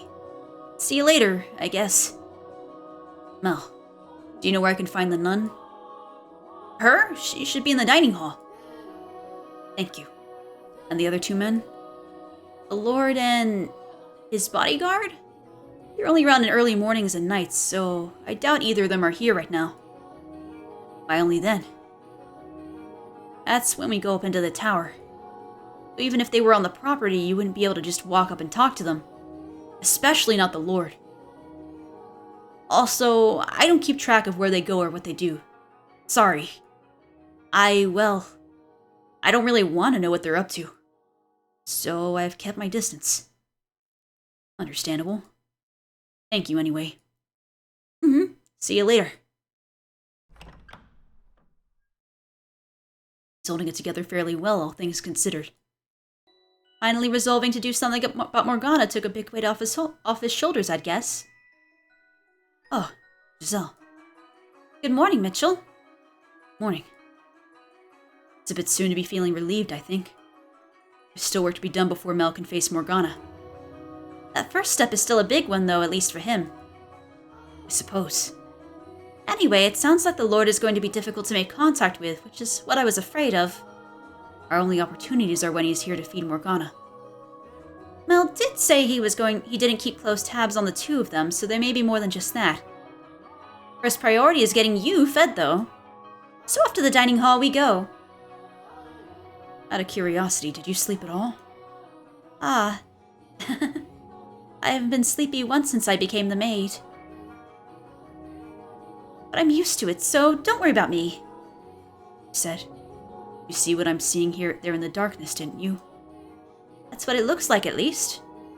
Which means, when my eyes are closed, she has no light at all. Maybe I shouldn't have gone to sleep after all. I know what you're thinking, Mitchell. And no, you're wrong. You need your sleep. You won't have the energy to do anything if you don't keep yourself well rested and nourished. You're right. We should get going. To the dining hall.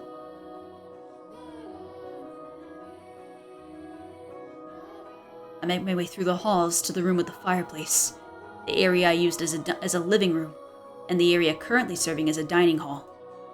Sitting in the center of the room is a long table, lined with bread and wine. Sitting behind the table and handing out food to the long line of people is the nun. This being a church, no one is speaking especially loudly. There's still an indistinct buzz hanging in the air as dozens of people whisper back and forth. The majority of people in the room look poor, like they genuinely need the assistance, but there are a handful of those who look more than well off. That's a lot more people than I was expecting. They don't turn anyone away, which, as I recall from Morgana's account, nearly drained the church of everything it had once. They don't seem to be for want of supplies at the moment, though.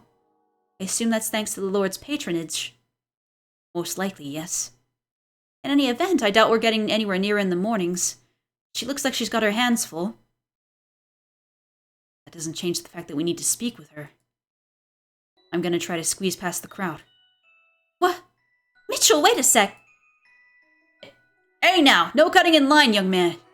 We've been waiting since dawn. Please let me through. I have business with the nun. I ain't letting you through just because you told me to. This is important. More important than any of our business. Our lives depend on this food. So get your tail to the back of the line. There we go. What seems to be the trouble? Could I ask for a moment of your time? I need to speak with you. Well, As you can see, I'm a bit preoccupied. It won't take much of your time, I promise. But it's very important you... Give it a rest already, young man. Can't you see she ain't interested? Give me a hand in getting this guy out of here, fellas. What?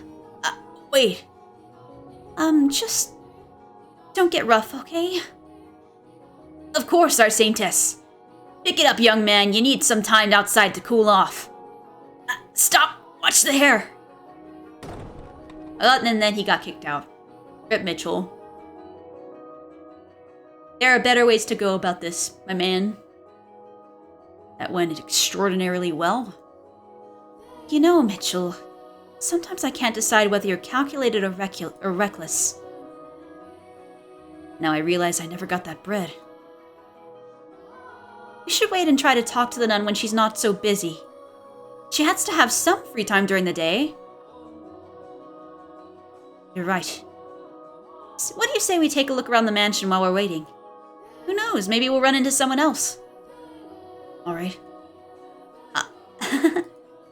Don't let it get to you. As Mel said it would be, the mansion was packed compared to yesterday, and most everyone I saw appeared to be excited for the upcoming Harvest Festival. A number of them even greeted me as we passed in the halls.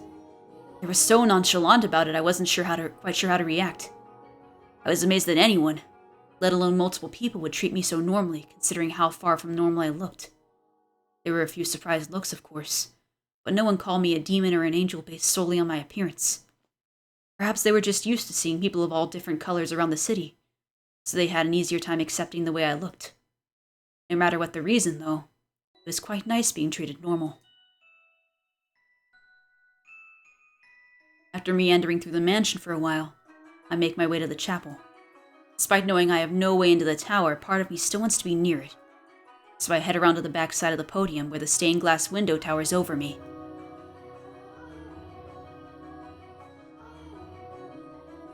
It's the same as I remember. Always loved this window. It makes me feel like I've got an angel watching over me. Had I been given a different name, maybe I would feel the same. That said, I don't dislike it as much as I used to. I'm glad to hear it.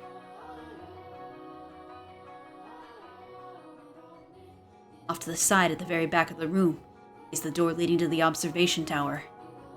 It's chained shut, though. That's no surprise. The lock is the same one I saw back in the mansion. But the chains, just regular chains. They're not glowing with that awful black light. They're simply dull and gray. If only I had an axe, then we could just chop the door right down. I don't think an axe would help. If it were wood, maybe, but this is metal. And rather heavy at that. You never know, hit it enough and anything will break eventually. We'd be in chains ourselves long before we made it through this door. Oh, who's talking? What are you doing there? Huh? Oh, it's Yukimasa. Shit! Uh-oh. He's onto us! It's him. I was under the impression that you and the Lord were only around mornings and nights. And why would you know that? Oops. Who are you? He's getting suspicious, Mitchell. I'll take care of it. I'm a friend of Mel's. A friend of his? Does that surprise you? Never once have I seen a friend of his before. He has plenty of friends, I'm sure. No one has an opportunity to pay him a visit, that's all. Never mind the boy's social dealings. Was he the one who told you my schedule? That I work for the Lord? Gotta be careful about what I say here, or he's going to start getting suspicious of Mel. Okay, I'm gonna save here because I bet you I'm about to get a choice. I feel like we made the right choice here, so I'm gonna save over this slot here. But I bet you we're gonna get a Yukimasa choice. I gotta be careful about what I say here, or he's gonna start getting suspicious of Mel. I asked him. Asked him what? I heard some talk around the town saying the Lord was seen coming in and out of this estate on more than one occasion. Naturally, that caught my attention. A lowly peasant like myself has almost never had the opportunity to cross paths with the Lord. So, hearing that he was a regular visitor here, I was hoping to have the honor of catching a glance at him. When I asked Mel about the Lord, he mentioned that he had a bodyguard, which got me wondering, what kind of person would someone so distinguished entrust his life to? Dig around too much and you're liable to end up in the ground yourself. So he told you I was the Lord's bodyguard? Was he not supposed to for some reason? No. It's true, I am his bodyguard. The question is, how did you know it was me? It wasn't difficult. You do rather stand out from the crowd. From Mel's description, I was able to recognize you almost immediately. If our roles were reversed, you would have had similarly little trouble identifying me from a short description. The only thing distinct about me is my race. Where do you come from, if I may ask? Beyond the Silk Road. From the east, then? What country? Is that any of your concern? No, I'm just curious. Why is your hair white? Why are your eyes red? They're naturally that color. Is that so? Nature can be quite the ball and chain. Is it just me, or does it sound like he's sympathizing with you? It's hard to say. Honestly, I'm still having trouble reading him. Either way, it sounds like he bought your explanation. So it does, which is a relief. Now, what business do you have with this door? The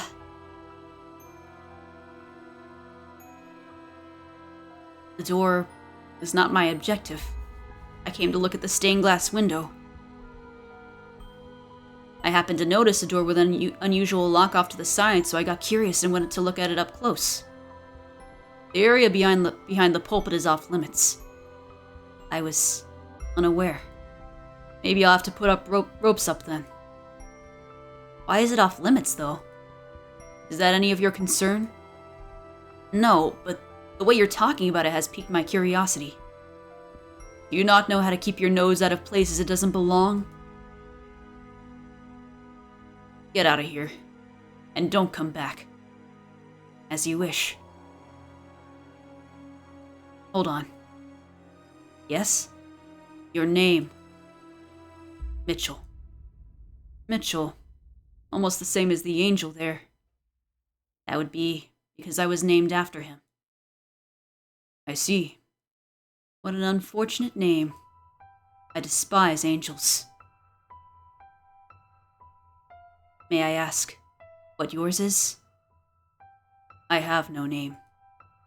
Digged out. You don't have... What do you... No. Never mind. Farewell. Yukimasa, we know your name. You're not getting away with this. Oh, wow, that was scary. He does not want anyone getting near that door, huh? I thought he was going to pull his sword on you. I wonder. Would I die if he tried to kill me? There aren't many people who could get away from a blade like that.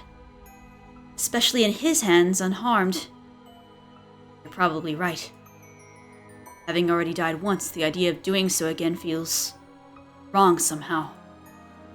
You managed to talk him down, though. I'm surprised. You're quite the accomplished liar, Mitchell. Is that so? It's hard to believe that was the same awkward, stuttering Mitchell I know and love. Am I really that much of a bumbling fool normally? I wonder what he was doing back there, though. It's well past dawn. Standing watch, presumably. With as many people as there are roaming about, he's probably worried about people like me getting near the door. I doubt he plans on spending much time anywhere else until the festival's over. And with him on guard, we've got pretty much no access to the door. I sure hope we can talk him over to our side. Mel was never an enthusiastic accomplice. His guild is what allowed us to win him over and get it to confess everything. On the other hand, he's not likely to be so forthcoming. It all depends on how deep his ties to the nun are. Presumably, she's the reason he's involved.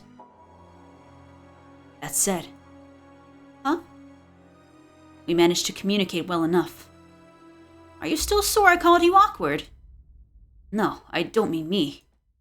I mean him. Huh? Oh. He was far from rational or coherent when he was living with you in the mansion. You're right. He does seem like a completely different person here. Oh, he's still a murderer. Don't get me wrong about that. We already saw his vision where he just murdered that whole carriage. Come on. Losing his memory in the shipwreck was probably what triggered his transformation into the beast. So I guess this must be what he was like before that. What he carries inside him is no different than what it was then. He's simply able to hold himself in equilibrium now. He's keeping a balance between his rational human side and his violent beast side. He does somewhat remind me of Beastia during his short period of calm. That, or the glimpse we got of him on the ship while he was still a merchant. I would say that's probably closer to the man here now. Huh? The ship? You were the one who showed me the memory. What? I have no recollection of that. Oh, yeah.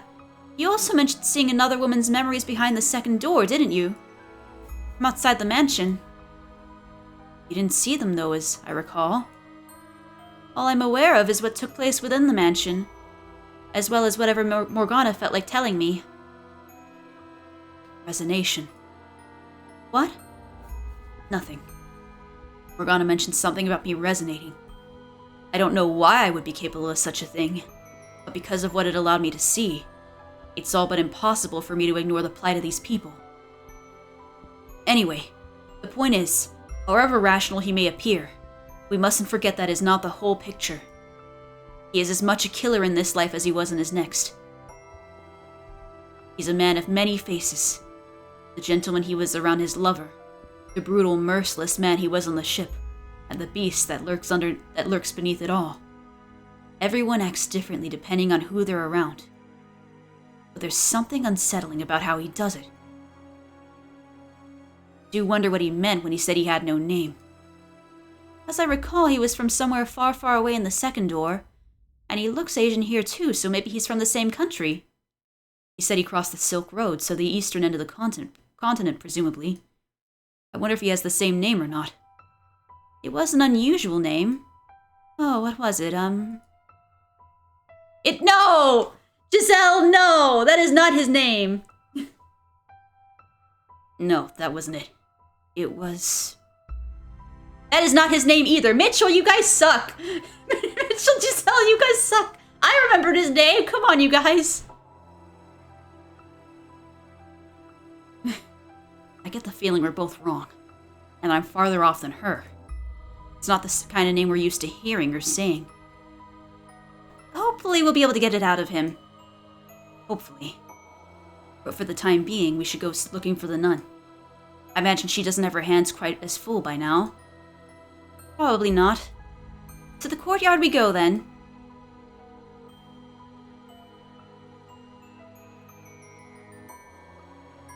Wow, the crowd just keeps on growing. Yeah, those two were made for each other indeed. Like, trying to remember the name Yukimasa, and they come up with ukulele and eucalyptus. Come on, guys. It's not that hard. Wow, the crowd just keeps on growing. Are they all helping with the decoration? It would seem so. Preparation for the festival is in full force. I found the nun. She's over there. She's got a bunch of people around her, though. What should we do? I'll force my way through. How about plan B this time? Yeah, let's not force ourselves through again. We know how that went last time. Mitchell! Is it Nellie? Should I have used a lot of... It's totally Nellie, isn't it, right? Are you alright, Mitchell?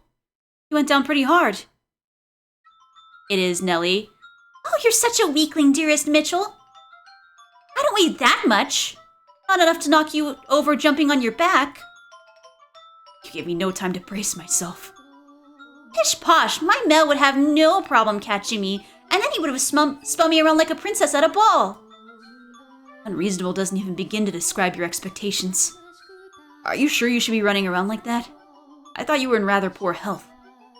Amazingly, I'm actually feeling pretty good, and I haven't even had any medicine today. Maybe because I cleared things up with Mel yesterday?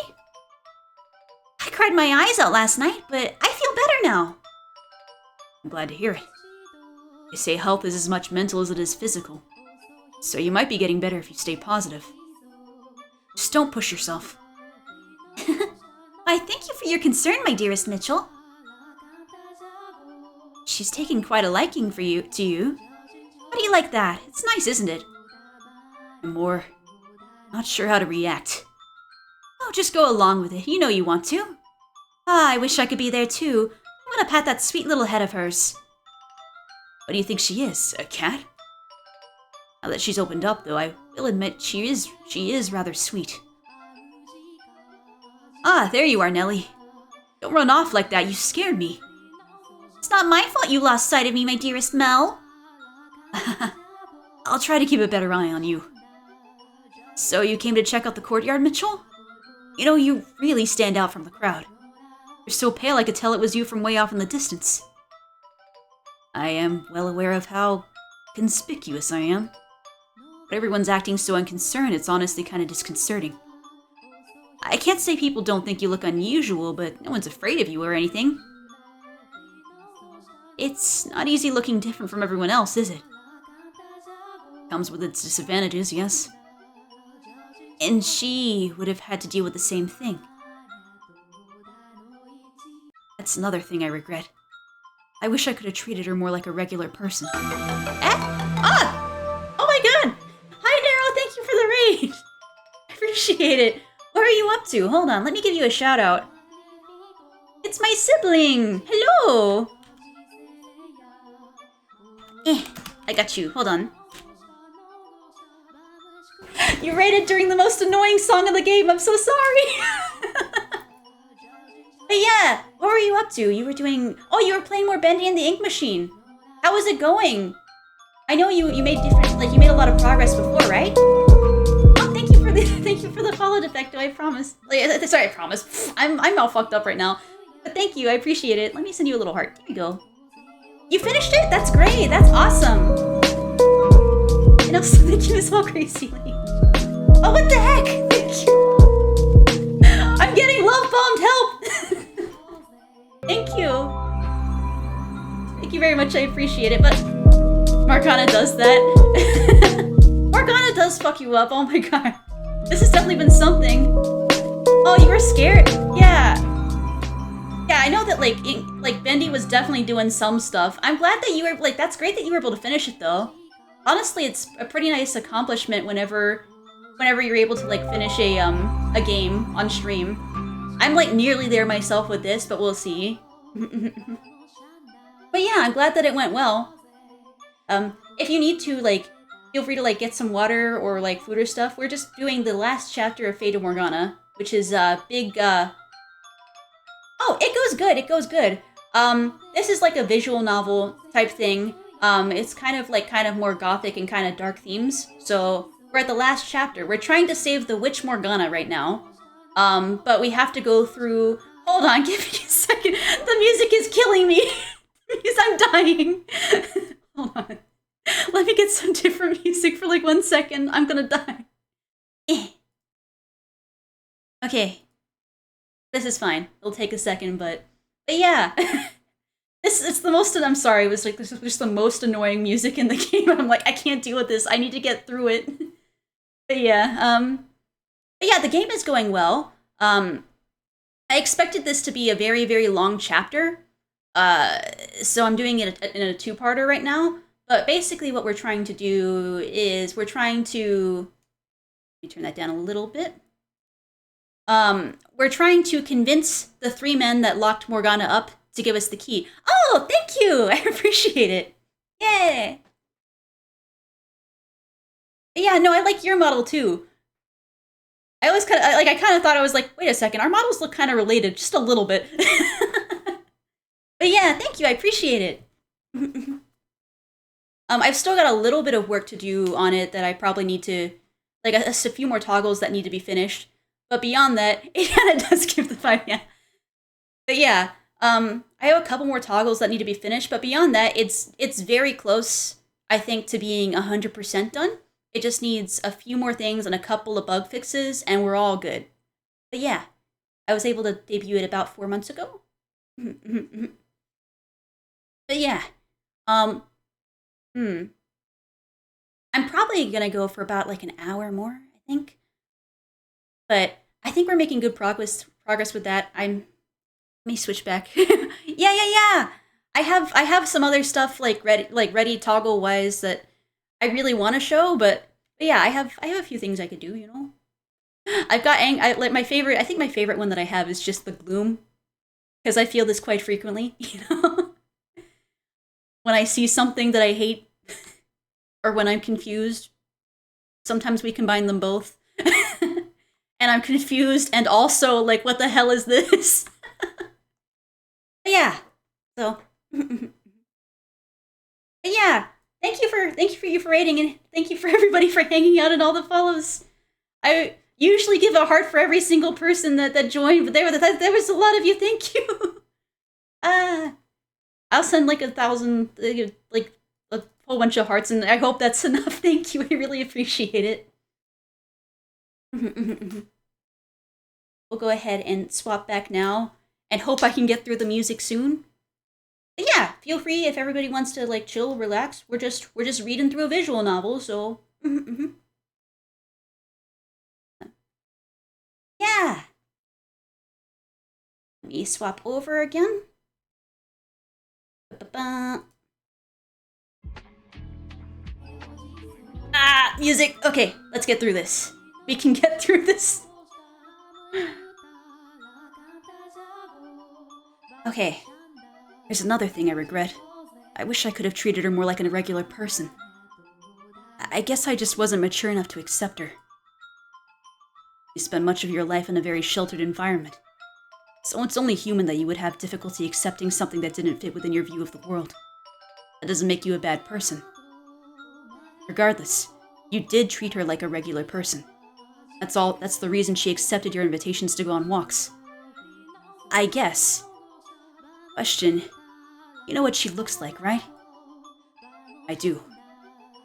What did you think the first time you saw it? I know that's not the most tactful question, but I thought nothing of it. I simply saw her as a person, as a girl. I see. Oh, what do you know? It looks like I am a bad guy. And you're a right saint. No, I've simply seen much worse. You know, you kind of remind me of her. I do? I mean, you're much more personable than her, but, oh, what's the word? It's not just the way you look. There's something a little different than everyone else about you. It could be the fact that he's from the future. Oh, in aftercare mode? Yeah! I appreciate it. Go take care of yourself, Nero. Make sure you get all the water, all the foods and stuff, and just get some rest. Yes.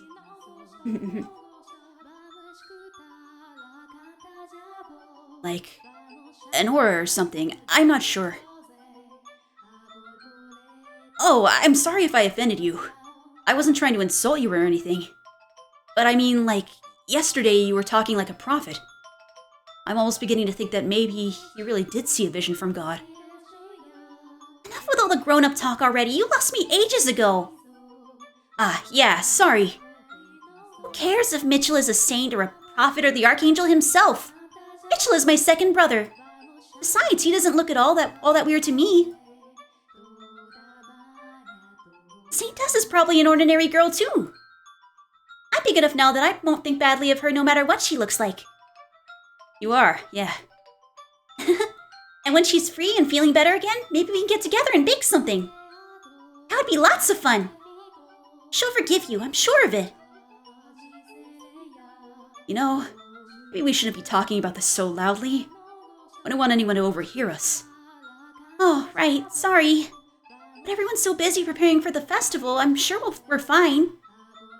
Better safe than sorry, though. As you say, dearest Mel. So, Mitchell, are you here to help with prep? No, I was hoping I could find some time to talk with the nun. With all the people coming and going, she's gonna have her hands full until the festival starts. Well, that's unfortunate. Is it that important that you talk with her?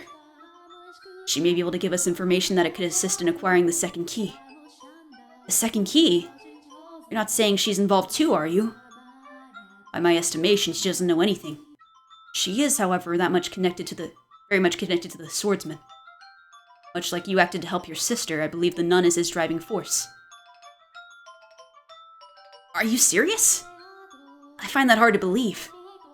I mean, she's such a loving, charitable woman. And he's, well, savage brute. A murderer. Has to be her, though. Have you ever seen the two of them acting particularly close? Never. She's kind to everyone. I've seen them talking once or twice, sure. But she wasn't acting any differently than she does around anyone else. Certainly didn't seem like they had anything going on. Maybe they're hiding it. Surely there's something between them. I would certainly presume so. Nuns aren't allowed to be romantically involved, so they could be having secret trysts. A forbidden romance, how exciting! So you need to talk with her then, Mitchell. Leave it to me. You can do it? Well, right now she's showing people how to make the decorations, weaving straw into crowns and flowers and other things. I know how to make them too, so I can take her place teaching for a little. I appreciate it, but if anyone should be offering to help, it's me. There's a bunch of them already done, like over there, hanging off the tree branches. Can you make those? Very intricately designed. You'd have to be very good at weaving to make those, let alone teach other people how. You should take her up on her offer. You're right. Your assistance would be greatly appreciated. You got it.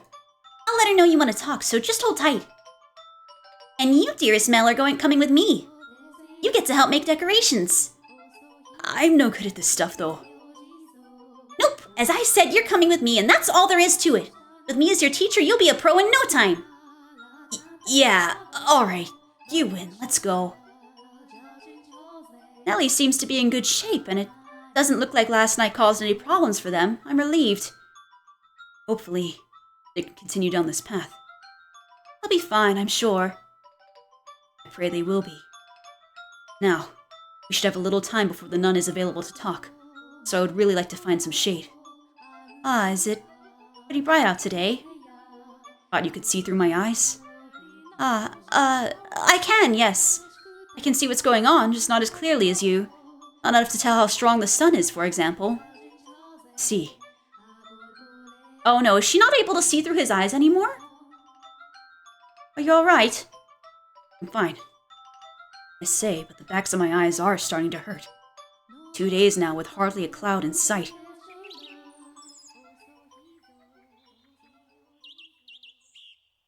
Yay, we're free of the music!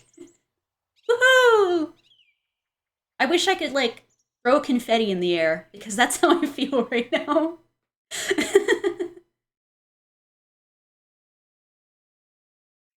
Ah, there you are.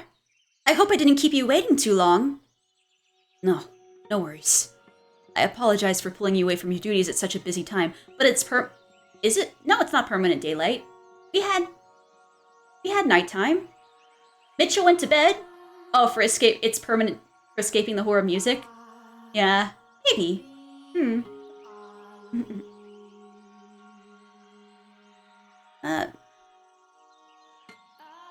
I apologize for pulling you away from your duties at such a busy time.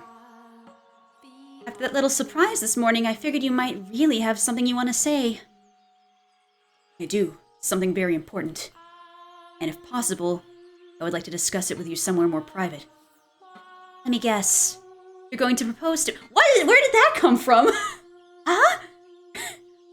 The nun really thinks that Mitchell has it out for her? Let me guess, you're going to propose to me? Now, you should know better than that. I'm a servant of God the Father. His is the only companion I'm permitted to have. No, I just want to... I know, I'm just kidding. Oh, thank God she's kidding. I just wanted to tease you a bit. I can't be away for very long, though, alright? I'll do my best to keep it short. Okay, let's head inside and find a room then. After you. May I ask you something, Giselle? What? Yes, what is it? Is there something about me that makes people want to tease me? No, not at all. Who would ever give you that idea? Everyone teases Mitchell. Everybody. This man is bullied. Constantly. Say so.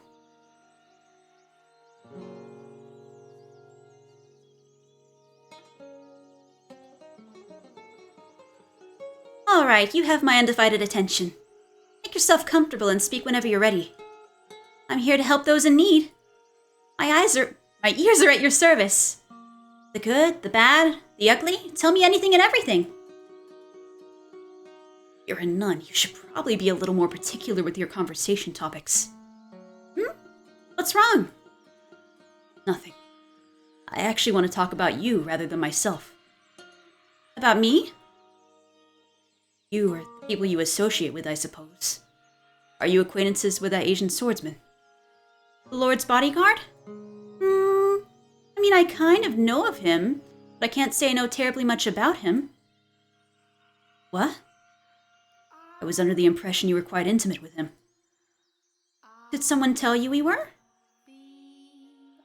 No, that was just a feeling I had. Remember, I am a nun. Whatever you think you saw, you were probably imagining. But Yukimasa's really into her. At least he has to be. I feel like he's gotta be if, like, she persisted and they met each other in the next life. You know? But she definitely feels that way. I'm not allowed to give any man special treatment, let alone be intimate with one. There's something between you two, though. What do you mean, something between us? Maybe you should try telling her what we know about him here. His primary motivation is to keep her church running, after all. Is he not here to keep this church, your church, in operation? Is he what? Did he tell you he was? He did. Oh, really? That's a little... No. It's quite surprising. I hardly ever see him talking to anyone. Are you friends with him? Perhaps acquaintances would be a better word. Ah, well, he seems to be a nice enough fellow. Are you really not close with him at all? Nope. So if he told you he was trying to protect this church, it would have to be out of a sense of gratitude, nothing more. Gratitude for? A while back, he was in a pretty bad spot in life, and I gave him some food. This was when I wasn't all the way out here, but at a church in the city. There are other nuns there too, as I recall. Right. We also served as an orphanage, so it was us and a ton of children. I've since fallen out of touch with them, though. But as servants of God, it's our responsibility to offer assistance to those in need, which is exactly what I did for him. No special treatment, I just did the right thing. So whatever you think you saw between us, there's nothing there. You're Pauline, though, aren't you? Wait, she didn't tell him his name yet in this era. Uh-oh. Maybe Mitchell just did the wrong thing. How do you know my name? Question mark? Is that what's coming next? Oh, her name is different. That's actually a big plot twist. This is the first time somebody's had a different name. No, my name is Marie. Marie? How can that be? How can she not be her? Marie. Sure, that sounds a lot like a name we heard beyond the third door. But I don't think they're the same person. I concur. There's no guarantee everyone's name has to be the same. Maybe Marie and Pauline are merged in the past. And they were one person, and then when they were reincarnated into two people. Or they were the same person, just reincarnated twice in like the 1700s and 1800s. I don't know, we'll find out, I guess. There's no guarantee that everyone's name has to be the same. Nell's and Nellie's were. just made us think they all would be. That's true. And on the subject of assumptions, it's possible her connection to the swordsman is also a flawed one. Because again, all we have to go on is Mel and Nellie. Although in Morgana's story, I'm pretty sure he said something along the lines of doing what he did to keep her church running. Was he not referring to this woman? I should get back down to the courtyard then. Nellie won't be able to handle everything on her own. It would be great if you could help with the preparations too. One second.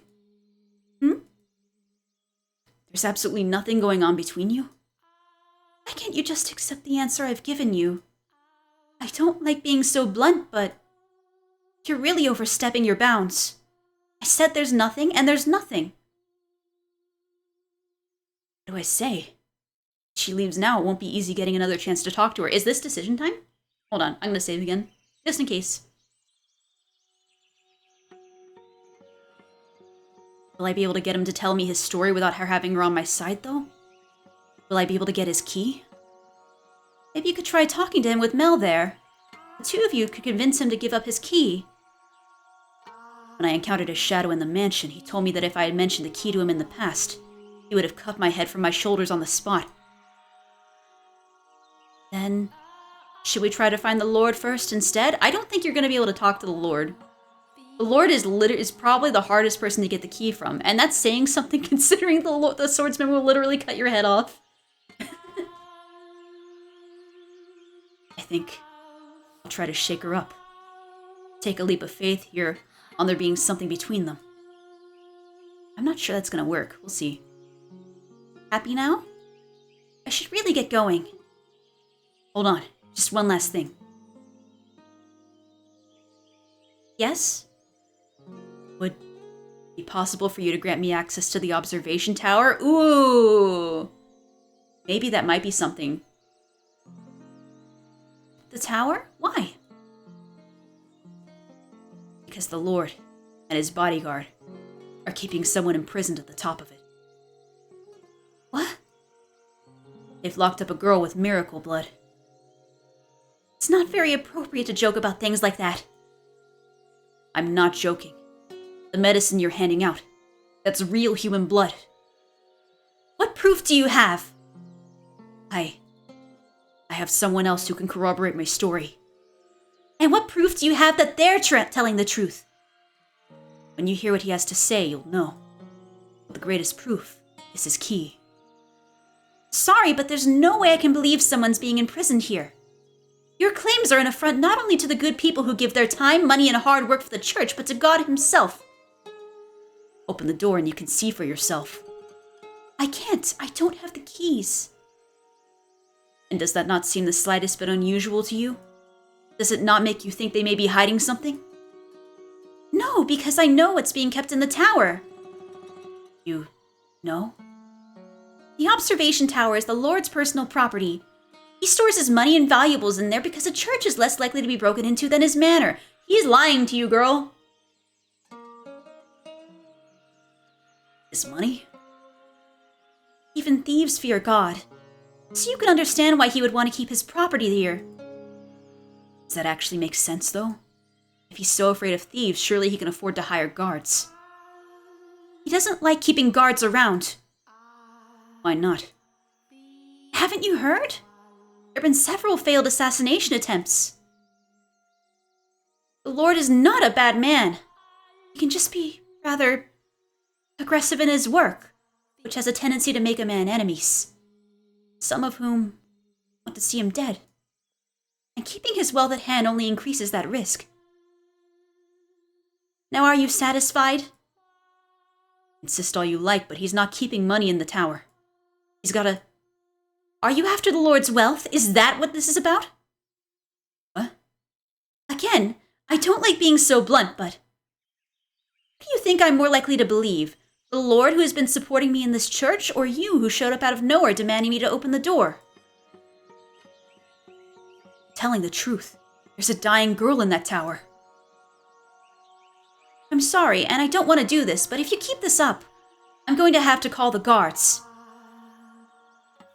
I really must be going now. Swordsman. He helped imprison the girl in the tower so he could get the money necessary to keep your church up and running. With your help, we could stop this. Take some time to cool off. That went well. Okay. We started off okay-ish, but then it went downhill. I hope that Mel can help. But at the same time, I'm worried about Mel helping. Because if Yukimasa gets, like, wind of this at all, like, everybody's freaking dead. That guy does not hesitate. Would it have killed her to be a little more open-minded? I really hope she considers the possibility we're telling the truth even just a little bit. Is she so defensive because she trusts the Lord that much, or is her trust in the swordsman? Or maybe it's simply because she doesn't trust me. I mean, you did come out of nowhere. There's that. Just literally appeared in this era, which is prior to, like, the 1000s. Just appeared right in front of Mel, and Mel was like, I'm not sure if this man appeared to me, or, like, if he fell from a tree. Where do you come from? You know? I think I'll head back to the courtyard. I need some time to consider our next move. That's a good idea. And there might be something Mel and Nellie can do to help too. Perhaps. With none denying any involvement with the swordsman and him being so inscrutable, I find myself at a complete loss as how to go about crossing the wall standing in the way of getting the truth out of him. My mind brings me back to the events of the second door, the most savage of the 3 tragedies. The things he did then were undeniably inhuman, which makes me wonder if his perspective on these events would have had any influence on Morgana's perception of him. If at all, a positive influence seems the less likely. Was he man or was he beast? If nothing else, he wanted to be human in the beginning. What was it that he truly desired? If he hadn't been under Morgana's curse, would he have wanted to be the same killer he was?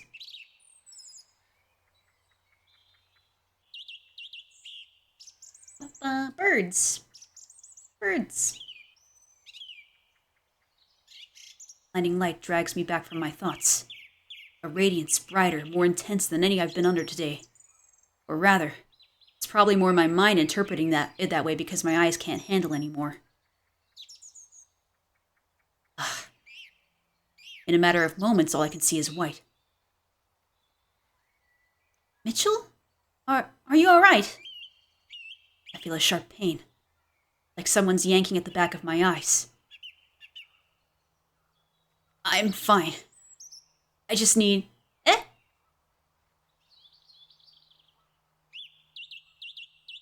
Oh, thank you, Darian. I appreciate it. No, you're good. You're good. Thank you, Darian, for helping. Oh, I did it right. Hold on. Did I not do it correctly? Let me see. Okay. I did do it too. But yeah, thank you. Thank you for helping, Darian. I appreciate it. Thank you. Fine. I just need some shade. Giselle's voice fades away. Oh no, he's passing out. Oh no. From somewhere, I think I hear her calling my name. But instead of sound, all that reaches me is more pain. Then the world starts tilting toward me. No, not the world. It's me who's falling. Oh no. Mitchell, no, he's fainting. Oh boy. Mans can't stand the sun.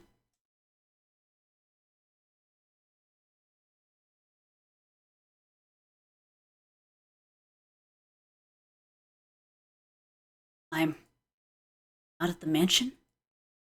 Where am I? Oh boy. What is going on? Wait, what? I thought Morgana was locked in the tower. You're awake. Morgana? What are you doing here? Does my appearance disturb you? That is to be expected, I suppose. I'm hardly what you would call attractive after all. Morgana. How do you know my name? How do I know your name? I came to save you. Where is this? Aren't you in the... Oh, it's X'd out. What is going on? It's all blurred out. What? Oh, are we just like... I mean, we deep dived into her door, so are we... I guess we were kind of like in the past, but we're not really in a way, too. So maybe like Morgana's like consciousness has found us or something? Huh? What just happened? I tried to say observation tower, and my voice completely disappeared. Where is this? I'm not sure how you couldn't know. This is the witch's cottage by the lake. I found you unconscious outside my door, so I presumed you came here in search of my herbal medication. Unconscious. Outside her door? Your arm. What? This is... before she lost her arm. Does that mean I've traveled even farther into the past? Or could this be... You must get yourself far away from this place, Morgana. Better yet, escape to another country entirely. Oh, you're good, Darian. How's your PvP going? Also, thank you for popping by as well. I appreciate it. I'm just reading. But I appreciate it, thank you. I hope the PvP stuff is going well. It is! Yay! Win those matches! Beat those contestants. Be the PvPer you can always be. Oh, 5 hours? Well, thank you, Darian. I appreciate it. Yeah, it's the Dardar.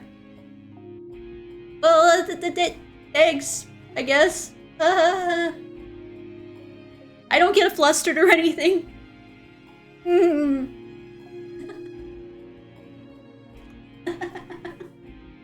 But thank you, I guess. Where did that come from? I have no means of survival if I leave. The Kawaii Baka? No! I could go for the tsundere thing. The like, what are you doing, Baka? But yeah. I don't think I'm very soon, am I? I don't know what kind of dere I am. Maybe I have to retake a dere quiz or something. That'll be like our next meme or thing that we do. We gotta go find a dere quiz, Darian. Make a whole bunch of people take it. Find out our dere. Okay. In that case, beware of 2 men who will come to visit you. You must not open the door for them. What do you mean? They are... Oh no, we can't tell her! They're a boy and a... Oh no. We're not gonna be able to warn her. Why do I lose my voice for all the most important details? Is this really the cottage by the lake? Take a look out the window and see for yourself. There's nothing there. Nothing outside the window. No, that's not exactly right. A reddish-black fog churns up beyond the window. A pretty lake, is it not? Not that I have any place talking about beauty. Now I understand. This isn't the real world. Is it your world, then, Morgana? Or is it a world within our dreams? May I ask who you are? I once spent much time at your side. This is all so very strange. It was always you who was talking to me, and now you don't even know my name. Shall we talk for a bit, Morgana? If you're going to try to convince me to leave, I won't have it. And please watch what you say. There's something very unsettling about your choice of words. As you wish. In that case, let's talk about ourselves. For so long, I fought to fend off the things you said. Not because I had any particular dislike for you, but because I was afraid of how entrancing the sound of your voice was. I empathized with the feelings seething through your words, and that understanding almost allowed them to consume me. There was a mysterious magnetism to your voice, and as emotionally unstable as I was at the time, I couldn't possibly have withstood giving into it. You're saying my voice is unpleasant? Not at all. It was beautiful. Frighteningly so. I want to try again. I want you to tell me about yourself, the things you see and feel. I will not be telling you or anyone else about myself. Because it would have to be inhuman to empathize with you. In that case, we can start it with me instead. Honestly, I don't want to talk about myself either, because it makes me feel pitiful, worthless. It's a story I would rather pretend never happened. And it's not a story I can tell just anyone. But you can tell me, indeed. I was born into this world female. What? From a young age, being a girl felt somehow wrong. And as I grew older, my body developed like a boy's. Poor guy, like, imagine being in the Middle Ages and just not, like, nobody knows what the hell intersex is. And so you just get fucked by the era that you lived in. That sucks. Not entirely, though. My body is incomplete. I'm missing one thing every man is supposed to have. The change drove my mother to madness, and she hid me away, for I was unfit to be in the presence of others. That was when I was 14 years old, and that marked the end of any semblance of normalcy in my life. Morgana, you once told me that our fates were decided before birth, both yours and mine alike. I spent my whole life rejecting that notion, insisting I was a normal person, fighting to prove I was indeed male. But now that it's all over, I think you were right. My fate was always set in stone. And perhaps if I had stopped trying to fight it, if I had just shut up and accepted it, I could have lived a longer life. I could have not left Giselle behind. Do you regret your choice? No, I do not. No matter what could have been, I had to hold my ground. I had to keep shouting. Because if I hadn't, it would have rendered my very existence meaningless. No matter what misfortune the decision may have brought, I must not regret it. Everyone has some principle, some belief, some fundamental aspect of themselves they must always stand in unwavering support of. Or perhaps must not lose sight of would be a better way to put it. For if we do, we lose sight of ourselves. For most people, these beliefs have probably been internalized so deeply they aren't aware even where they hold them. But what we carry inside us is unique. Difficult for other people to understand, to accept, forcing us to walk a path of solitude and persecution.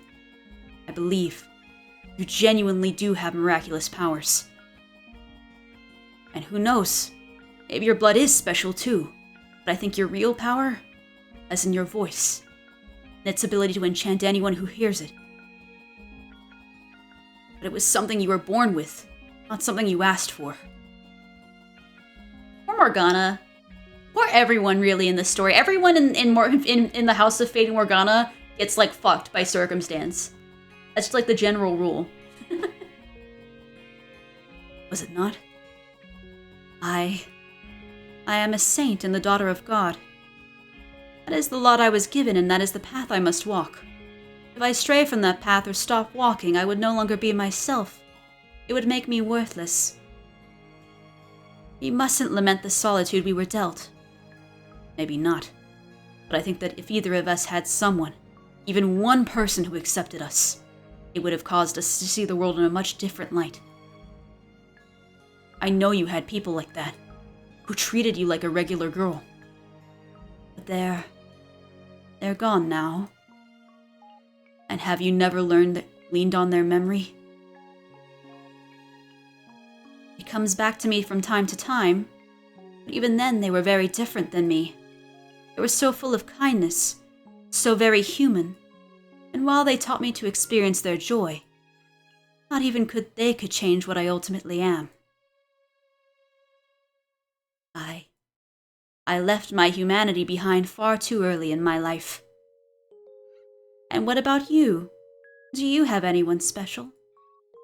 I do. And do they treat you like a normal person? She does. However, you still know that you're different, that you can't fit with everyone else. that you are abnormal. You do, don't you?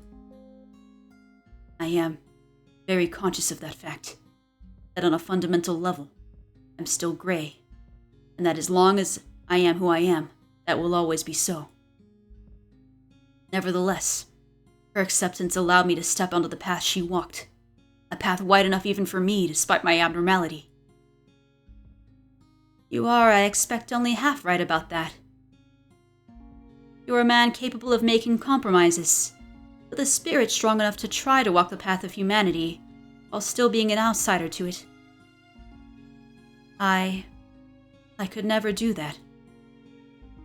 Someone could be standing there, some ordinary but incredibly kind and accepting person holding their hand out for me, and I don't think I could take it. Because I know that if I do, it will only bring more pain.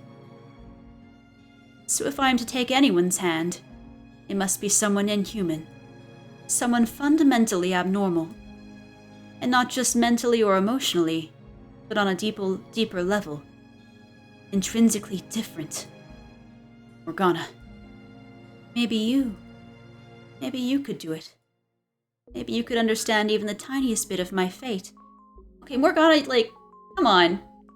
He's trying to understand you right now. Come on. You could do that, couldn't you? Then do it. Understand me. Empathize with me. Take some weight off my back. Morgana. I have every intention of doing anything I can. But you have to understand, I am not from this time, Morgana. I cannot promise you I will be around much longer. So instead, take as much time as you need to find someone who will accept you, and with them, slowly bring yourself back onto the path of humanity. It will not be easy, I know. Constant fear at the looks people give you, dreading the things they think and feel about you, terrified by the thought they might abandon you at any moment, the ever-present anxiety about whether you're able to fit in with them. But I know you can do it. I know you can bring yourself back to a place you can love, like what you had 4 years ago. Oh no. She's like, how do you know about that, huh? You really are. Uh-oh. Oh, he's going now. His time up with her is up. Mitchell, you may think talking to my past self can change something, but you're sorely mistaken. Nothing of the girl you see there remains. Poke and prod at the past all you like. It won't change anything, my dear. It's all too far gone to have any effect.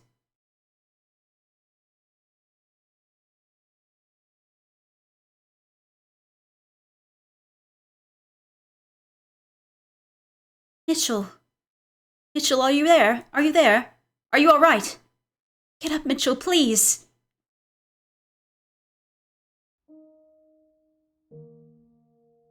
Oh, thank goodness you're awake. Did I pass out? Ah, you're awake. Are you okay? Did you hit your head? Nellie. You gave everyone a big scare, dearest Mitchell. All of a sudden, you were just on the ground. Were you feeling unwell? No. I just have a natural sensitivity to sunlight. I apologize for any concern I caused you. Sorry for worrying you too, Giselle.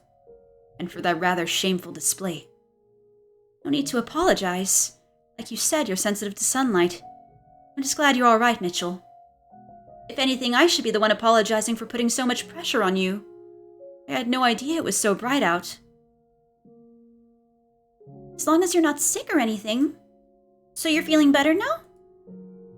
My head still hurts a little, but yes, I'm fine. What time is it? Almost supper time? Which means I'd better get back to the cottage. Hey, thank you for the follow, Zabeth. I appreciate it. I'll send a little heart out. Thank you. I hope you're having a good evening.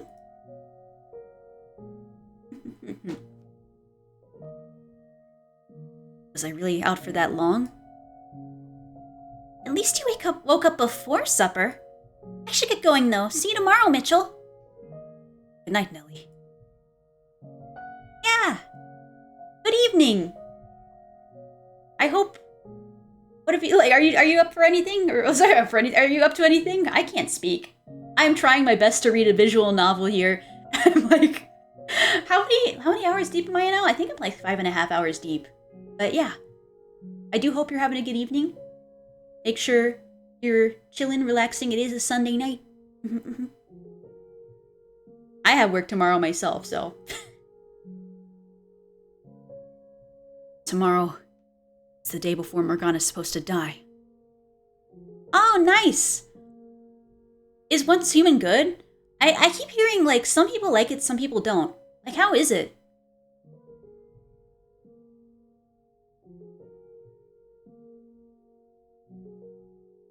Our time is limited enough as it is.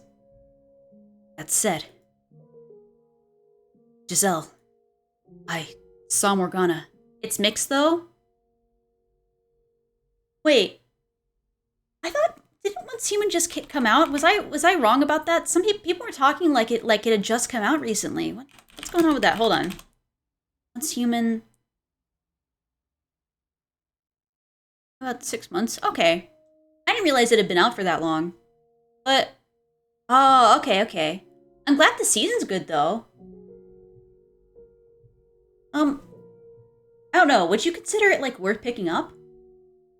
I don't mind, like, I think it's like a survival thing, right? I don't mind that sort of stuff. But yeah, I was kind of on the fence because some people were like, and then some people were like, I really enjoy it, so it's kind of difficult. Yeah.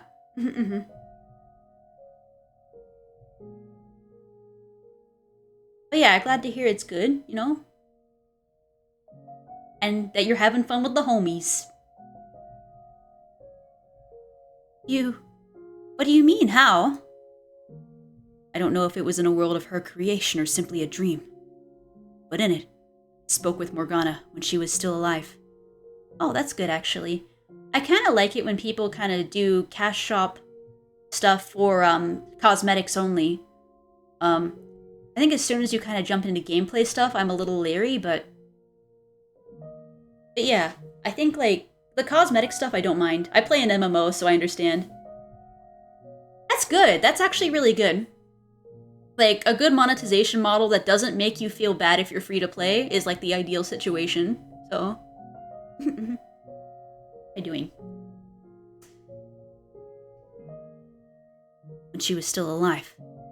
What was she like? Not like the Morgana we know now.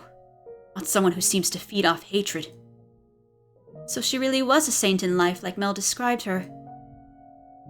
I got the impression of being a saint was more like a chain around her ankle. The only way she was able to derive meaning from her life.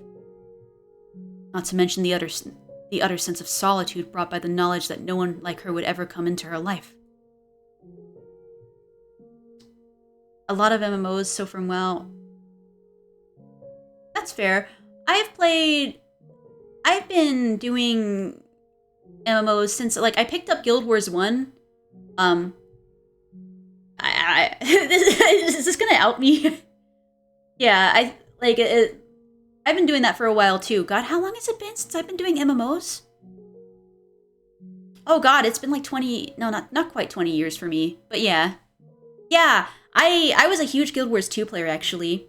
I did a lot of Guild Wars 1, and I also switched over from Guild Wars 1 to Guild Wars 2 when that really... It's been 84 years! Yeah, Mesmer's fun. I was a Thief main, although I also, like, whenever they kind of gutted Thief, during, like, some point during, Heart of Thorns, I switched over to... Oh, no, it was during Heart of Thorns, during Path of Fire. I did Daredevil in Heart of Thorns, and then during Path of Fire, they released Hollowsmith, and they kind of gutted Daredevil at the time for Thief. So I switched over to Hollowsmith on Engineer. And that was fun. And I did that for several years, and then I switched over. I've also played Ion and Blade and Soul. And then I switched over to Final Fantasy XIV about... Well, no, I played a little bit of it over the course of, like, a couple of years, but I switched over to it as, like, my main game about 5 years ago. Oh no, the Guild Wars 2 grind! Yeah, I would definitely... Once you hit level 80, you just need to... If you can't do the map grind, just do the story grind, that's it. Like, story only. The maps will always be there. It's not the end of the world if you don't do them, if it's not like your main content. I know plenty of people, like, for me, I was like a WW main. I loved doing like the large scale, like map-wide PvP stuff, so... Yeah. I liked Blade and Soul too, although I never really, like... I couldn't get, like, super deep into it. Like, I think I made it to the final level... Like, I made it to max level. But it was just really hard. Like, the grind for, like, gear was really hard in Blade and Soul. So... You shall keep that in mind. Yeah. But I don't think it's, like, a bad time to get back into Guild Wars at all. My partner was getting into it a little bit, kind of on my recommendation, because I know he was a little bit burnt out. We play a lot of Final Fantasy XIV, and he and I lead a raid group, so we spend a lot of time doing Savage and Ultimate raids, and I think it pays to take a little break from the game every once in a while when you're just doing a whole ton of raiding.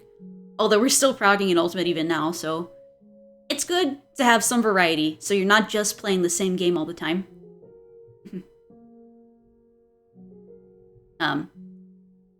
But yeah.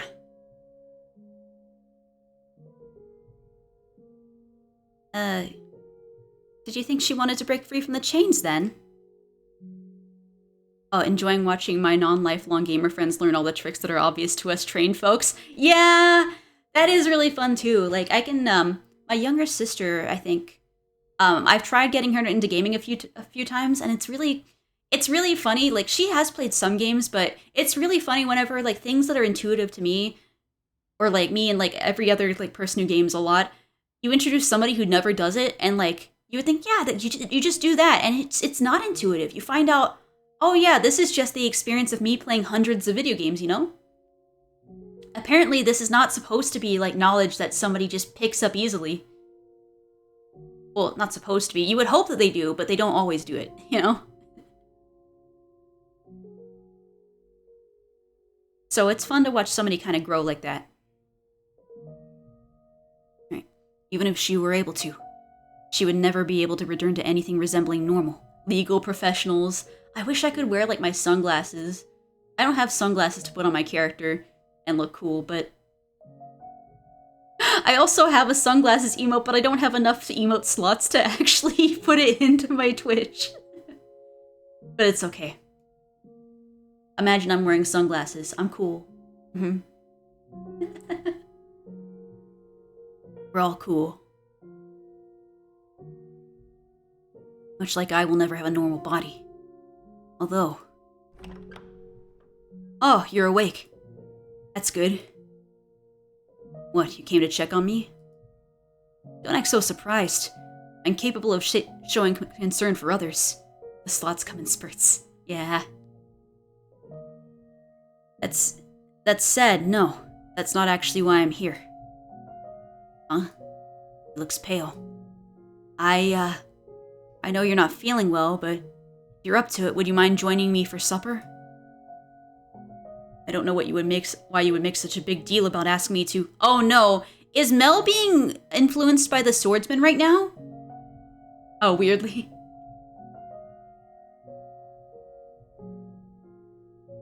Oh, yeah, he totally is. He's the one asking. I think he's getting suspicious. I see. I apologize for not handling my encounter with him better. Don't be. If he was sure I was playing him, I wouldn't be here. So don't blame yourself. Though, I would still appreciate it if you came. Absolutely. Turning him down would only give him more reason to be suspicious. True enough. I'll do my best not to let anything slip. You try and do the same, alright? Of course. Well, let's get going then. Could the nun have told him what I said to her? Whatever this is about, we don't want to keep him waiting. Be on your guard. I will.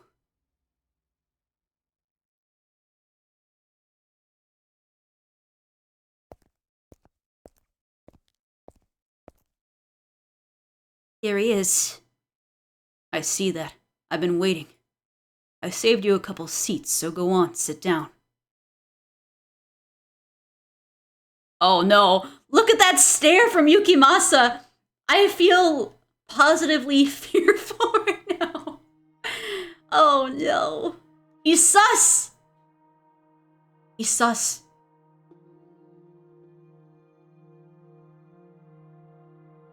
Wrong table. For real though. This is unbearable. Why are they all at the same table?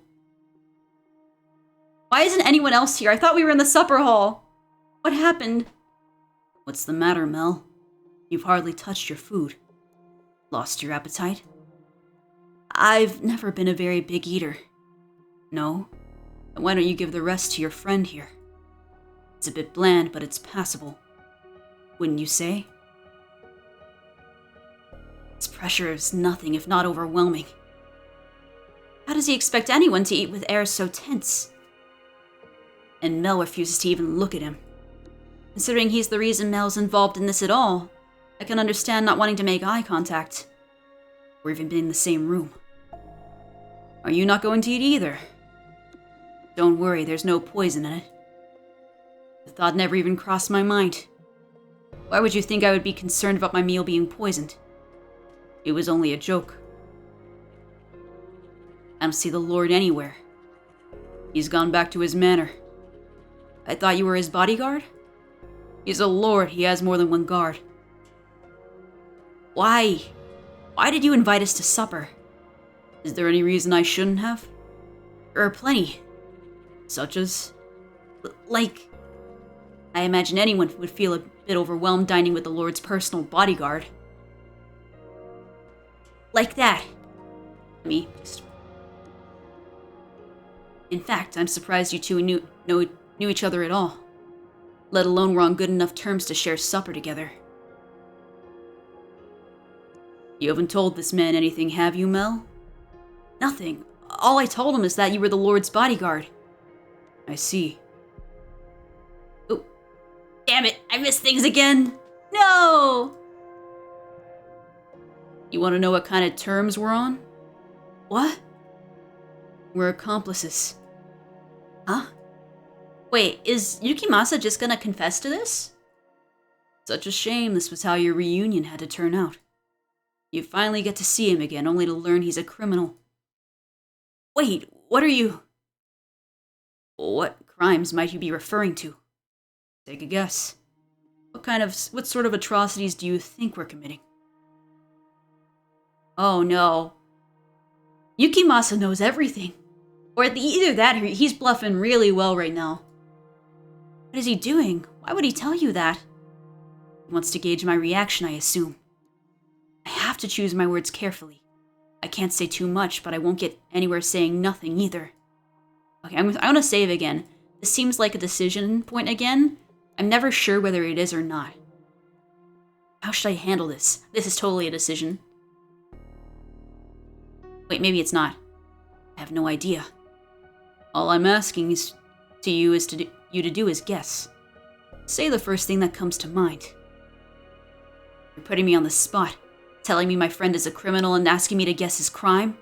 Do you honestly think you would get any sort of answer out of me? You make a fair point. Then allow me to change the question. If you found out a friend of yours was a criminal, would you still be able to be their friend? That question makes you uncomfortable too?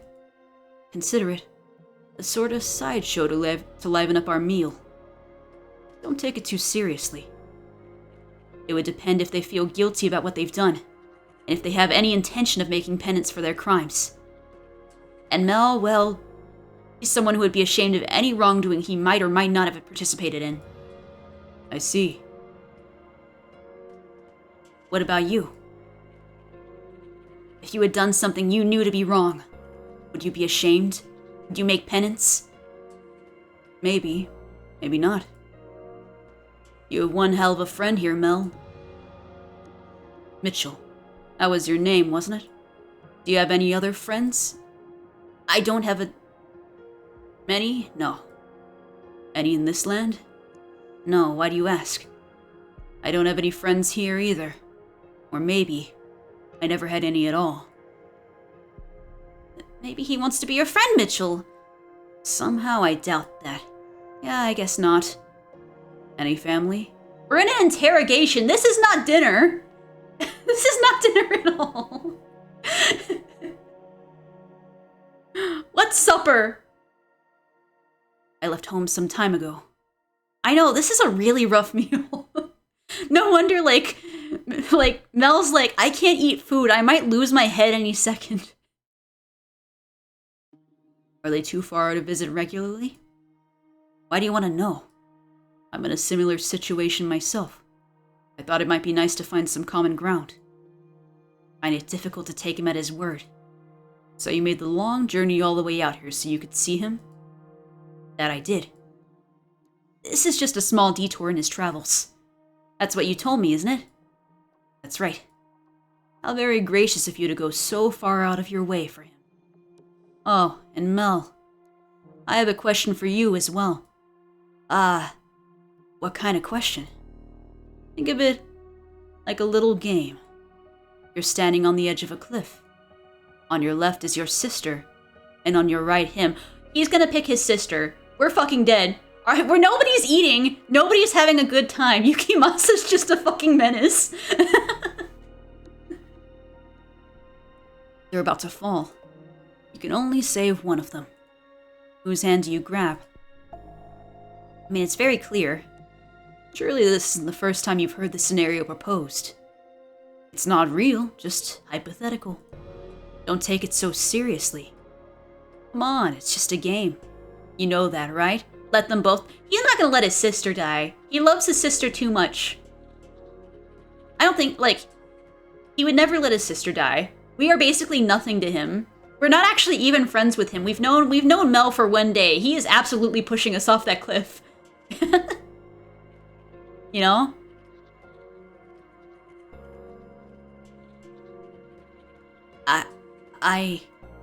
You don't need to answer. As he said, I'm only here to see him. When I heard there was going to be a festival, I requested permission to remain until then. If that displeases you for any reason, I apologize. But hypothetical or not, a question like that makes it uncomfortable for everyone involved. Or are you trying to make him feel cornered? Not at all. It was merely a question. I never meant to make him feel uncomfortable. My apologies. Now, I suppose I should take my leave, as it seems my presence makes it hard to enjoy the food. Relax, I'm not staying here tonight. I won't get in the way of your reunion anymore. You said you would be here until the Harvest Festival? They're supposed to be putting on quite the impressive event. Look forward to it. May I ask you one thing before you go? What do you think of the nun? Are you very close to her? I'm not close to anyone. I don't know about that. I don't know about that, buddy.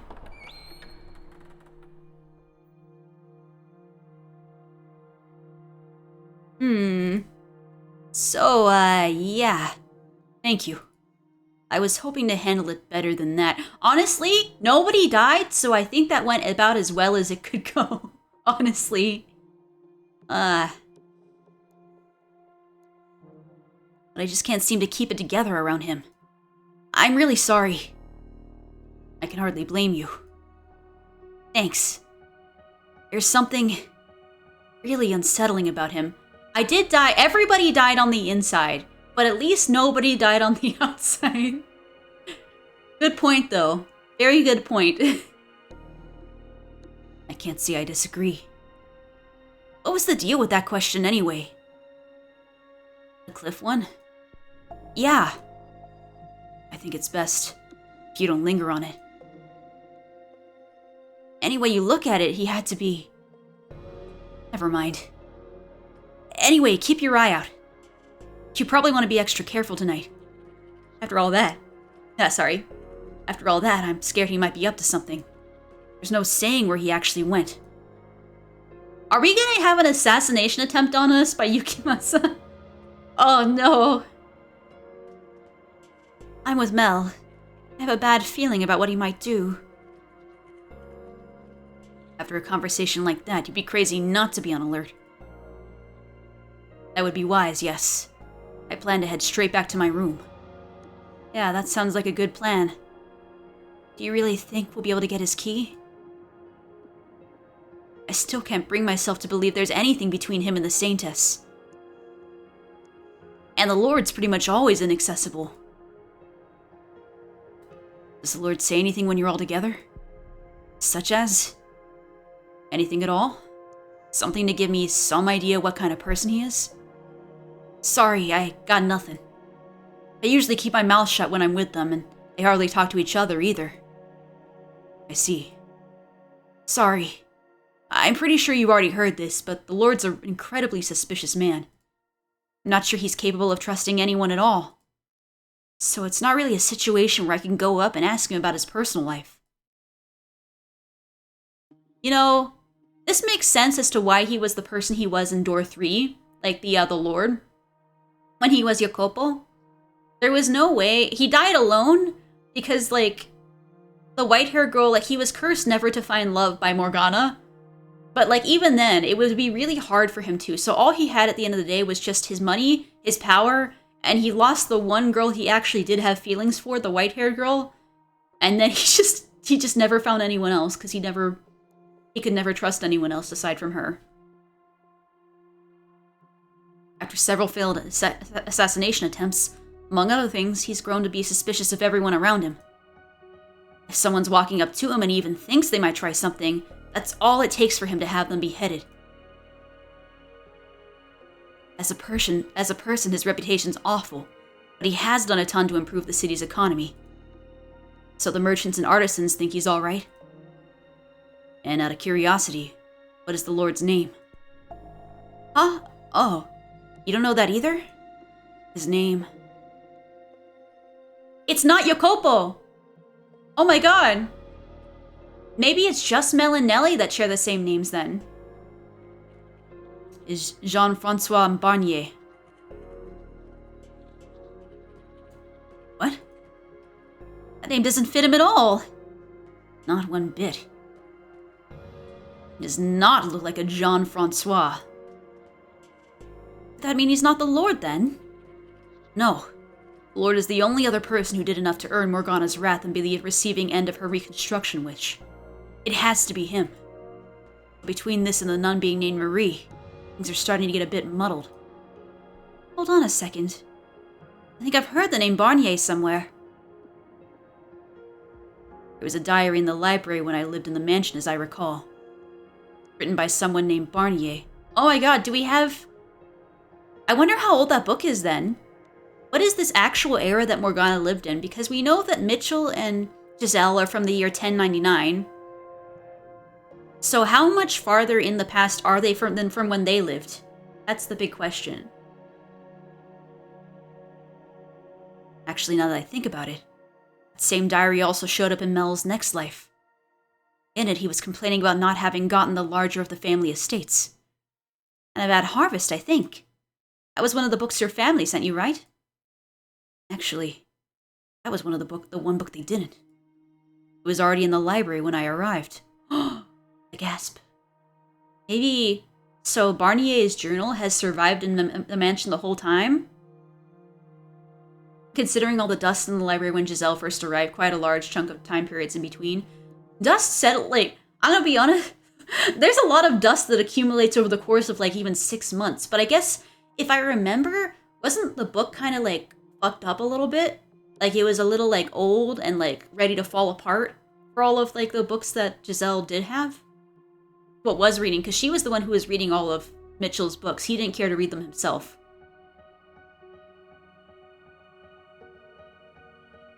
You think he could have written it?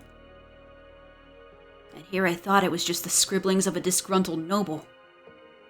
That's cool that it's coming back, though. Like, 3 chapters later, it's coming. This book, which I thought was like a one-off, is actually, like, really actually important. It's crazy. The book really is that old. I'm amazed it was in such good condition for so long. It can't be more than 100 years behind our own time, so it's not inconceivable that it would still be in good shape then. But Mel came back so many hundreds of years after that. It's almost like it was frozen in time. You know, I think time actually may have been stopped during the times the mansion wasn't present in the living world. I kept it clean, yes, but one person going around dusting wouldn't be enough to keep it from falling into disrepair over hundreds of years. Just what on earth is that mansion? I want to know too.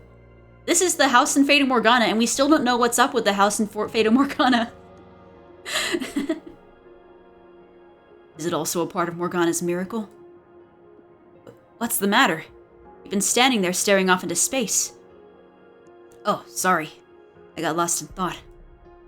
You seem to do that a lot, just go off into your own world. I swear you've got to be more absent-minded than me. That's not important though, I guess. Anyway, I've been trying to think of ways I can help, but... Sorry, I haven't been able to come up with anything. It's fine. I'm simply glad to have you on my side. Sure. Well, I should get back to my room. If you have any good ideas, let me know. I will. I should head back too. And hope you don't get assassinated on the way back. I almost feel like I need to save again. Just because I'm worried, like, we haven't had a decision since the decision that we made with Mel, and I feel like we're due to have one with Yukimasa just now. I'm wondering if it'll be like a quick time event or something, since that's happened a few times. I know we don't have much time, Mitchell, and that concerns you, but try not to agonize over it too much. Sorry. After how well yesterday went, it just feels like we've come to a screeching halt. Honestly, I'm having trouble processing everything.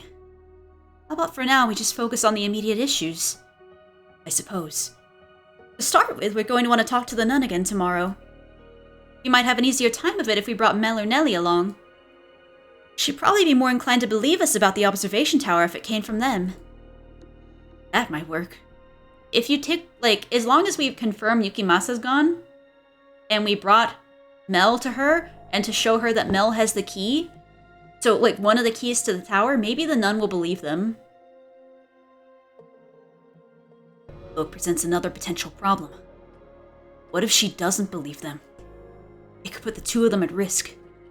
There's also the chance that she's not involved with the swordsman at all, as she claims. In which case, convincing her doesn't get us any closer to getting the truth out of him. Maybe it would be better to approach this from the Lords. Oh no. Oh no, here he comes! Did you hear that? It came from over by the window. Maybe it's a cat. It's not a cat, Giselle. It's a murderer. I'll go check. No, Mitchell, no. You're gonna get assassinated. Oh my god. Yep, here it is. I'm not gonna do a full scream. Ah, damn it, there's someone in there. It's a ghost! There's a ghost out there! Get away from the window! Hurry, you don't let it to possess you! Giselle, are you okay? I don't think that's a ghost.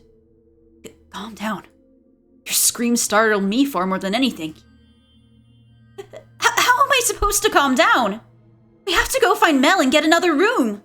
We can't stay in this one any longer, no way! I don't think it was a ghost. In fact, I'm going after them. What? No, you can't be serious! Mitchell!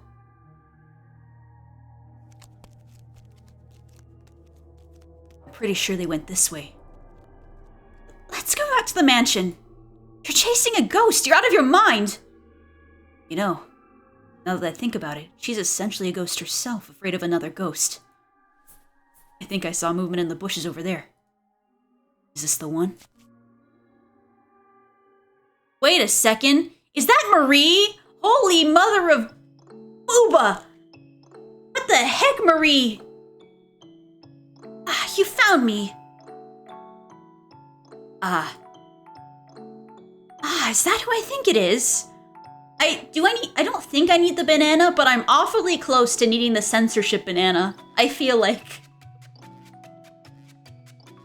That is a very loose corset. It's basically just untied at that point. Be a good boy and pretend you never saw me, got it? I'm off. Hold on. Go after her.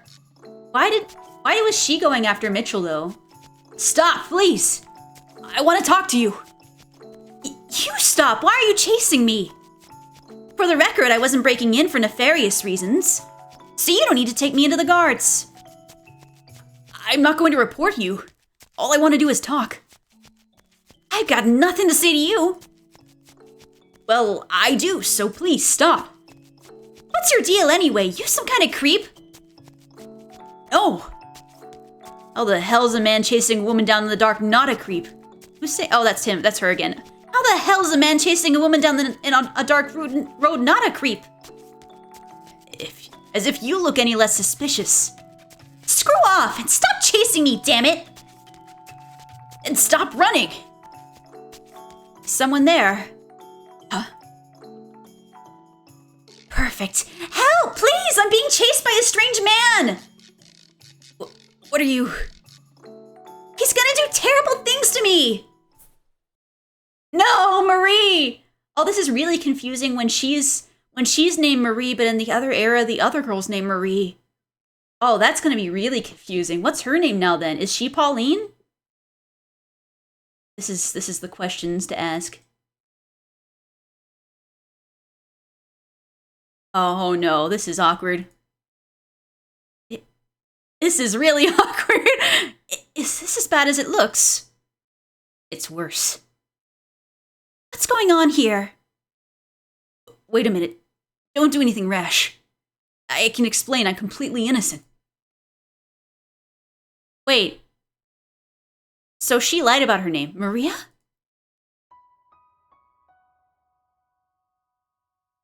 Well then. Things are suddenly looking better for us. So it would seem.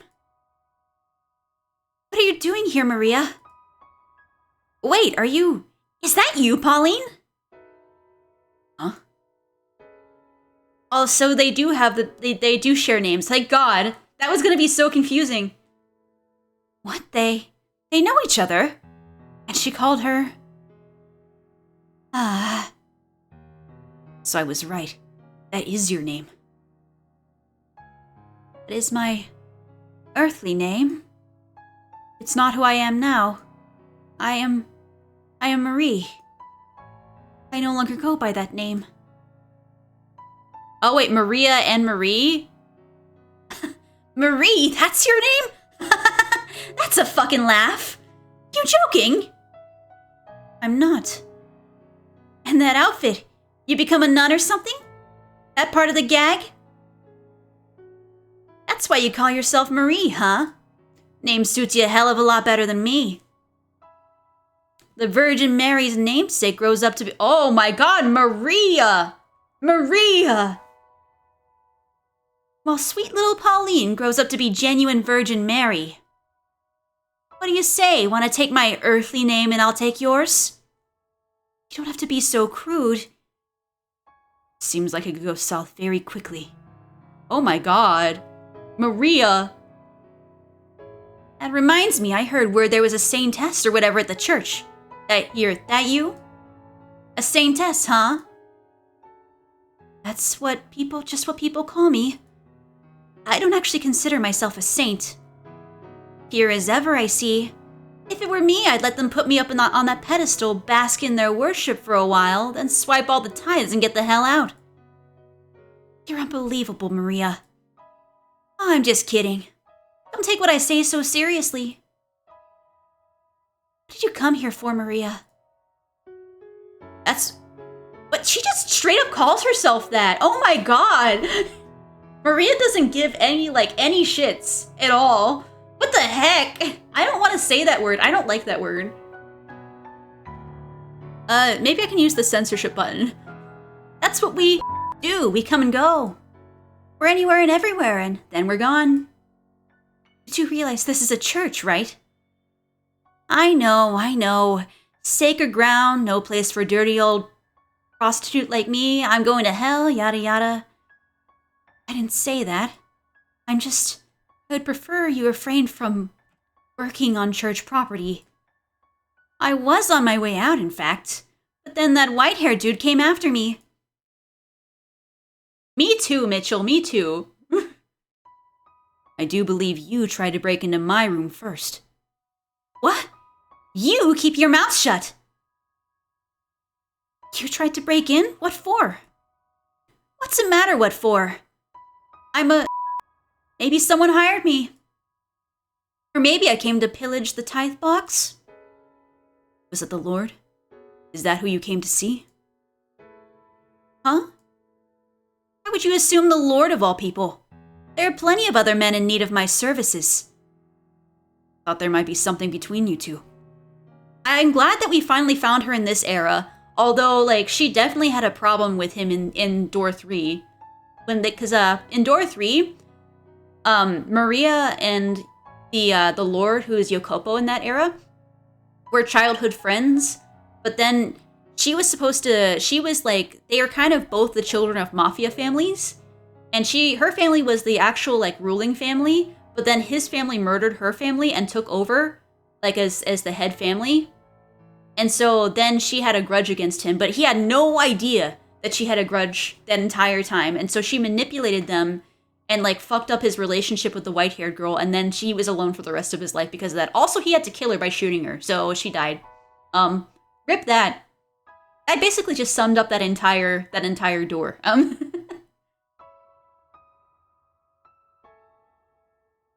There's nothing between us. Everyone's denying their connections to each other.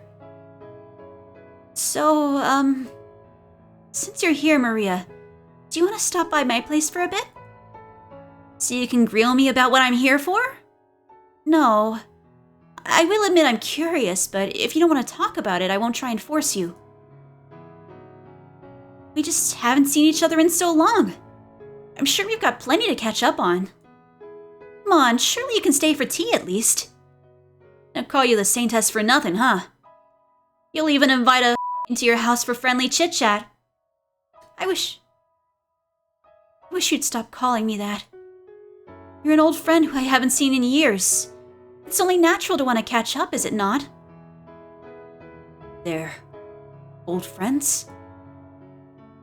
Not sure that exactly applies to us, you know. But sure, why not? Though to tell you the truth, I have no idea what the hell we'd even talk about, so I'll agree to come in on one condition. Whitehair here comes with. What? Who? Me? You can't let this opportunity go. Now that we know the nun is Pauline, we might be able to get more out of her. That's fair, but still. I'm not sure how comfortable I am bringing a man into the house with only girls. And I'm not sure how comfortable I am going. What's the big deal? You afraid he might turn feral? No, he ain't that kind of guy. You've got nothing to worry about. She can tell who he is from one interaction of him chasing her. You seem to trust me quite a bit for someone you just met. No, same, Mitchell. Same wavelength right here, I guess, for once. Not so much trust, more like the air you give off. Air? You don't look like you got the balls to do it. What did you just say? Damn it. That stings worse than she has any idea of knowing. Don't let it get to you. There's nothing you could do about that. Well, what are you waiting for? Go on, get your butts moving. Okay. Not sure I like where this is going. Giselle's right, though. This could be a good chance to get some new information. Wait, what? There's a scream. Ah, what's going on? What's wrong, Giselle? Huh? What is it? I just remembered. Something vital? She called me a creep. In the third door, she kept calling me a creep. It just occurred to me now that she was talking like that behind my back. I can't believe she would do that. Let it slide for now. It's something she does in the future, after all. I'm not a creep, am I? Well, considering what you were like at the time, I can't really blame her for thinking that. I wish I could erase that phase in my life entirely. Now's not the time, Giselle. Come on, we have stuff to do. Even I get shivers. Oh my god, I can't speak words. Shivers thinking of the maid, me. I honestly don't think it was that bad myself. I'll take that as a compliment. Please do. That maid outfit, though, is quite alright.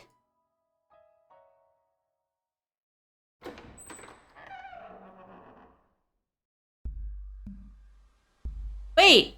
When did Nellie get there? Oh, hello, dearest Mitchell. What brings you here so late? Did you come to see me? Wait. So the little girl is hanging out with the nun and the barely dressed lady? This is a really odd combination of people. I'm gonna be honest. Who's the pipsqueak? Oh wait, yeah, I guess if they're going to Pauline's house, then then Nellie would be there, right? But this is still like a really odd combination of people. She lives here. I took her in. Oh, it's a strange lady. And she's wearing almost nothing. Are you not cold in that? Isn't Nellie staying with the nun while Mel works at the church? Yeah. The nun, yeah, so I guess I shouldn't be surprised that Nellie's there, but at the same time, it just feels it's a weird combination of people all on one screen at the same time. Like a little girl, a nun, and like a prostitute. Are you not cold in that? Girl, you don't make it in this business worrying about the cold. Huh? What kind of work do you do? Nellie, don't ask! Nellie, don't ask, you're fine. Don't worry about it. Your clothes are really pretty colors, like something a princess would wear. In a way, I am kind of like a princess. A wicked princess who goes around Maria, she does not need to hear that. Yeah, and Mitchell and Inner Giselle, who nobody knows is there. This is a very weird combination. Hold on, let me... There you go. I freed you, fruitcake. This is the setup for a joke. A nun, a little girl, a nasty man, and a lady of the evening walk into a bar. For real! Honestly, if somebody could come with the punchline to that joke, I'm willing to hear it. Oh, what's the fuss? I'm just giving her a glimpse of the real world. And you think now is the time for that? Huh? This isn't awkward or anything. So what's this dearest Mitchell about? You do a thing or something? No! That's even worse! Seems a bit young for you. No, that's just what she calls me. That's what I call my brothers. He's my number 2 brother, but we're not related. My real brother's back at the church. He's got the same color hair as me, and we look a little alike. Oh, really? Must be a pretty good-looking fella if he's related to you. Of course he is. I wouldn't let him be my brother if he didn't look good. Me too, Mitchell. That's quite the assertion, Nellie. It's so lively in here. Stranded in uncharted territory. Oh, I bet you're stiff as a board out there. Relax, deep breaths. You're asking the impossible. All right. Me, Mochi with the stare mood. When you're like that. Well, all right. Sit down and make yourselves comfortable, everyone. I'll go make some tea and something to snack on while I'm in here. It's a girls' night in. This will be fun. Why is Mitchell here, though? You have no idea how much I wish I knew. Ah, that's not important, but you know what is? 3 girls, 1 guy. That's gotta be rough. Actually, make that 4 girls. What was that accent? Oh well. Huh? Why would that be rough? Nellie, don't worry about it. You have a lot to learn of the world, Nellie. Giselle, please. Yeah. Tell me, you got 3 girls in 1 room. What do you think they're gonna be talking about? Love, romance! And there he sits, all alone in a pink cloud of girl talk. That sounds uncomfortable. And we get get to watch him twist and squirm. That sounds like fun.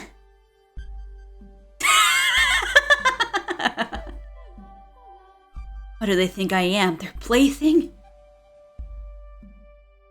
I didn't just sense you smiling too, did I? Oh, no, not at all. I was just thinking I feel kind of bad for you. Why don't I believe you? I don't have time for this. Morgana's still locked up in that tower even as we speak. I get where you're coming from, but I don't think this will turn out to be a waste of time. All three of them have ties to the men with the keys. We could very well learn something from their conversation that could lead to a breakthrough. So I say we participate, see where it goes. What's this, already friends you two? Yep, I like this new lady a lot. She's a sweet little girl, what's not to love? You know, that kind of makes me jealous. It took you a long time to warm up to me, Nellie. What? No, it didn't. I don't know. It felt to me like you were keeping your distance. Well, you know, it's not easy to work up the courage to talk to a real-life saint. Oh, Nellie. You know it's not that big a deal. I'm not even a real saint. So, what's the conversation? Love! Romance! How about your taste in guys? Oh. Do you have anyone? A crush? A special someone? You do, don't you? I'm a servant of God the Father, so no, I don't have anyone. Oh, come on. We won't tell, promise? Forbidden love! So romantic, so exciting! You know, I think you should go first, Nellie. I like princely boys. My brother is the... No! Nellie! Nellie, no! She'll never escape that. We need to like just still like throw her into like a dumpster or something. I both have a love and hate relationship with Nellie. She has a problem. No! I'm not reading that. You don't say. And you, Maria? What kind of guys do you like? Me?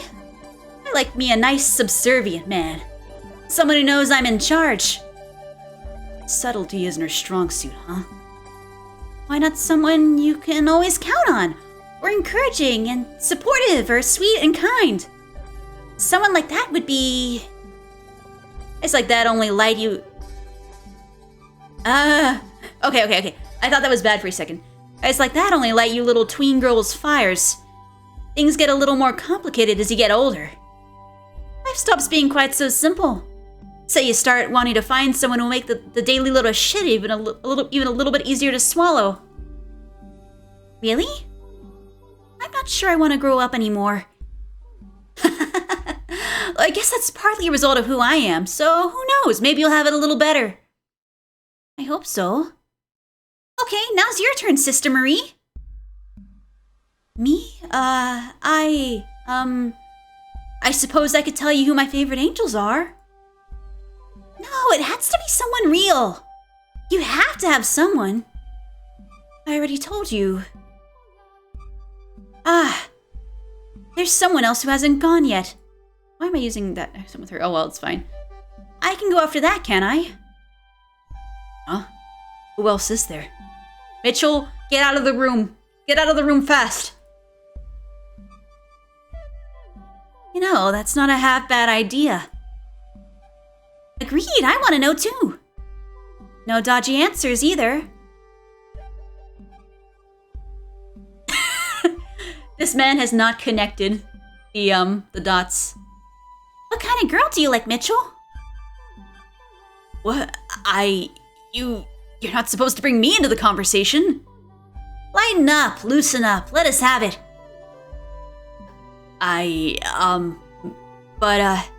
It's very complicated. It's a personal matter. And how about we make things simple? Turn it into a choice. Oh God, choices? Saving.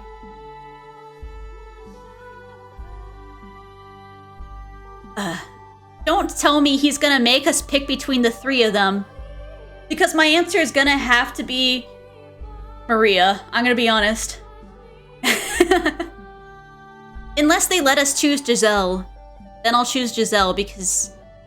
But I don't know how Mitchell's gonna convey that. Poor Mitchell, he's in such an awkward situation. A choice? Oh no, it is between the three of them. Of the three of us, who ticks the most boxes on your complicated tastes? Huh? Don't think too hard about it, just pick one. Me? The teensy tiny one. No, she shouldn't be a choice. Or the nun. None! What on earth have I gotten myself into? The way they're staring at me, I'm not getting out of this.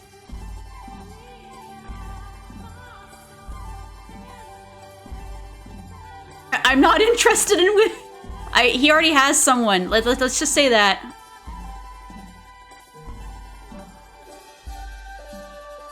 Yay! We've made the right choice for Giselle, at least. I don't know about these three.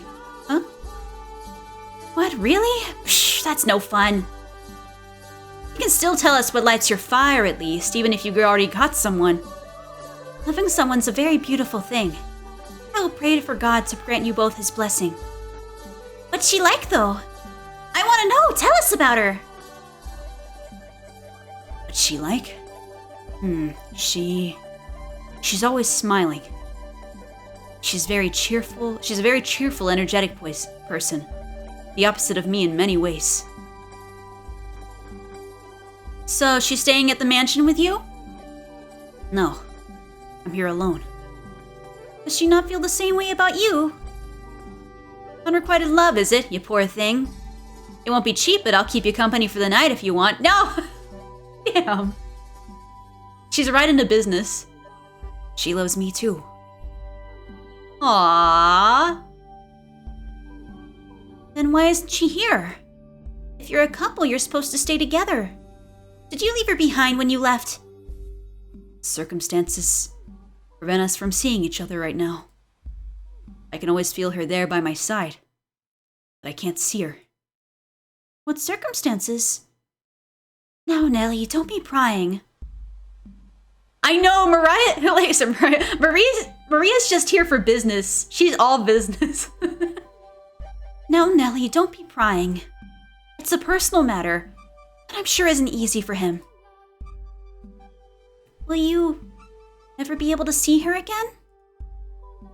I have faith I will, because when I see her next in the flesh, I need to take her by the hands, look her in the eyes, and tell her something very important.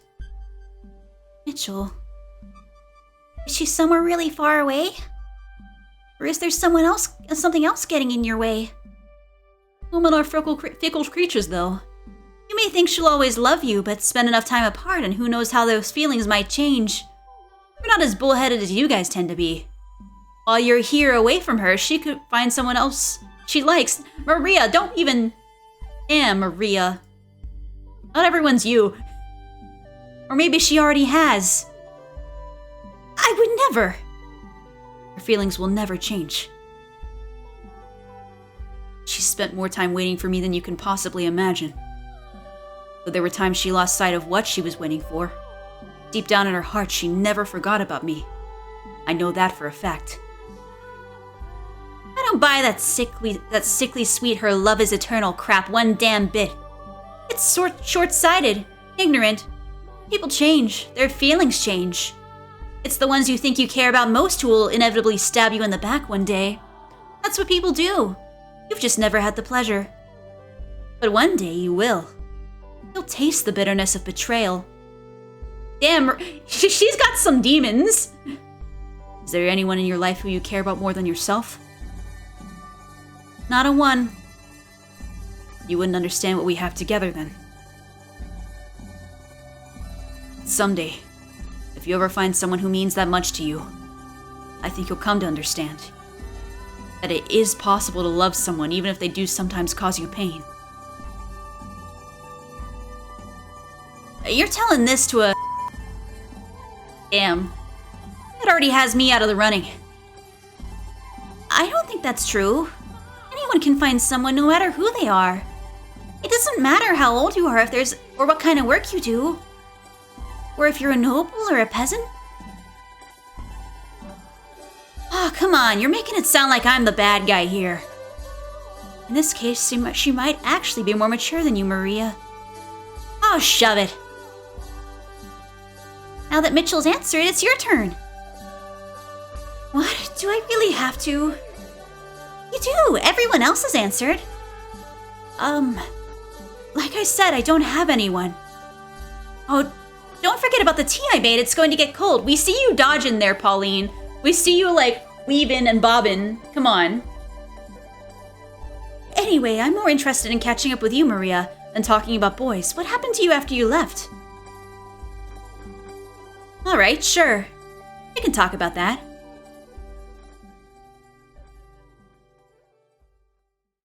Pauline's type is absolutely Yukimasa, and I wouldn't be able to tell you why. There's a problem with that man. An orphanage?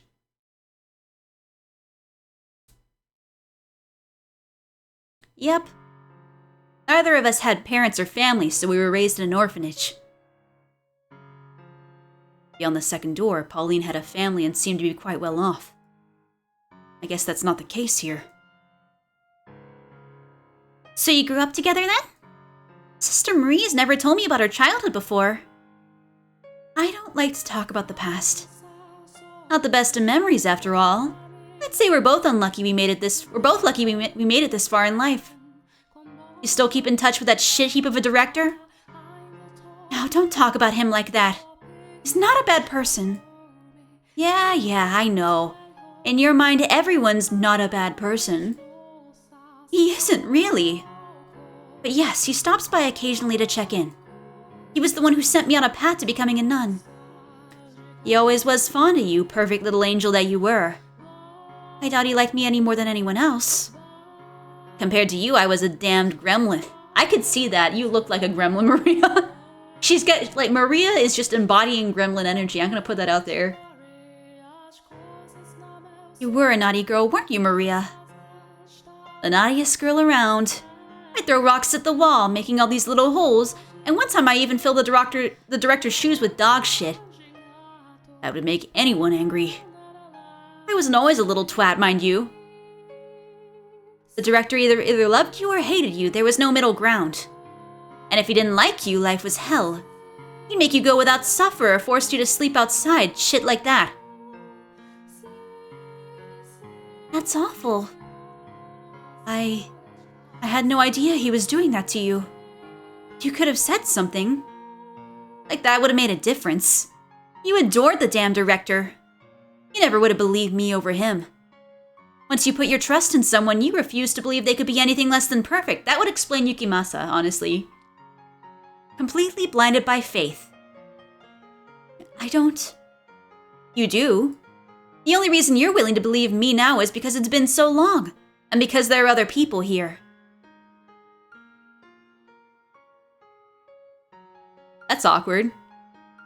This would probably be a good time to step in, Mitchell. Change the subject or something? Kinda feel bad for her. How long were you two together? Until we were around 10, I think? Does that sound about right?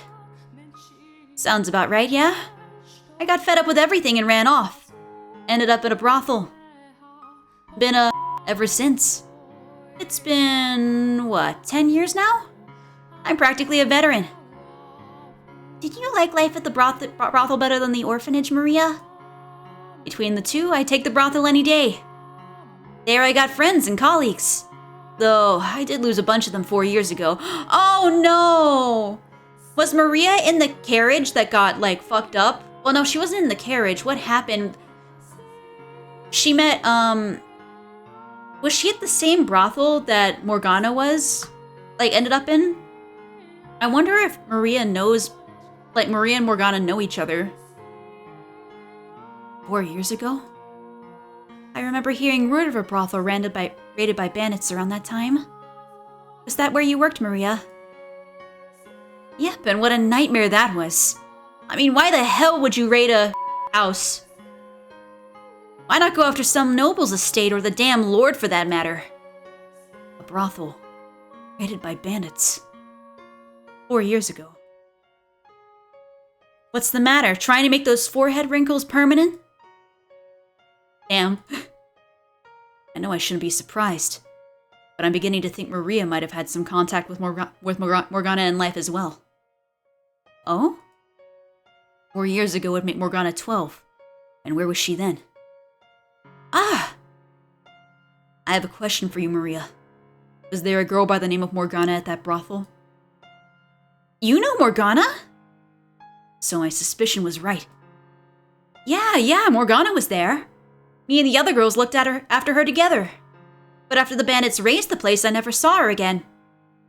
What a travesty that was. It was chaos. Only a handful of us even survived. I figured she'd either been killed or sold off somewhere. But if you know her, that means she's alive, right? That's great to hear. I've been worried about her ever since. Mitchell, Morgana's the saintess's name, isn't it? That's what you told me. Huh? Saintess? That's right, Nellie. That is indeed the name of the person who performed your miracle. And she's locked up in the tower now. Locked up? You told Nellie all that nonsense too, Mitchell. It's not nonsense. Mel told me everything. It's all true. He feels terrible about what he's done, but he can't set her free by himself. Now you too. We need the other 2 keys. The Lord has one, and his bodyguard has the other. After learning the truth, I knew I had to tell you. But I was too afraid you wouldn't believe me. And if you didn't believe me, something bad might happen to Mel. It's not good to tell lies, Nellie. And the same goes for your brother as well. What? The Lord stores his valuables in that tower. That's why it's locked up and you can't get in. Or all 3 of you after his wealth. Of course not. And you too, Mitchell. And you, Mitchell. You need to stop planting these strange suspicious Wait, hold on. Suspicions. Okay, it's not suspicious. Okay. See, this is exactly what I was talking about. You haven't changed one bit. You won't even give someone the time of day if they're saying anything that contradicts someone you've decided you trust. Yeah, because Yukimasa told her and she's definitely head over heels for him. Can the watchtower, was it? Can you not bust the door down? I'm still lost as hell here. The long and short of it is that Morgana might be in that tower? She is, yes. It might be possible to break down the door with a dozen or so people to help, but that's infeasible. Besides, opening the door isn't our only objective. So we need the other keys. Correct. It's not true. You would never do that to someone. Yeah, Pauline, your man is kind of a little crazy, I'm sorry. People think he's scary and mean, but they're wrong. He's a sweet, respectable man. Dude, you should have seen him at supper last night. I felt very threatened. Mel felt threatened. It was a nasty. Nobody ate anything. Everybody was like, I gotta get the hell out of here. He would never lock up an innocent girl. Even though everyone else is saying he would. If I don't believe him, then who will? So you are more than acquaintances. Yeah, we knew. If you really have that much faith in his goodness, then tell us after you've seen what he's done. She has no idea that this man has murdered possibly hundreds of people, and she's like, he's a good man! She has no idea at all. Pauline. Assuming, hypothetically, there really is someone in the tower, there's nothing I could do about it. I'm a nun, I have no real authority here. I'm just a pretty face. Nevertheless, I started this to help you. So if you tell him to stop, he might actually listen. Please, Sister Marie, help us Help us set the Saintess free. Set the Saintess. How do you say that 7 times fast? I'm gonna put that out there. Set the Saintess, set the Saintess, set the Saintess. That actually is a tongue twister. That's crazy. Somebody else try that. Let me know if I'm not like crazy or I'm not just stumbling over my words because I've been doing this for 6 hours and 33 minutes. It could just be me at this point, honestly. Your ability to trust someone so completely is actually pretty amazing. But if you let it turn into blind faith, it'll come and bite you in the ass. Could I please ask the two of you to leave? An old friend of mine might be held prisoner right now, and you expect me to just scamper on home? Go.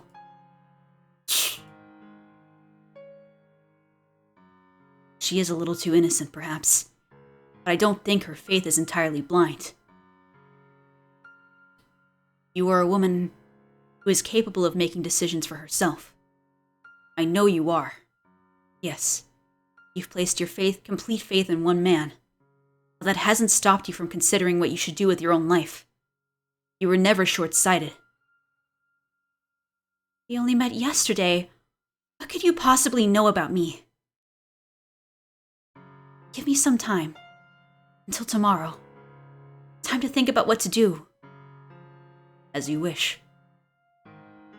I hope Maria stays. Praying for Maria to stay. She's like a nice breakup of the atmosphere, you know?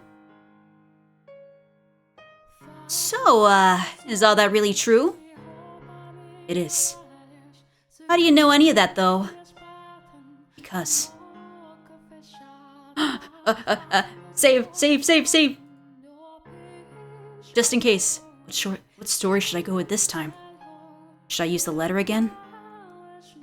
Okay, maybe we don't have to make a decision. Forget it. It's not important.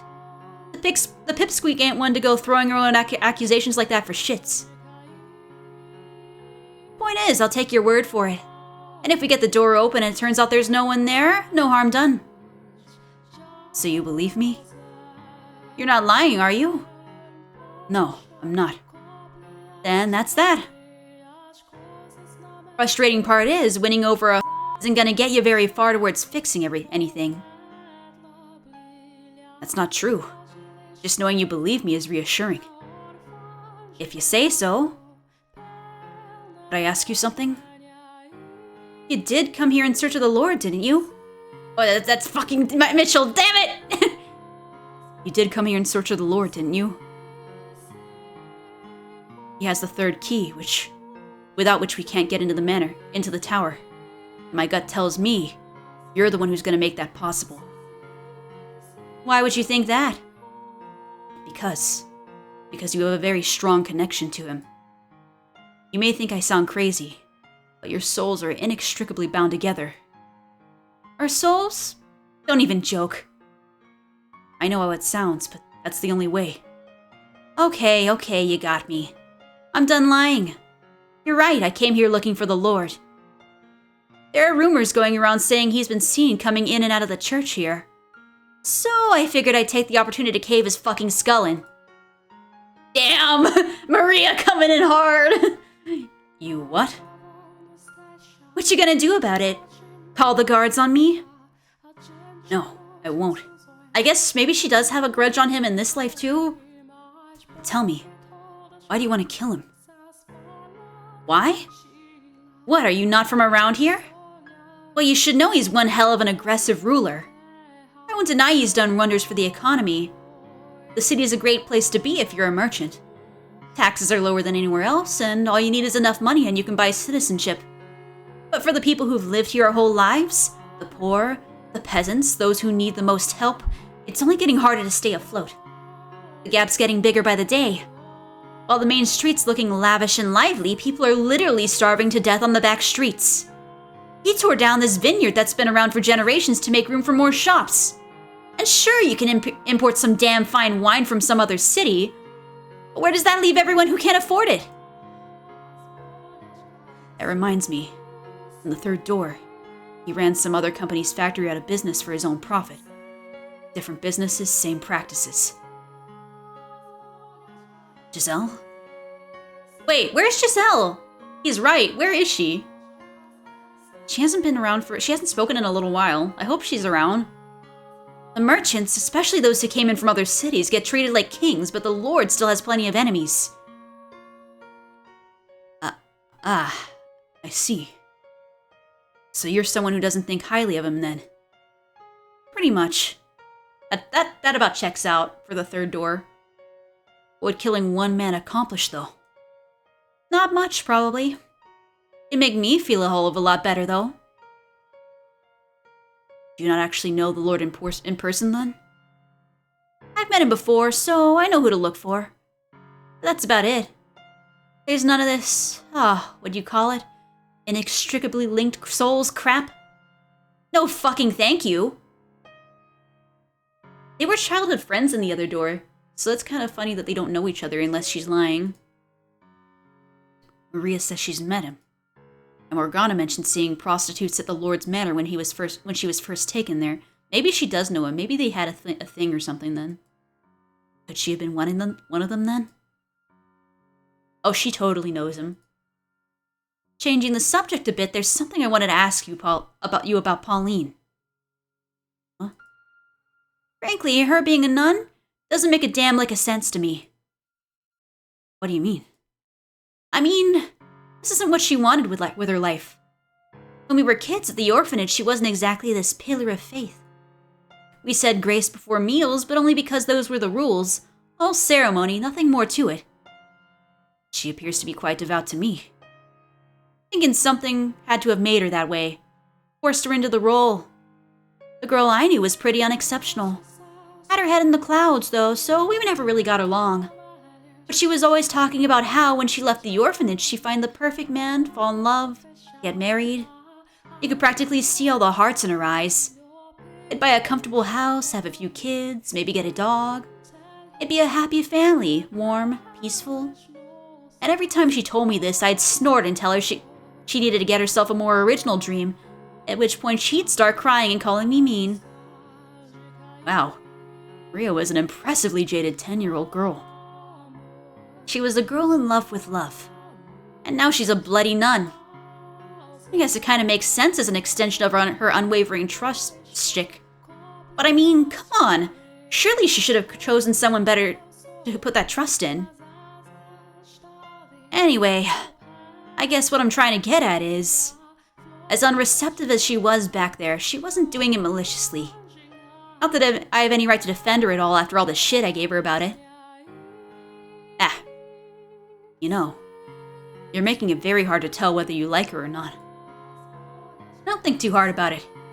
Just sticking up for an old acquaintance. Anyway, I think I'll head back. As concerned as I am about Morgana, there ain't much I can do. Guards aren't gonna believe the ramblings of some, especially not when she's making accusations about the damn Lord.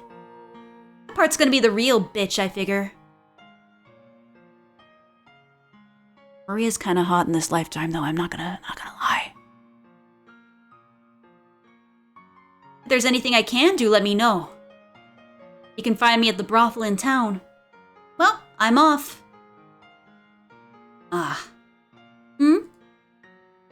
It's late. I'm not sure how safe it is for you to be wandering around in the dark alone.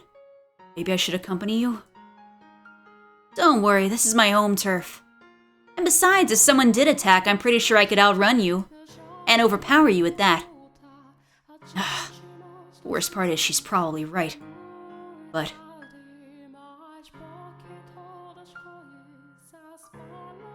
I think that we... Save!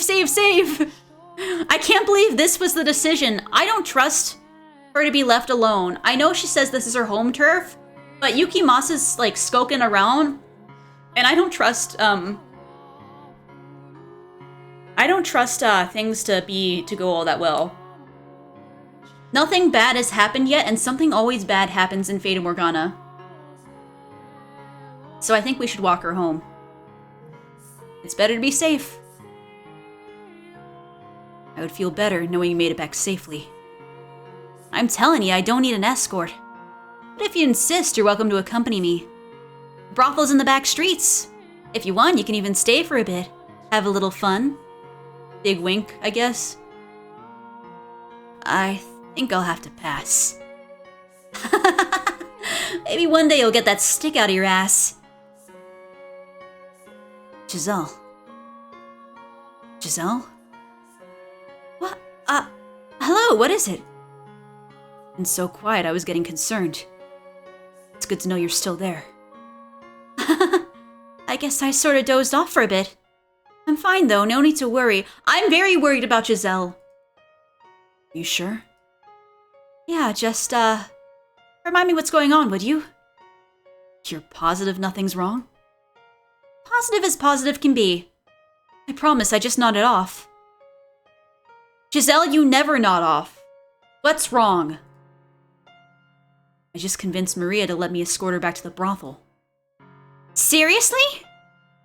Should I not have offered? I didn't think you were thoughtful enough to accompany a lady home at night. That's a low blow. I thought that's what Didier would have done, so that's what I did. Ah, I see. Well, I'll make sure she gets back safely then. I will. Oh no! I'm very concerned about Giselle. I really hope she isn't fading away before we get to, like, saving Morgana. Yo, you just gonna stand there? Yo, in like, potentially the 1800s, I'm gonna put that out there. Get moving or I'll leave you in the dust.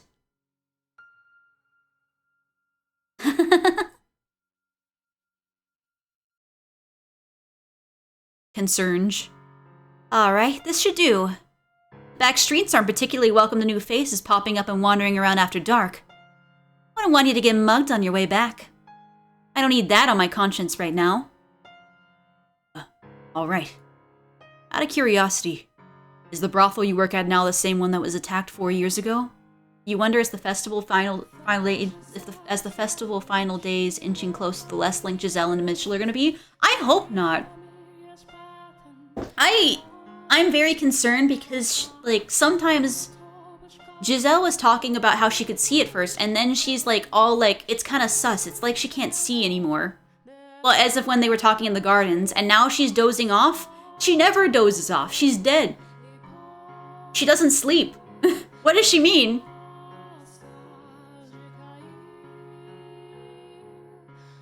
Nah, different place. No, you're fine, Mochi. You didn't word anything poorly. You're good. Unless someone's done something with it, the one from 4 years ago is still abandoned. I thought about fixing it up, getting everyone back together, but there's not many of us left, and, well, not even sure I want to go back myself, you know? Understandable. What was Morgana like? She was there. Not sure what to tell you. She never really talked much, and not sure if she even liked being around us. I can assure you she did. She's told me her time at the brothel was one of the few chapters in her life she remembers fondly. If that's true, that's great to hear. There were times I thought maybe we should take her to an orphanage somewhere. But, well, you know how my experience living at one of those went, so yeah. But at the time, it's not like a bunch of we're gonna make better parents. So I was never really sure what the right thing to do was. And then after the raid, well, I felt like shit. She didn't have to be there, but I stupidly thought it was a good idea to keep a little girl in the lawless back streets. I can't tell you what the best choice would have been, but I can tell you her time with you changed her for the better. So you don't need to feel guilty about choosing to keep her there. I appreciate it. It's not too much trouble. You tell me about Morgana in more detail? It's a bit late tonight, so I have a feeling Maria's gonna die. I'm scared for Maria. It's a bit late tonight, so how about tomorrow? Got a little something I want to give you, too. Oh? It's nothing much, but you'll see. I'll sneak into the courtyard again tomorrow night. Alright. I'll meet you there then. Anyway, I'm off. Actually, one last thing before I go. Take this. A knife? To protect yourself. You sure don't look like you're carrying anything. I'm not, but if I take this, then you. It's fine, I got two. You have... Collecting pointy things is one of my hobbies. Oh no, she just has knives everywhere. That doesn't sound like the safest hobby. Anything with a nice sharp tip sends shivers down my spine. Makes my heart skip a beat. Not sure those are appropriate feelings to have about blades. This reminds me of the time Jacopo gave Maria a cartridge. She got pretty excited about that too. She just likes weapons. She's heavy weapons girl. I can understand taking an interest in weaponry. Hers seems somewhat excessive. Dangerously so. Anyway, I don't see why you shouldn't take it. She has a point, it is dangerous out at night. I'd honestly rather not be carrying a knife at all. What? Why not? They scare you. I'll be fine. It's only for self-defense, not hurting other people. Poor Giselle. Really, you don't have to worry about me. I do appreciate the consideration, though. Say so. Okay, I'll take it. Thank you. I wonder if we would have not gotten the knife if we had not gone with her. Maybe this knife is important. It's nothing. Just give it back to me tomorrow night and we're all good. Anyway, see you then. Stay warm. Pretty sure I'm dressed much warmer than her. You should get going too. Ah, alright. It is chilly tonight, though. Is Yukimasa gonna attack us in the next day? I have a feeling. It true? Huh? Did you hear that? I thought I heard a voice. I did. It came from the bushes over there. I'm gonna go see if I can get a little closer. There it is! I really hope that Yukimasa doesn't kill her. They're supposed to, if they have something going on, don't be a bastard. At the observation tower.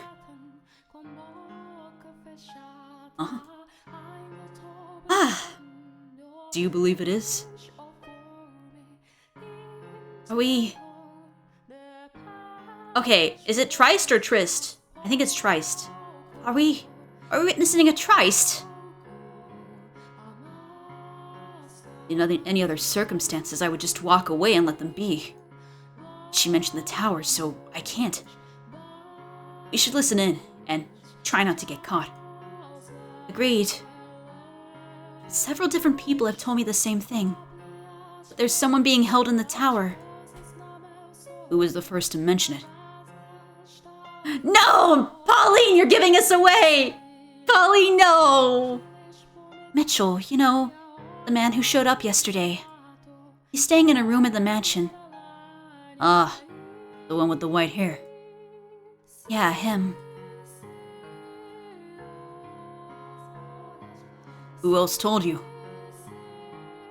Oh my god, you're just opening up everyone for assassinations, Pauline. Damn you! Nellie. And while he hasn't said anything to me personally, she says Mel confirmed it as well. I see. There's no need for concern. The only thing in the tower is the Lord's fortune. He's lying! Trust me, please. Pauline, you know how many enemies the Lord has. You know many of them would like nothing more than to see him fall. This allegation that he has someone imprisoned on his personal property is no more than a fabrication by these people. Don't be one of them. Support him. Gaslight! He's gaslighting her! Support me. It's a terrible shame Mel and Nellie think the Lord would do such a thing. Oh hey Rocky, how's it going? Why are you being a creeper? Are you creeping? Are you gonna explode? Is that what's going on here? I hope you're having a good night though. We are working on the last chapter of Fata Morgana. He's lying to her. They're keeping somebody in a tower, and she's dying in there.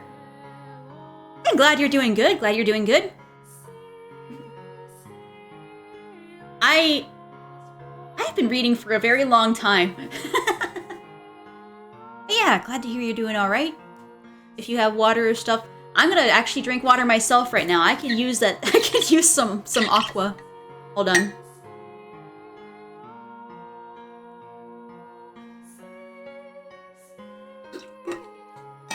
Everybody remember to hydrate. Or else you will dehydrate. And that is not recommended. Thirsty bitch? What do you mean? Although you should have seen Maria earlier. Maybe you would have felt the same way I do. Maria's pretty hot, not gonna lie.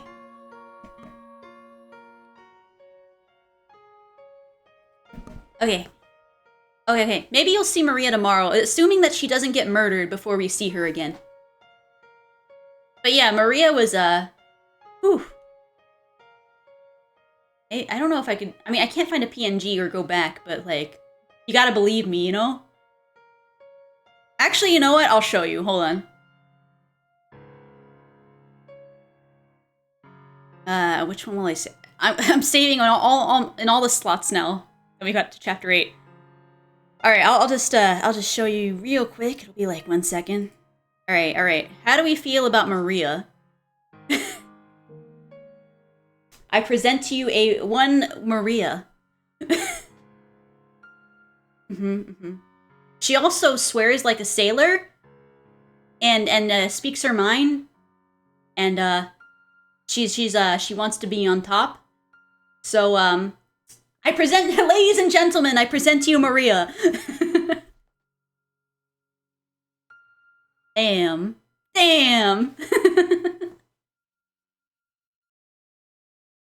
Okay. She perfect. I knew it. You do like strong women around here. Don't listen to him, Pauline. He's lying to you. Should I stay hidden or should I intervene? Do not intervene. Yukimasa has a sword at all times. I believe you more than anyone in the world. You have my complete trust, you know that. But I would still like to see for myself. If there's no one in the tower, that proves their accusations are baseless. Pauline, I want to trust you even more, so please let me see what's in the observation tower. Please! You say there's no one there, so it shouldn't be any problem, right? Okay. I'll talk to the Lord when he's here tomorrow. I can't let you in without his permission, of course. But once I've spoken with him, I'll take you to see what's in the tower. Are they gonna move Morgana? Is that like the move for him? Thank you. It's getting late. You should head back. Okay. Don't look so glum, Pauline. We'll see each other again tomorrow night as usual. Yeah. Well, good night. Good night. It sounds like she convinced him. I wouldn't be so sure about that. You could always move Morgana before letting Pauline in. That's what I'm thinking, Mitchell. Same brain. We'll have to keep a close eye on him tomorrow. Uh-oh. Fuck! Yukimasa knows! Shit! Oh no. He has his sword too. He's fucking ready. I hope we're ready with the knife. I'm concerned. Are we gonna have to, like, have a knife off or something? Because I think Yukimasa is gonna win. I know you're out there. Huh? What? Show yourself. You won't come to me, then I'll have to come to you. I have a good idea of where you're hiding. Oh, no. Mitchell. Finally decided to show yourself, did you? How did you know I was there? Simple. I can sense the presence of others. That's hardly what I would call simple for most people. I was hoping to enjoy the show a little longer. Huh? You remember what I said at supper about our little sideshow? What about it? Well, looks like we have to go off script. Go off what? You still don't get it? No. He sounds pretty agitated, Mitchell. You need to get out of there now. Yeah, now we have the reveal that Giselle can't see through his eyes anymore. Can you not see him, Giselle? What? He's got his hand on his sword. I can't risk turning my back on him. I should have stepped in while Pauline was still around. I don't have many opportunities to do this these days, so I was planning to take it nice and slow. There's so many obstructions outside. It makes this kind of work difficult. Mitchell! If you care about the nun, about Pauline, if she really means something to you, then you need to set Morgana free. Keeping her locked up will bring no one anything but pain, and that includes Pauline. And why should I... Oh no! Oh no! Oh no! Oh, we're so boned! We're so boned! And why should I care? Mitchell! Are we dead? Are we dead? I feel something resembling a gale. And the next thing I know, the man's inches away from me, swinging his sword down. The knife! Miraculously, I managed to get the blade out just in time, catching his sword mid-descent with a sharp clang. For a very brief moment, a look of perplexity crosses his face. Now's my chance to run. Ah! Mitchell! Ow! I stagger from the impact, and as I fall to the ground, I catch sight of it. The curved blade sticking out of my chest. Are we dead? Did we get the bad end? He must have thrown his sword to prevent my escape. Mitchell! Mitchell, what's happening? Stay with me. You have to stay with me. Focus on the searing pain spreading through my chest. Chest? Hello? Chest. To keep my mind from growing any hazier.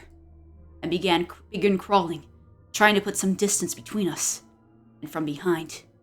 The man slams his heel into my back. How anticlimactic. I thought you'd hold out a little longer, considering you managed to brandish that knife. Don't. Please, what are you doing?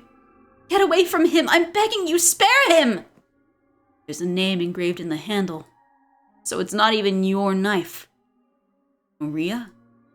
Put that down. Mitchell! Who did you get this from? Answer me. Not feeling cooperative, are we? That knife has always belonged to me. Maria simply refers to the Virgin Mary. Well, it shouldn't be too hard to find who they are. I know it's not her, at least. So Mel, his sister, and this Maria are all colluding with you? What are you going to do to them? That should be obvious. Leave them alone! No. Why did this have to happen? It's not funny. The more lives you take, the farther you become from human. That's not what you want, is it? I've always been a killer. I've always had this insatiable urge to take life. But I know you also want it to enjoy your reunion with them in the afterlife. Mitchell! No! At least beg for your life, would you? Don't. Please stop this! Crawl through the dirt like the worm you are, and beg for me to spare you. Why? Why are you doing this? No. Please. Please stop! Oh my god, we died. I think we got the bad end. Not even a scream? Really? Ah, you're no fun. Stop it! Don't do this! No! And we died. The man's deranged cackling, and Giselle's desperate screams begin fading off into the distance. I've long since lost any sort of idea about the condition of my body. In my attempts to save Giselle and Morgana, I've managed to not only fail that, but endanger everyone who was kind enough to help me. What have I accomplished? Anything at all? Bad end. Ending 0, dead end. I can't believe we chose the wrong thing. Damn it. But we got our first ending. I don't want that to be it, though. Hold on. I guess, like, well, maybe if we reload.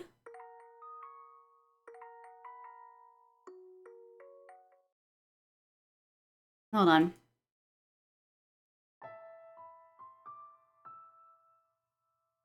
I was gonna say, where's the menu? Yeah, we died, Mochi. Congrats on the first ending. Hooray! Alright, time to load, I guess. And not get the knife, maybe?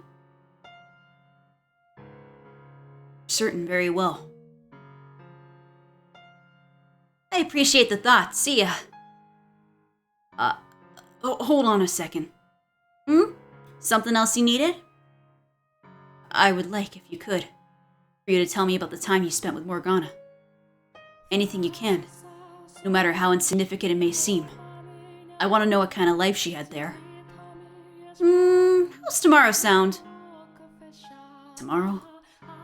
I'll sneak into the courtyard tomorrow night. You be there and I'll tell you what you want to know. Why not now, though? Real reason. Just need a little time to sort things through. Huh? See you tomorrow night. Stay warm. Not even a chance to get another word in. Also, I feel like I'm dressed much warmer than her. Tomorrow night doesn't leave us with much time. Giselle? What? Hello, what is it? And so quiet, I was getting concerned. It's good to know you're still there. I guess I sort of dozed off for a bit. I'm fine, though. No need to worry. Are you sure? I think we should head back, too. We've done about everything we can today. You're right.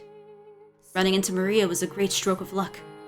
Thanks to her, we now have confirmation that the nun is indeed Pauline.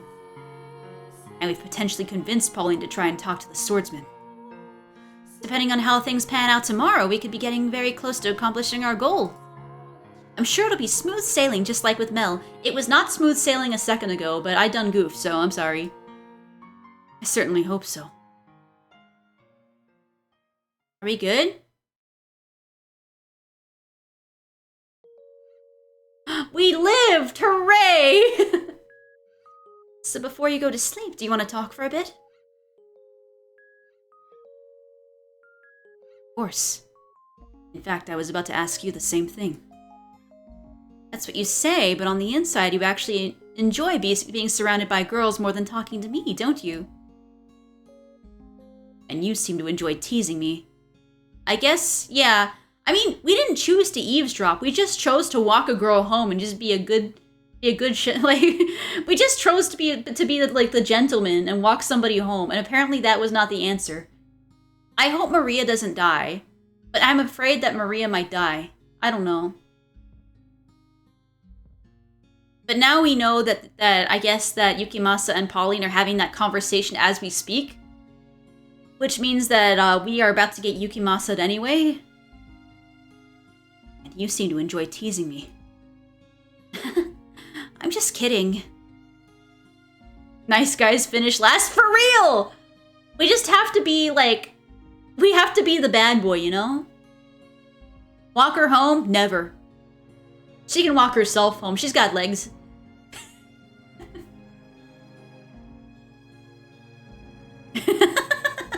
Apparently she has knives too. because she was saying when we were walking her home that she gave us a knife because she's a knife enthusiast, and in the one of the previous chapters in like the future, when we saw her like reincarnated, she was a gun enthusiast. So she likes weapons. She really likes weapons. So I think she might be okay.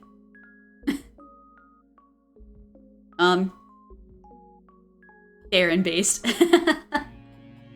Truthfully, I don't think I've ever wished you were there to save me more than then. I've never been comfortable in such spirited environments. Put 3 women in a room and it'll get like that, yeah? It can be overstimulating. I could not have been more out of my element. I don't know, you seem to fit in pretty well to me. You really think so? You made for a great plaything. Oh yes, I'm quite good at that, aren't I? I will say, there was one thing about that whole affair that surprised me. Oh, what would that be? I did not expect I would be able to have such a normal social interaction. And not because I'm an awkward or poor conversationalist. For most of my life, I was cursed. Irregular. And you were the only one who didn't treat me like that. That came to be what I saw as normal. And as such, being able to participate in a social gathering like that is a very exotic sensation. It feels almost like it shouldn't be possible. You are normal, Mitchell. An ordinary man. It's right here. He's just like, he's super awkward and he gets bullied all the time. I like Mitchell. I think Mitchell's an interesting character. It's right here. This is what I wish I always had in life. And for me to finally attain it in death. Though I suppose lamenting the details would make me ungrateful. I am glad to have had the experience, though. I'm glad to hear it. So, I know I've been talking about how much I want to save Morgana, and that hasn't changed. Neither has my desire to change everyone's future. But if you want to leave this place, to go somewhere far away and have a life of your own, you have my full support.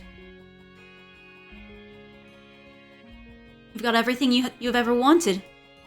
You have the right to choose to stay here, to live in this time.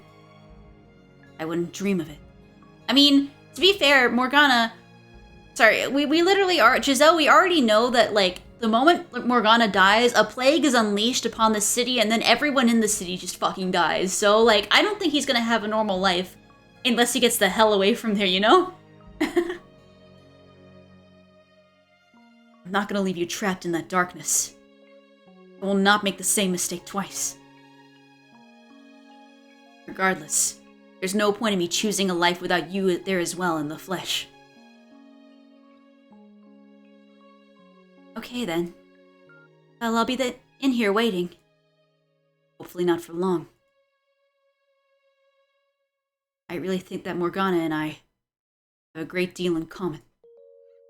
What? One the daughter of God, one a demon child. We were both forced into inhumane roles. Living lives of solitude, constantly having things we cared about taken away from us, including ultimately our lives.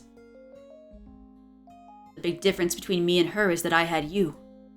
If you hadn't been there at the end of my mortal life, perhaps I too would have grown to despise those who had put me through such misery. Curse their very souls. She had no one, though. A single person to be there for her final days. She could have Maria. Maria remembers Morgana. She's a little crass, but, you know, she could be there. From what she told us, though, life wasn't all sorrow and misery. She did eventually come to find happiness in her time at the brothel. In fact, she's even said that was where she learned to experience joy. While I know there were a number of girls there, if Maria was one of them she was particularly close with, perhaps her being here could have a positive effect on Morgana. That's what I'm saying, dude! We'll have to see what she says tomorrow night. That we will. I hope Maria's not dead, please. And that our time limit is noon the next day. So we'll need to have everything necessary figured out by then. Everything it will take for her to have a change of heart. I'm not worried one bit. I have complete confidence in you, Mitchell. I am somewhat worried.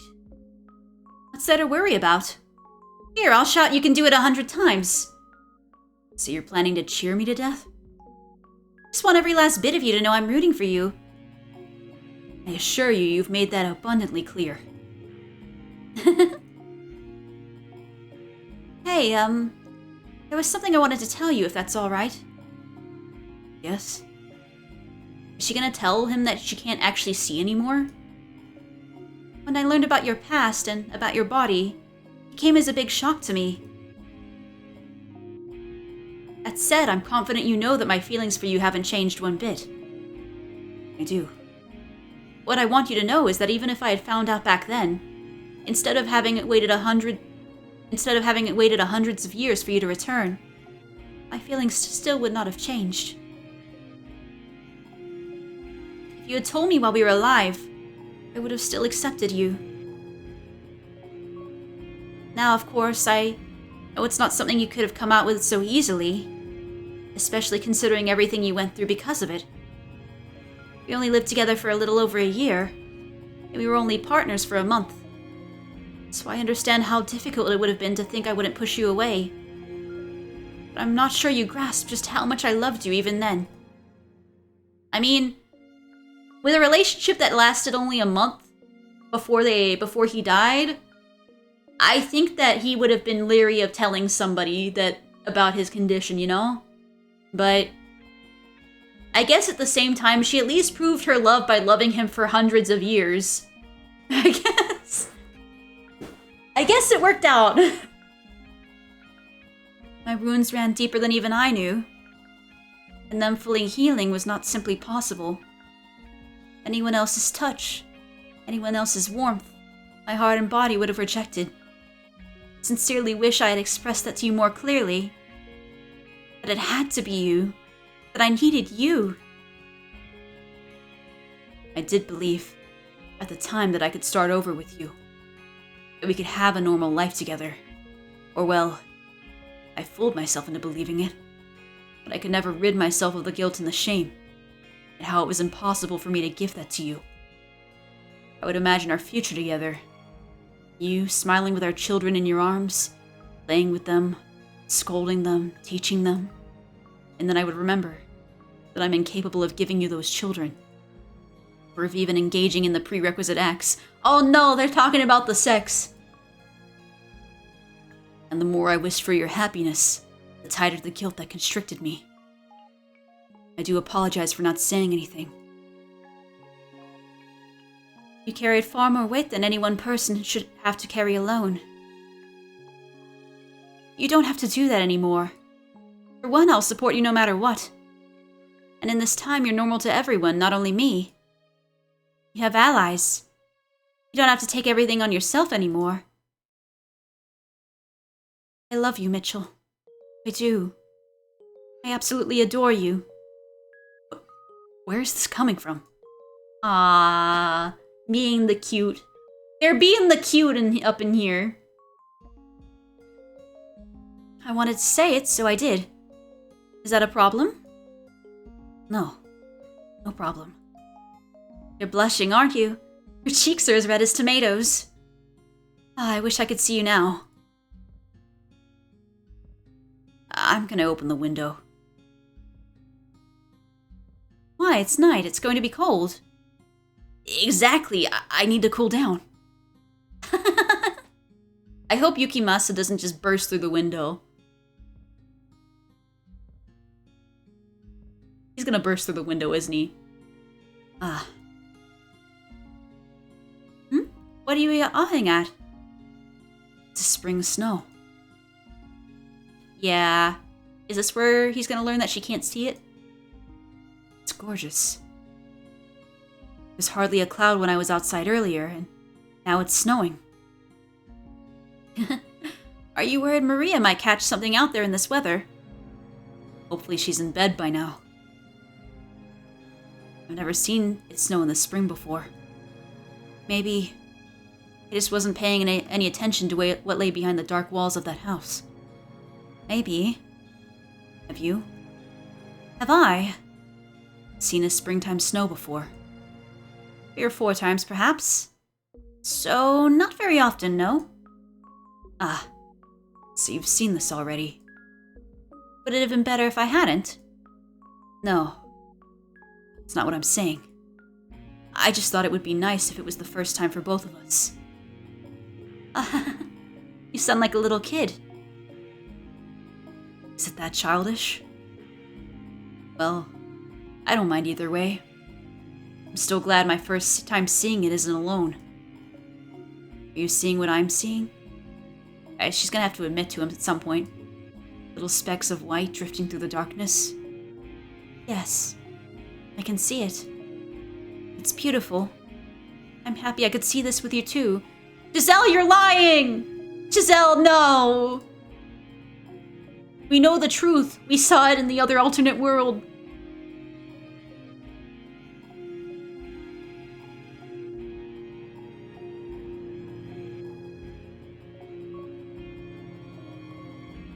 No! She's lying! You don't want the wind to cool you off too much now. I think it's time for you to warm back up. Sorry. I was just so engrossed by the sight. It'll stick and you can see it again tomorrow. The grounds will be quite lovely covered in snow. But for now, you should get some sleep. I suppose. You already passed out once today. Need to make sure you're well rested. Hard to argue with that. I'll be counting on your help again tomorrow. Our success or failure depends on how tomorrow goes. That it does. Let's make it count. Good night, Giselle. Good night, Mitchell. She's gonna disappear on us. Look at her! She feels the guilt of lying to him. One day until her death. Are we talking about Morgana, or are we talking about Giselle at this point? I mean, I know we're talking about Morgana, but are we including Giselle? That's my question. They didn't say Morgana, they just said her.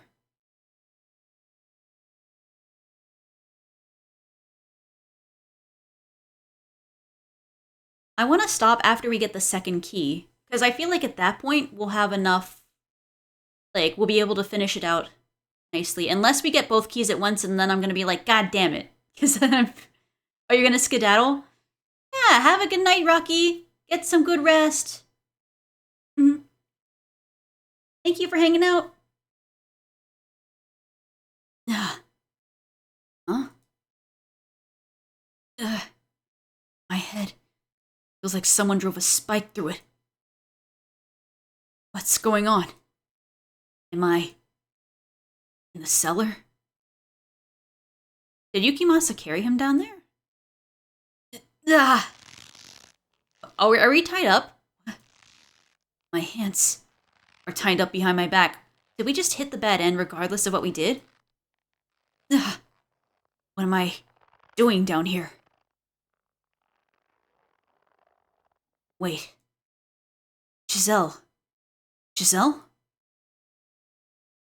Say something, Giselle! Unable to make any sort of sense out of my circumstances. It's not long after I regain consciousness that panic begins to sink in. And the most unsettling thing of all, the most frightening detail, is that Giselle's not there. Is the fact that I can't hear her voice. Yep, and we got Yukimasa. Please let us not die. Please let us not die. Awake, are we? Are you the one who brought me here? What, you don't remember this morning? Morning. Right. I woke up because I heard someone enter the room. And then he hit me over the head. Mitchell, you had no sort of caution whatsoever after that supper time? I would be like hiding, dude. I'd be in the corridors, like, gotta get away from this guy. You're not dead, at least. That's good. What do you hope to accomplish by by tying me up and bringing me down here. Remember what I said last night at supper? About me putting on a little sideshow for you? What? I was reenacting the Last Supper with you as the guest of honor. Goddamn. Oh, now I see. When you were asking if I had any family or friends, you were trying to find out if anyone would notice if I disappeared. If anyone would make any noise. You're sharper than you look. If only you'd caught on yesterday. Please, Giselle, say something. Giselle! Why wouldn't you answer me? Why can't I hear your voice? Why can't I feel you there? You're a quiet one. That to come after his mental yelling? I thought you'd be a little louder. What made you decide to get rid of me? Did the nun say something? She has nothing to do with this. I had permission from the Lord to act at my own discretion. Should I come across anyone acting suspicious? This doesn't seem in the least bit wrong to you? I wouldn't say that. You're an acquaintance's friend who made a long trip to come and see him, and I have you tied up in the cellar. That's not what I would consider right, no? But seeing as you're good enough friends for him to let you stay here, I assume he's also spilled everything? He never had what it took, that boy. If I were to guess, it's gotta be too much for him to handle, so he went to a friend. You. Leave him out of this. I see. So, how much did he tell you? If you come clean, I might even let you go. He's not gonna let you go. Get rid of him. Have you take his place. I said leave him out of this! So you're determined not to talk, are you? What a loyal friend. Listen to me! Oh, listen? Oh, I'm listening. Because you have a lot of talking to do. I don't have many chances to let loose. Are we gonna hit another dead end? So I'll be taking as much time as I can get today. But I also feel like this is what we were gonna have to see when we try to get the key from Yukimasa anyway. He says in an eerily flat tone of voice as he draws nearer, pausing between each step as if to taunt me. And when he reaches me, struggling to get off the ground, he slams his heel into my shoulder. Not being able to use your hands makes you appreciate how much easier it is to stand up when you can, doesn't it? Help! Someone please! Help! Don't waste your energy. No one ever comes back this far. And the door's so heavy, your screams would never make it out. But that's the least of your worries. The door to the cellar's been locked, and the only key is right here. We're so fucked! There's no getting in. If you can run fast enough, you might have a chance of making it to the door and escaping. Want to test your luck? I doubt you can make it. He puts the full weight of his body into his heel, pressing down on my spine, turning my breaths into gasping sputters. I gather together all my strength, but even that isn't enough to overpower him.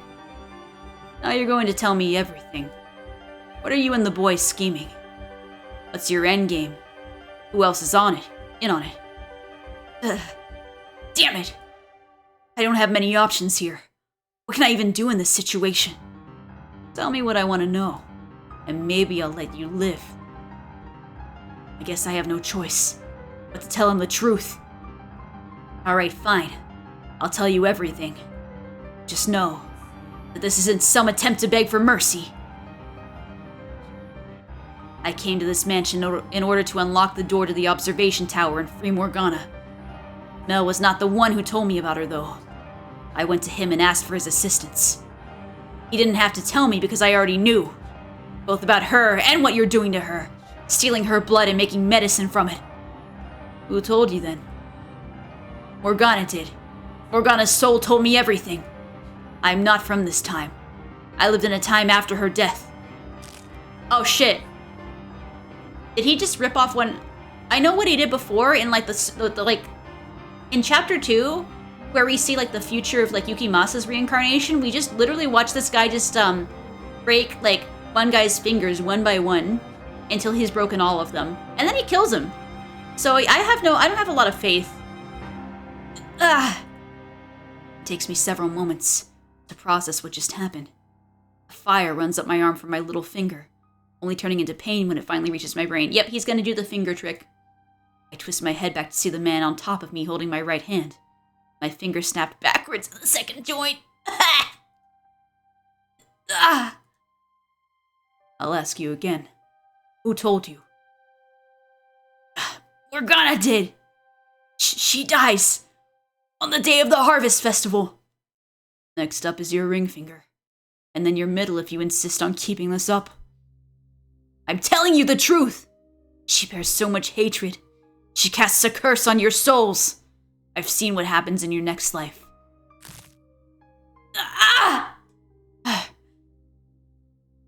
Now you're resorting to souls and next lives?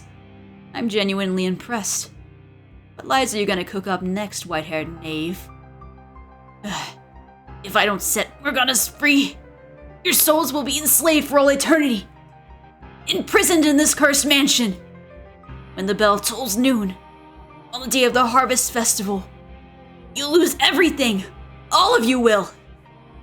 You cannot escape it unless you do something. And the nun, the reason you locked Morgana up in the first place, she won't be safe either. She'll be killed. Oh god, this is so gross. 2 fingers left. Can you keep up the act that long? Everything I'm saying is the truth. I've seen it all with my own 2 eyes. Why are you so insistent on maintaining this farce? Is it to protect the boy? Or do you have some other motive? Every last word is true. Continuing to lie isn't going to make this any easier. Your voice is shaking. The pain's starting to get to you, isn't it? What you're doing to Morgana, it achieves nothing. You must release her and atone for your sins. Otherwise your soul, and the souls of those you care about, will be doomed to suffering. I see what this is now. You don't have the information I want, so all you can do is spin these lies. You thick-skulled bastard! There are other options, though. Beg me for mercy. Sob like a little child, sniffling your please don't kill me's and your I don't want to die's, and it hurts so bad, please stops. Grovel on the ground, you tiny pathetic man, and if you can entertain me, maybe I'll consider it. I will never shed another tear, and I will never beg for your damn mercy! Nothing I've said to you has been a lie. Some cheap attempt to fool you into letting me go. Every word of it is true. I know the sins you've been burdened your soul with, and I know the fate that awaits you in your next life, and I will gladly tell you every detail. Oh god. You're down to just your thumb. I'll go on if you're so eager to tell me. Let's hear about my supposed next life, shall we? In your next life, you lose your memory in an accident, causing you to forget your own humanity. The innate savagery you normally keep hidden beneath the mask is released, unrestricted, and you turn into a creature no more than... No, you turn into a beast. My mask? You murder countless people, including the woman you once called your lover. Lover? Hers is a name you know very well. Pauline, your tether. My tether? How do you know that word? Oh shit, maybe we might have actually convinced him. Look at him, his eyes are glazing over. I hope he doesn't kill us. 'Cause I know everything. Death is upon you? No! You can't die. Are you dying? It's okay, Darian. If you need to die... Well, don't die. If you need to bench. Bench, but no dedge. Okay? I understand. No! It's okay, though. No! Bitch! Bitch. If you need to go to bed, though, like, I understand. Get some rest. No, don't explode! Tell him to get off. I am almost there. I'm almost... Also, hi, Yoshi! I hope you're doing okay, too. I know I'm almost there. I feel like I'm almost done with getting this key from Yukimasa. If I can get this key from him, I think I'm gonna stop before we can get to the Lord. I think we might have almost convinced him. It just took him breaking every finger on one of our hands. Hooray! We have one hand that just doesn't work at all because all the fingers are bent backwards at the second joint. That's so gross. That's so morbid. But yeah, if you need to get off, like if you need to go to bed, make sure you rest well. It says, Momi permitted term ho. I did allow it in that circumstance because that's exactly what I would like. I would say that occasionally if I'm joking, I'd be like, this lion ho! Damn it. It's not my normal thing. I would normally say bitch instead, but like, I see where it's a joke and not a real, not a real thing. So, I love you too, Darian. Make sure you get some rest. Sleep well. But thank you for hanging out for so long. God, you were here. You've been here most of the time, right? So make sure you get rest. I won't be too long behind you. I want to finish this scene and hopefully get Yukimasa's key, and then we'll save the rest of it for Wednesday. So, yeah.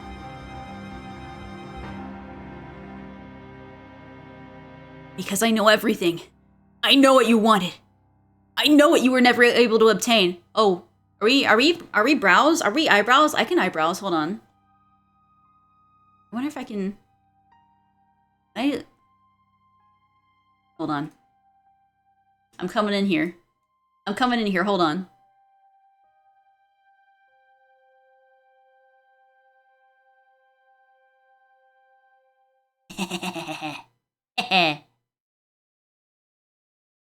There. I've joined.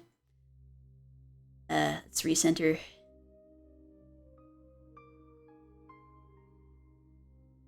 I need to sneeze, no. I coughed instead of sneezing. Oops. You idolized humanity, and yet you yearned for peace. You're telling me I kill the nun in my next life? I am. That is the fate that lies waiting for you. Her love for you is so strong she refuses to believe you're dead. She leaves her seaside hometown in search of you, and she finds you. But you slaughter her. Did you say she lived in a city on the sea? In addition to her, you also lose someone else. A woman who tried to give you the peace you so desired. Which eventually causes you to succumb entirely to instinct. Enough! Oh shit! Alright. Fine. Now I know what you are. You're no mere seasoned liar. You're some kind of evil spirit that deceives humans. You're peering into my heart, tailing your lies specifically to manipulate me. I am not. I swear. I've seen everything that happens. Enough. But there's a chance you can change your fate. All you have to do is cease your involvement in Morgana's imprisonment. Set her free. Allay the hatred she bears for you. Are you deaf? I said I've heard enough. Release Morgana. Save your soul. Give her a better future. Silence. Oh shit, are we dead again? I think I'll take your arm off first. Cut right through your shoulder, nice and slowly. Don't!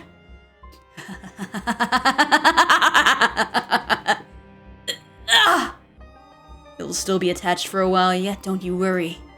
You hear that, spirit? That's the sound of your flesh ripping apart. The sound of your muscles being severed. Not gonna be doing much talking anymore, are you? Not through the pain, you aren't. Oh no, I think I'm at the point where I don't want to scream any more than I have. Plead for your life, spirit. Beg for mercy. Admit it was all a sham. Apologize. Let the room fill your cries of agony. Nothing was a sham. Every last word. It's all the truth.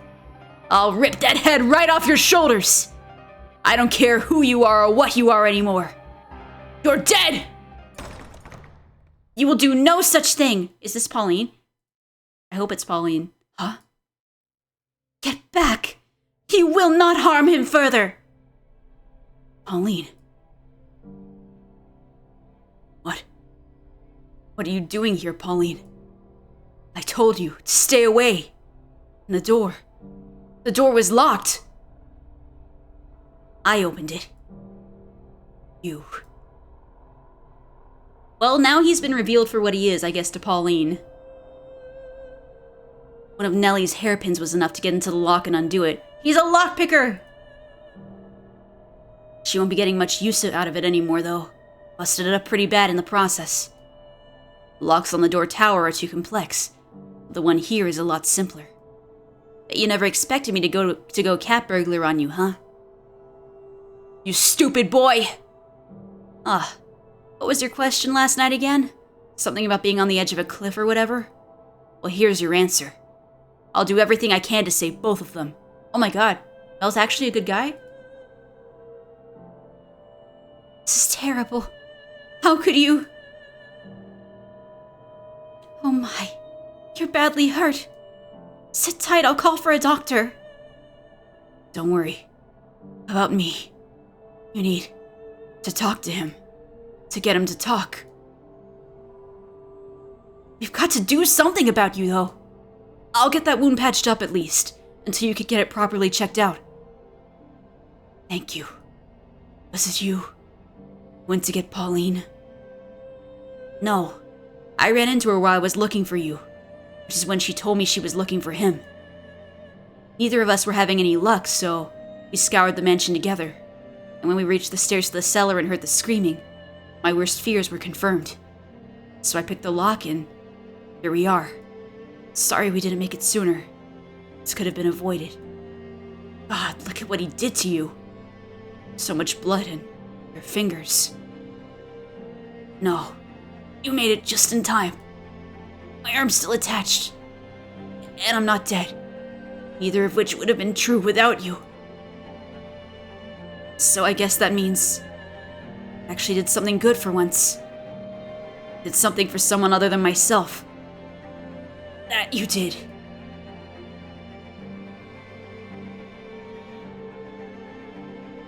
Yeah, Yukimasa, you done goofed. So everything Mitchell said is true. The Lord isn't storing his valuables in the tower. He's got a girl locked up in there? Well, is it true or not? Still the Lord's property either way. The church is being funded with her miracle blood. So that makes her valuable, yes? Eh?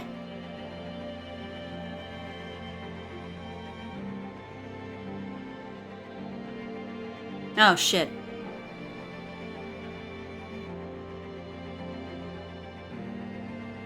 Okay. Well, I'll answer that. I'll be finishing up soon, so I'll answer that later, I guess.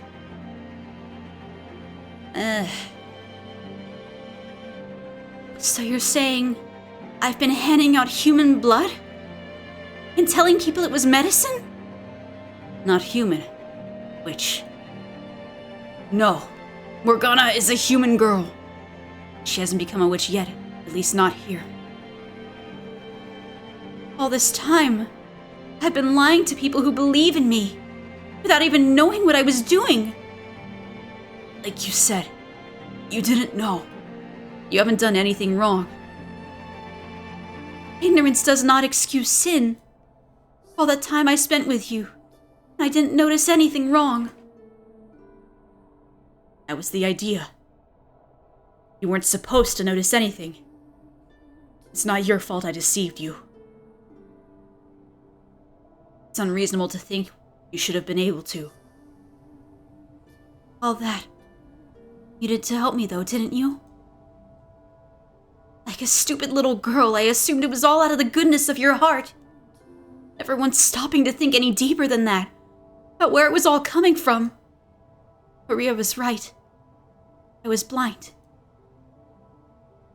I was so content to be pleased about the people I thought it was helping. I want you to do something for me. I want you to set Morgana free. Please do not make your sins any greater than they already are. But without the witch's blood, we lose the Lord's patronage, and then the church. What good is a church that isn't actually saving anyone?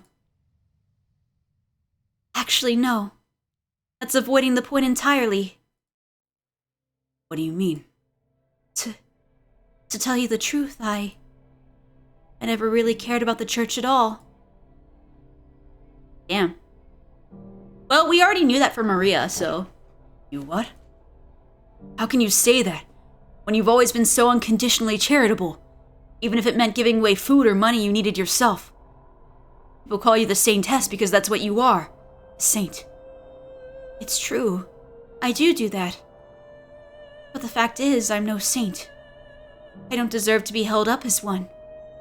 Nor do I belong in that position. I'm just an ordinary girl. I never wanted to be a nun, you know.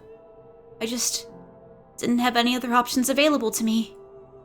And I sure didn't have the confidence to make it out there on my own like Maria. So I did as I was told. And to keep myself from thinking it was a mistake, from feeling dissatisfied with that choice, I put everything I had into my responsibilities to the church. My unconditional charity was rooted entirely in selfishness. And the longer I kept it up, the harder it became to stop. I forgot what I really wanted. And what would that be? A normal, happy life, as an ordinary girl. In a city on the water. What? That's what you said your dream was, for your next life. Right. Yeah, a quiet life with the man I love. You might get that wish, in fact. Huh? That's what you said, wasn't it? That in her next life she lives in a city by the sea? That is correct. In your next life, Pauline, you are not a nun. You're an ordinary girl who lives in a seaside city. A sweet, cheerful, energetic girl who wears her heart on her sleeve. You have both your mother and your father. And I. So you believe me now? Have we finally convinced him? I don't know. Your claims are utterly ridiculous, but it's getting harder to think you're lying. If that's what you really wanted, Pauline, what should I have done instead? I envied what you had. That's solace. The last thing I wanted was for you to lose it. You're saying you found no peace in that life? That's right. So what should I have done? I wanted you to take me away from this place. Somewhere far away. I wanted you to make it so I could be Pauline, not Marie. It would have been my ideal life. To live with you. To have a family with you. How? How was I supposed to know? I couldn't possibly have known. I realize that.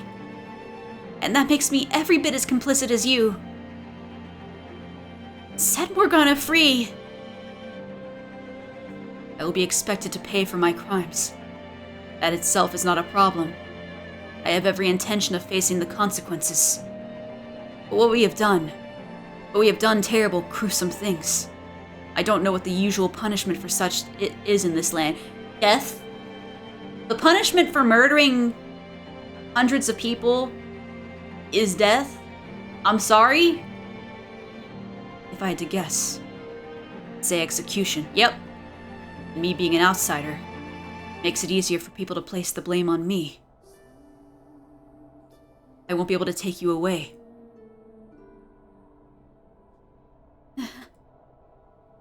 find each other again. In our next lives, okay? Okay. As I'm sure you've heard, my involvement in this conspiracy ends here. I'm glad to hear you've decided to take action.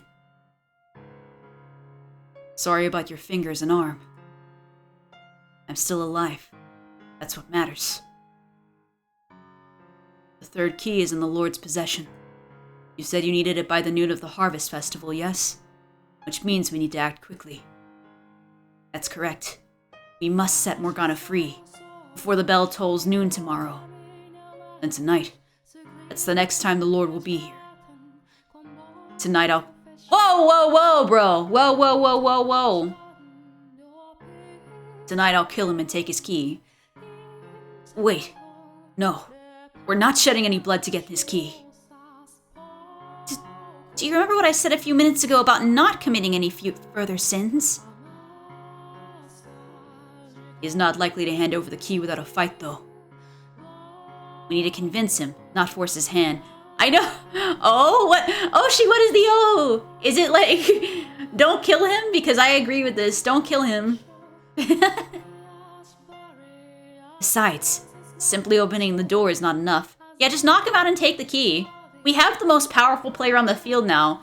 We have, like, the queen piece on, like, the chessboard, you know? Yukimasa's the queen piece. Or the knight piece, I don't know. We just got done shedding a lot of blood for these keys. For real. Like, Mitchell's hand is fucked. And his arm. In its entirety. So I don't know how he's gonna do much. He's gonna have, like, to wear, like, a cast or something. Why not? My goal here is to save Morgana's soul.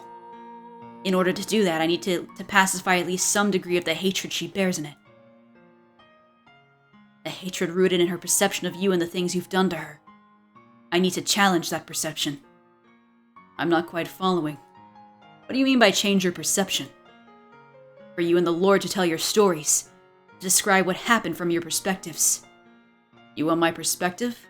Oh no, if it launches into a story, I'm gonna call it there. I think it's going to. I do. Something in your motivations or your circumstances might serve to lessen the animosity she holds for you. The greater the discrepancy in what she believes to be the truth and the full story, with everyone's perspectives included, the greater the chance she may have a change of heart. Okay, I now understand what you want from me. However, my perspective will do nothing to serve that end. There is no ambiguity, no justification for my actions. Regardless, I would still like to know the whole truth, if you're willing to tell me you're part of it. Okay, I'll come by your room later today. Hey, is it alright if I'm there too? Sorry, I would rather you weren't. Why? Everything you need to know, I've told you already. I captured a witch. No. I captured a young girl for profit and imprisoned her in the tower. My motivation, as I said, was to keep your church funded. Those are the facts. The things I did along the way were brutal and inhumane. Just save here? I'm sure we're gonna be almost done in a second. I mean, I can save here. I will save here just as a... We don't need this save anymore. This is the bad save. Bye-bye. Okay. I'm gonna wait till it gets to the flashback, and then I think we're good. That's a good stopping place. I hope you can understand why I wouldn't want the woman I love to hear any of that. I understand. I'll see you again later in the day. I'll be waiting.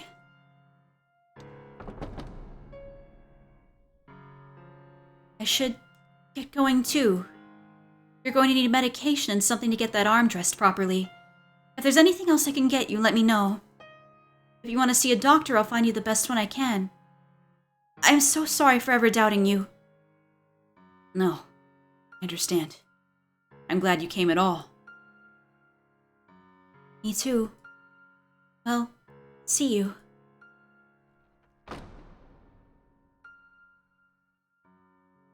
I'm kinda surprised. He's actually got a soft spot, huh? And I was sure you were full of it when you said the two of them had a thing going. What does she see in a guy like him anyway? She's got bad taste in guys, that's for sure.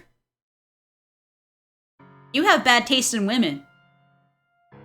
That is pot call kettle black. What's with that look?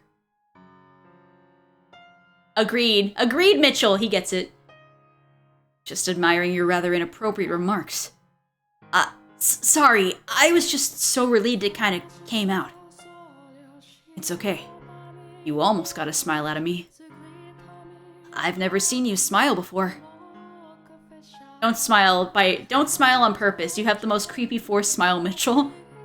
I flame beam relieved too. And would you mind helping me get back to my room? Sure, no problem. The shoulder's all yours. You know, you really are something else, Mitchell. I could hear you through the door as I was getting it open. And honestly, I'm amazed you were able to stand up to him like that. I don't want to get my hopes up too high just yet, but I'm starting to think you might actually be able to do something about the Lord. Yeah, too soon, Mel, too soon. That's reassuring. Thank you. Sure. Anyway, let's get going. You should get as much rest as you can until he shows up. Well, I mean, you should be going to see a doctor with these wounds. Oh yeah, Ellie's been worried sick about you all day. I have to tell her not to pounce on you, because I'm sure she'll come running as soon as she hears we found you. Keep Nellie out of here, I don't want her in my room!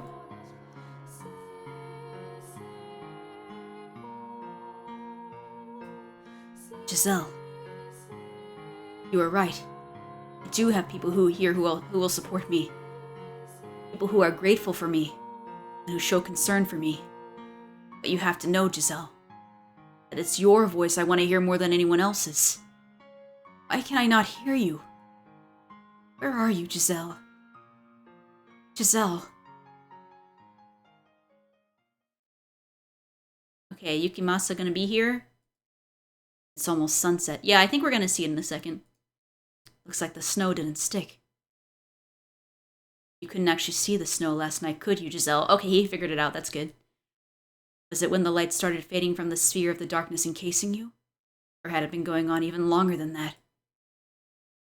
Why didn't you say anything? Not a word. I don't believe you're gone for good. You're still out there, somewhere. I know it. And I will come for you. I swear it. Just a moment. Here I am, as promised. I heard you talking, so I thought there was someone with you. But you're alone? It's only me, yes. I see. As I told you earlier, my perspective on events will do nothing to change Morgana's mind. I would still like to hear what you have to say. All right. Not being from this land, I don't believe in the local god. Nor do I think priests and preachers any better than con artists. Where did that come from? What I'm trying to say is that if I give a confessional, it won't be to another human. Huh? You're an angel. Okay, whatever floats, whatever you need in order to speak your truths, Yukimasa. Come again? The angel from the stained glass window. That's you, isn't it? Wait, how on earth did you come to that conclusion? I was thinking about everything you said earlier in the cellar. The fact that you knew about Morgana. The fact that you can see into my heart.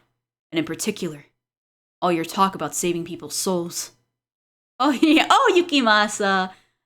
He's just a silly little guy that murders people, you know?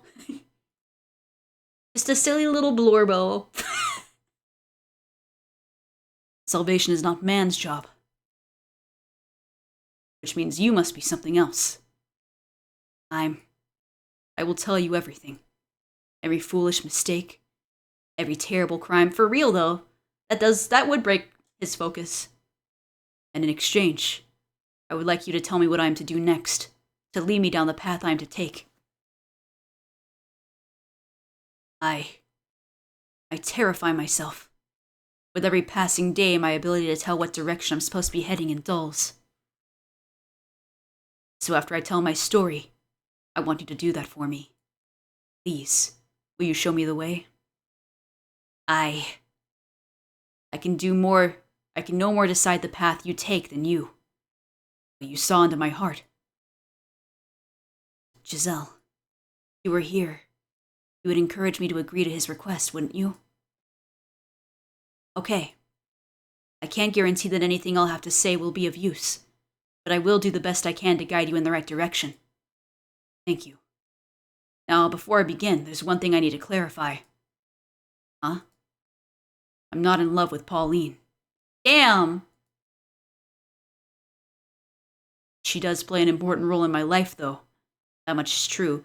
To be fair, we did know that. Pauline has always been his anchor. He doesn't love anyone. She's your tether. Exactly. I suppose you could say, admire her. She is everything I'm not. Everything I cannot be. Is that something I should tell her, you think? That I don't love her? That I'm incapable of feeling love? Should I tell her that, knowing she genuinely loves me? My instinct tells me I shouldn't. I know very well I'm lying to her. But there are circumstances in which a lie is preferable to the truth, are there not? With that said, I'm ready to begin. You have my full attention. Oh. We're heading in. Mel's was red. Does Yukimasa's have a different color? No, it's still red. Alright, I'ma save. I need to rest my voice. How long have I been going for now? Alright. This is now officially 8 hours on the dot. This is now officially the longest of my Fata Morgana streams. And I thought we took the cake when we did 7 hours before. So, hooray! We did it! Or wait, was it 9 hours? No, it was 7. I think it was 7. But yeah, we did it though. I think we only have one more day until the death, and we only have to do Jacopo, right? So, a new record! For real. I did save, right? Yeah, the killer and the nun. I'm gonna back up. And let's switch over to chat, because I think I need to rest my voice. I'm at a struggle zone right now. Let me exit. And we'll go ahead and switch to chat. Okay. But yeah.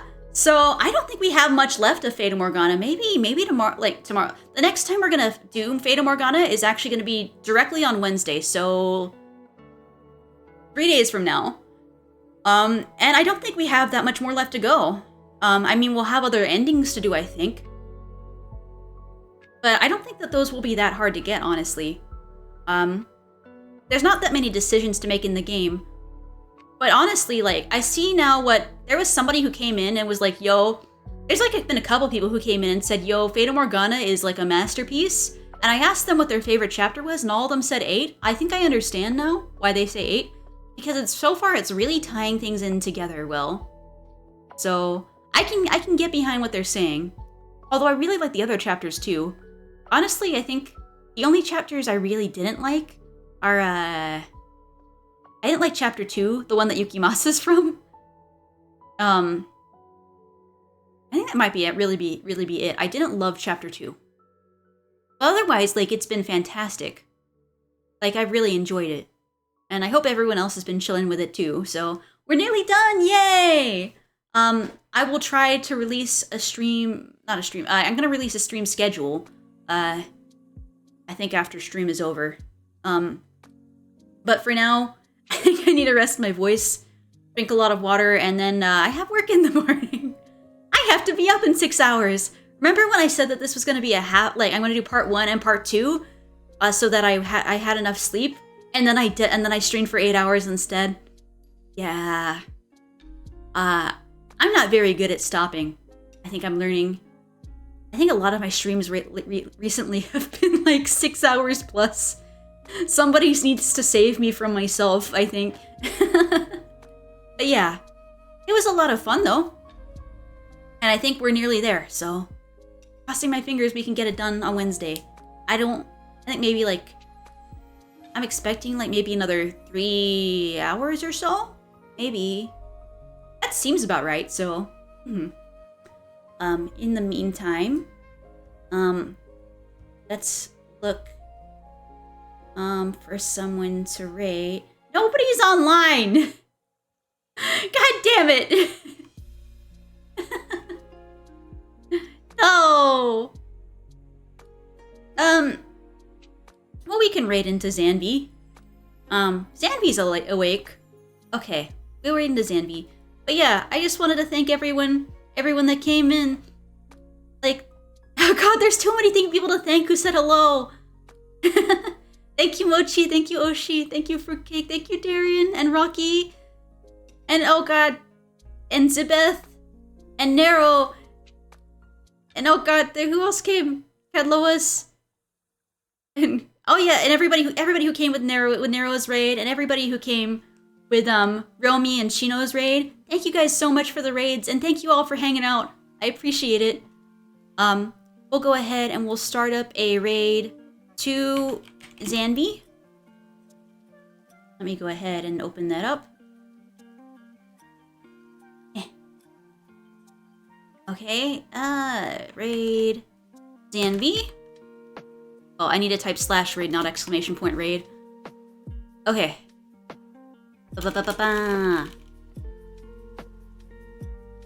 So, let's get that started up. I'm also gonna throw the raid message in chat. Raid message. So go ahead and copy that, and we'll go ahead and say hi to her. She is working on Metaphor at the moment. I'm trying to avoid getting spoiled on Metaphor at the moment. But at the same time, we can still say hi to her. She's another fellow, like, 14 enjoyer. So, yeah, please support her. She's really nice.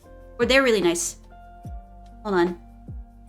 Yeah, but I think she's there. It's fine. Okay. But yeah, she's really nice. And people should say hi to her and support her. Okay, yeah, that's cool with me, Mochi. Feel free to let me know. But yeah, have a good night, everyone. Sleep well. Take care of yourselves. Make sure you drink water. Make sure you eat your foods. Make sure you get sleep. Do better than me. I need to put my listen to my own words and not just speak them, you know? But yeah, have a good night, everyone. See you later.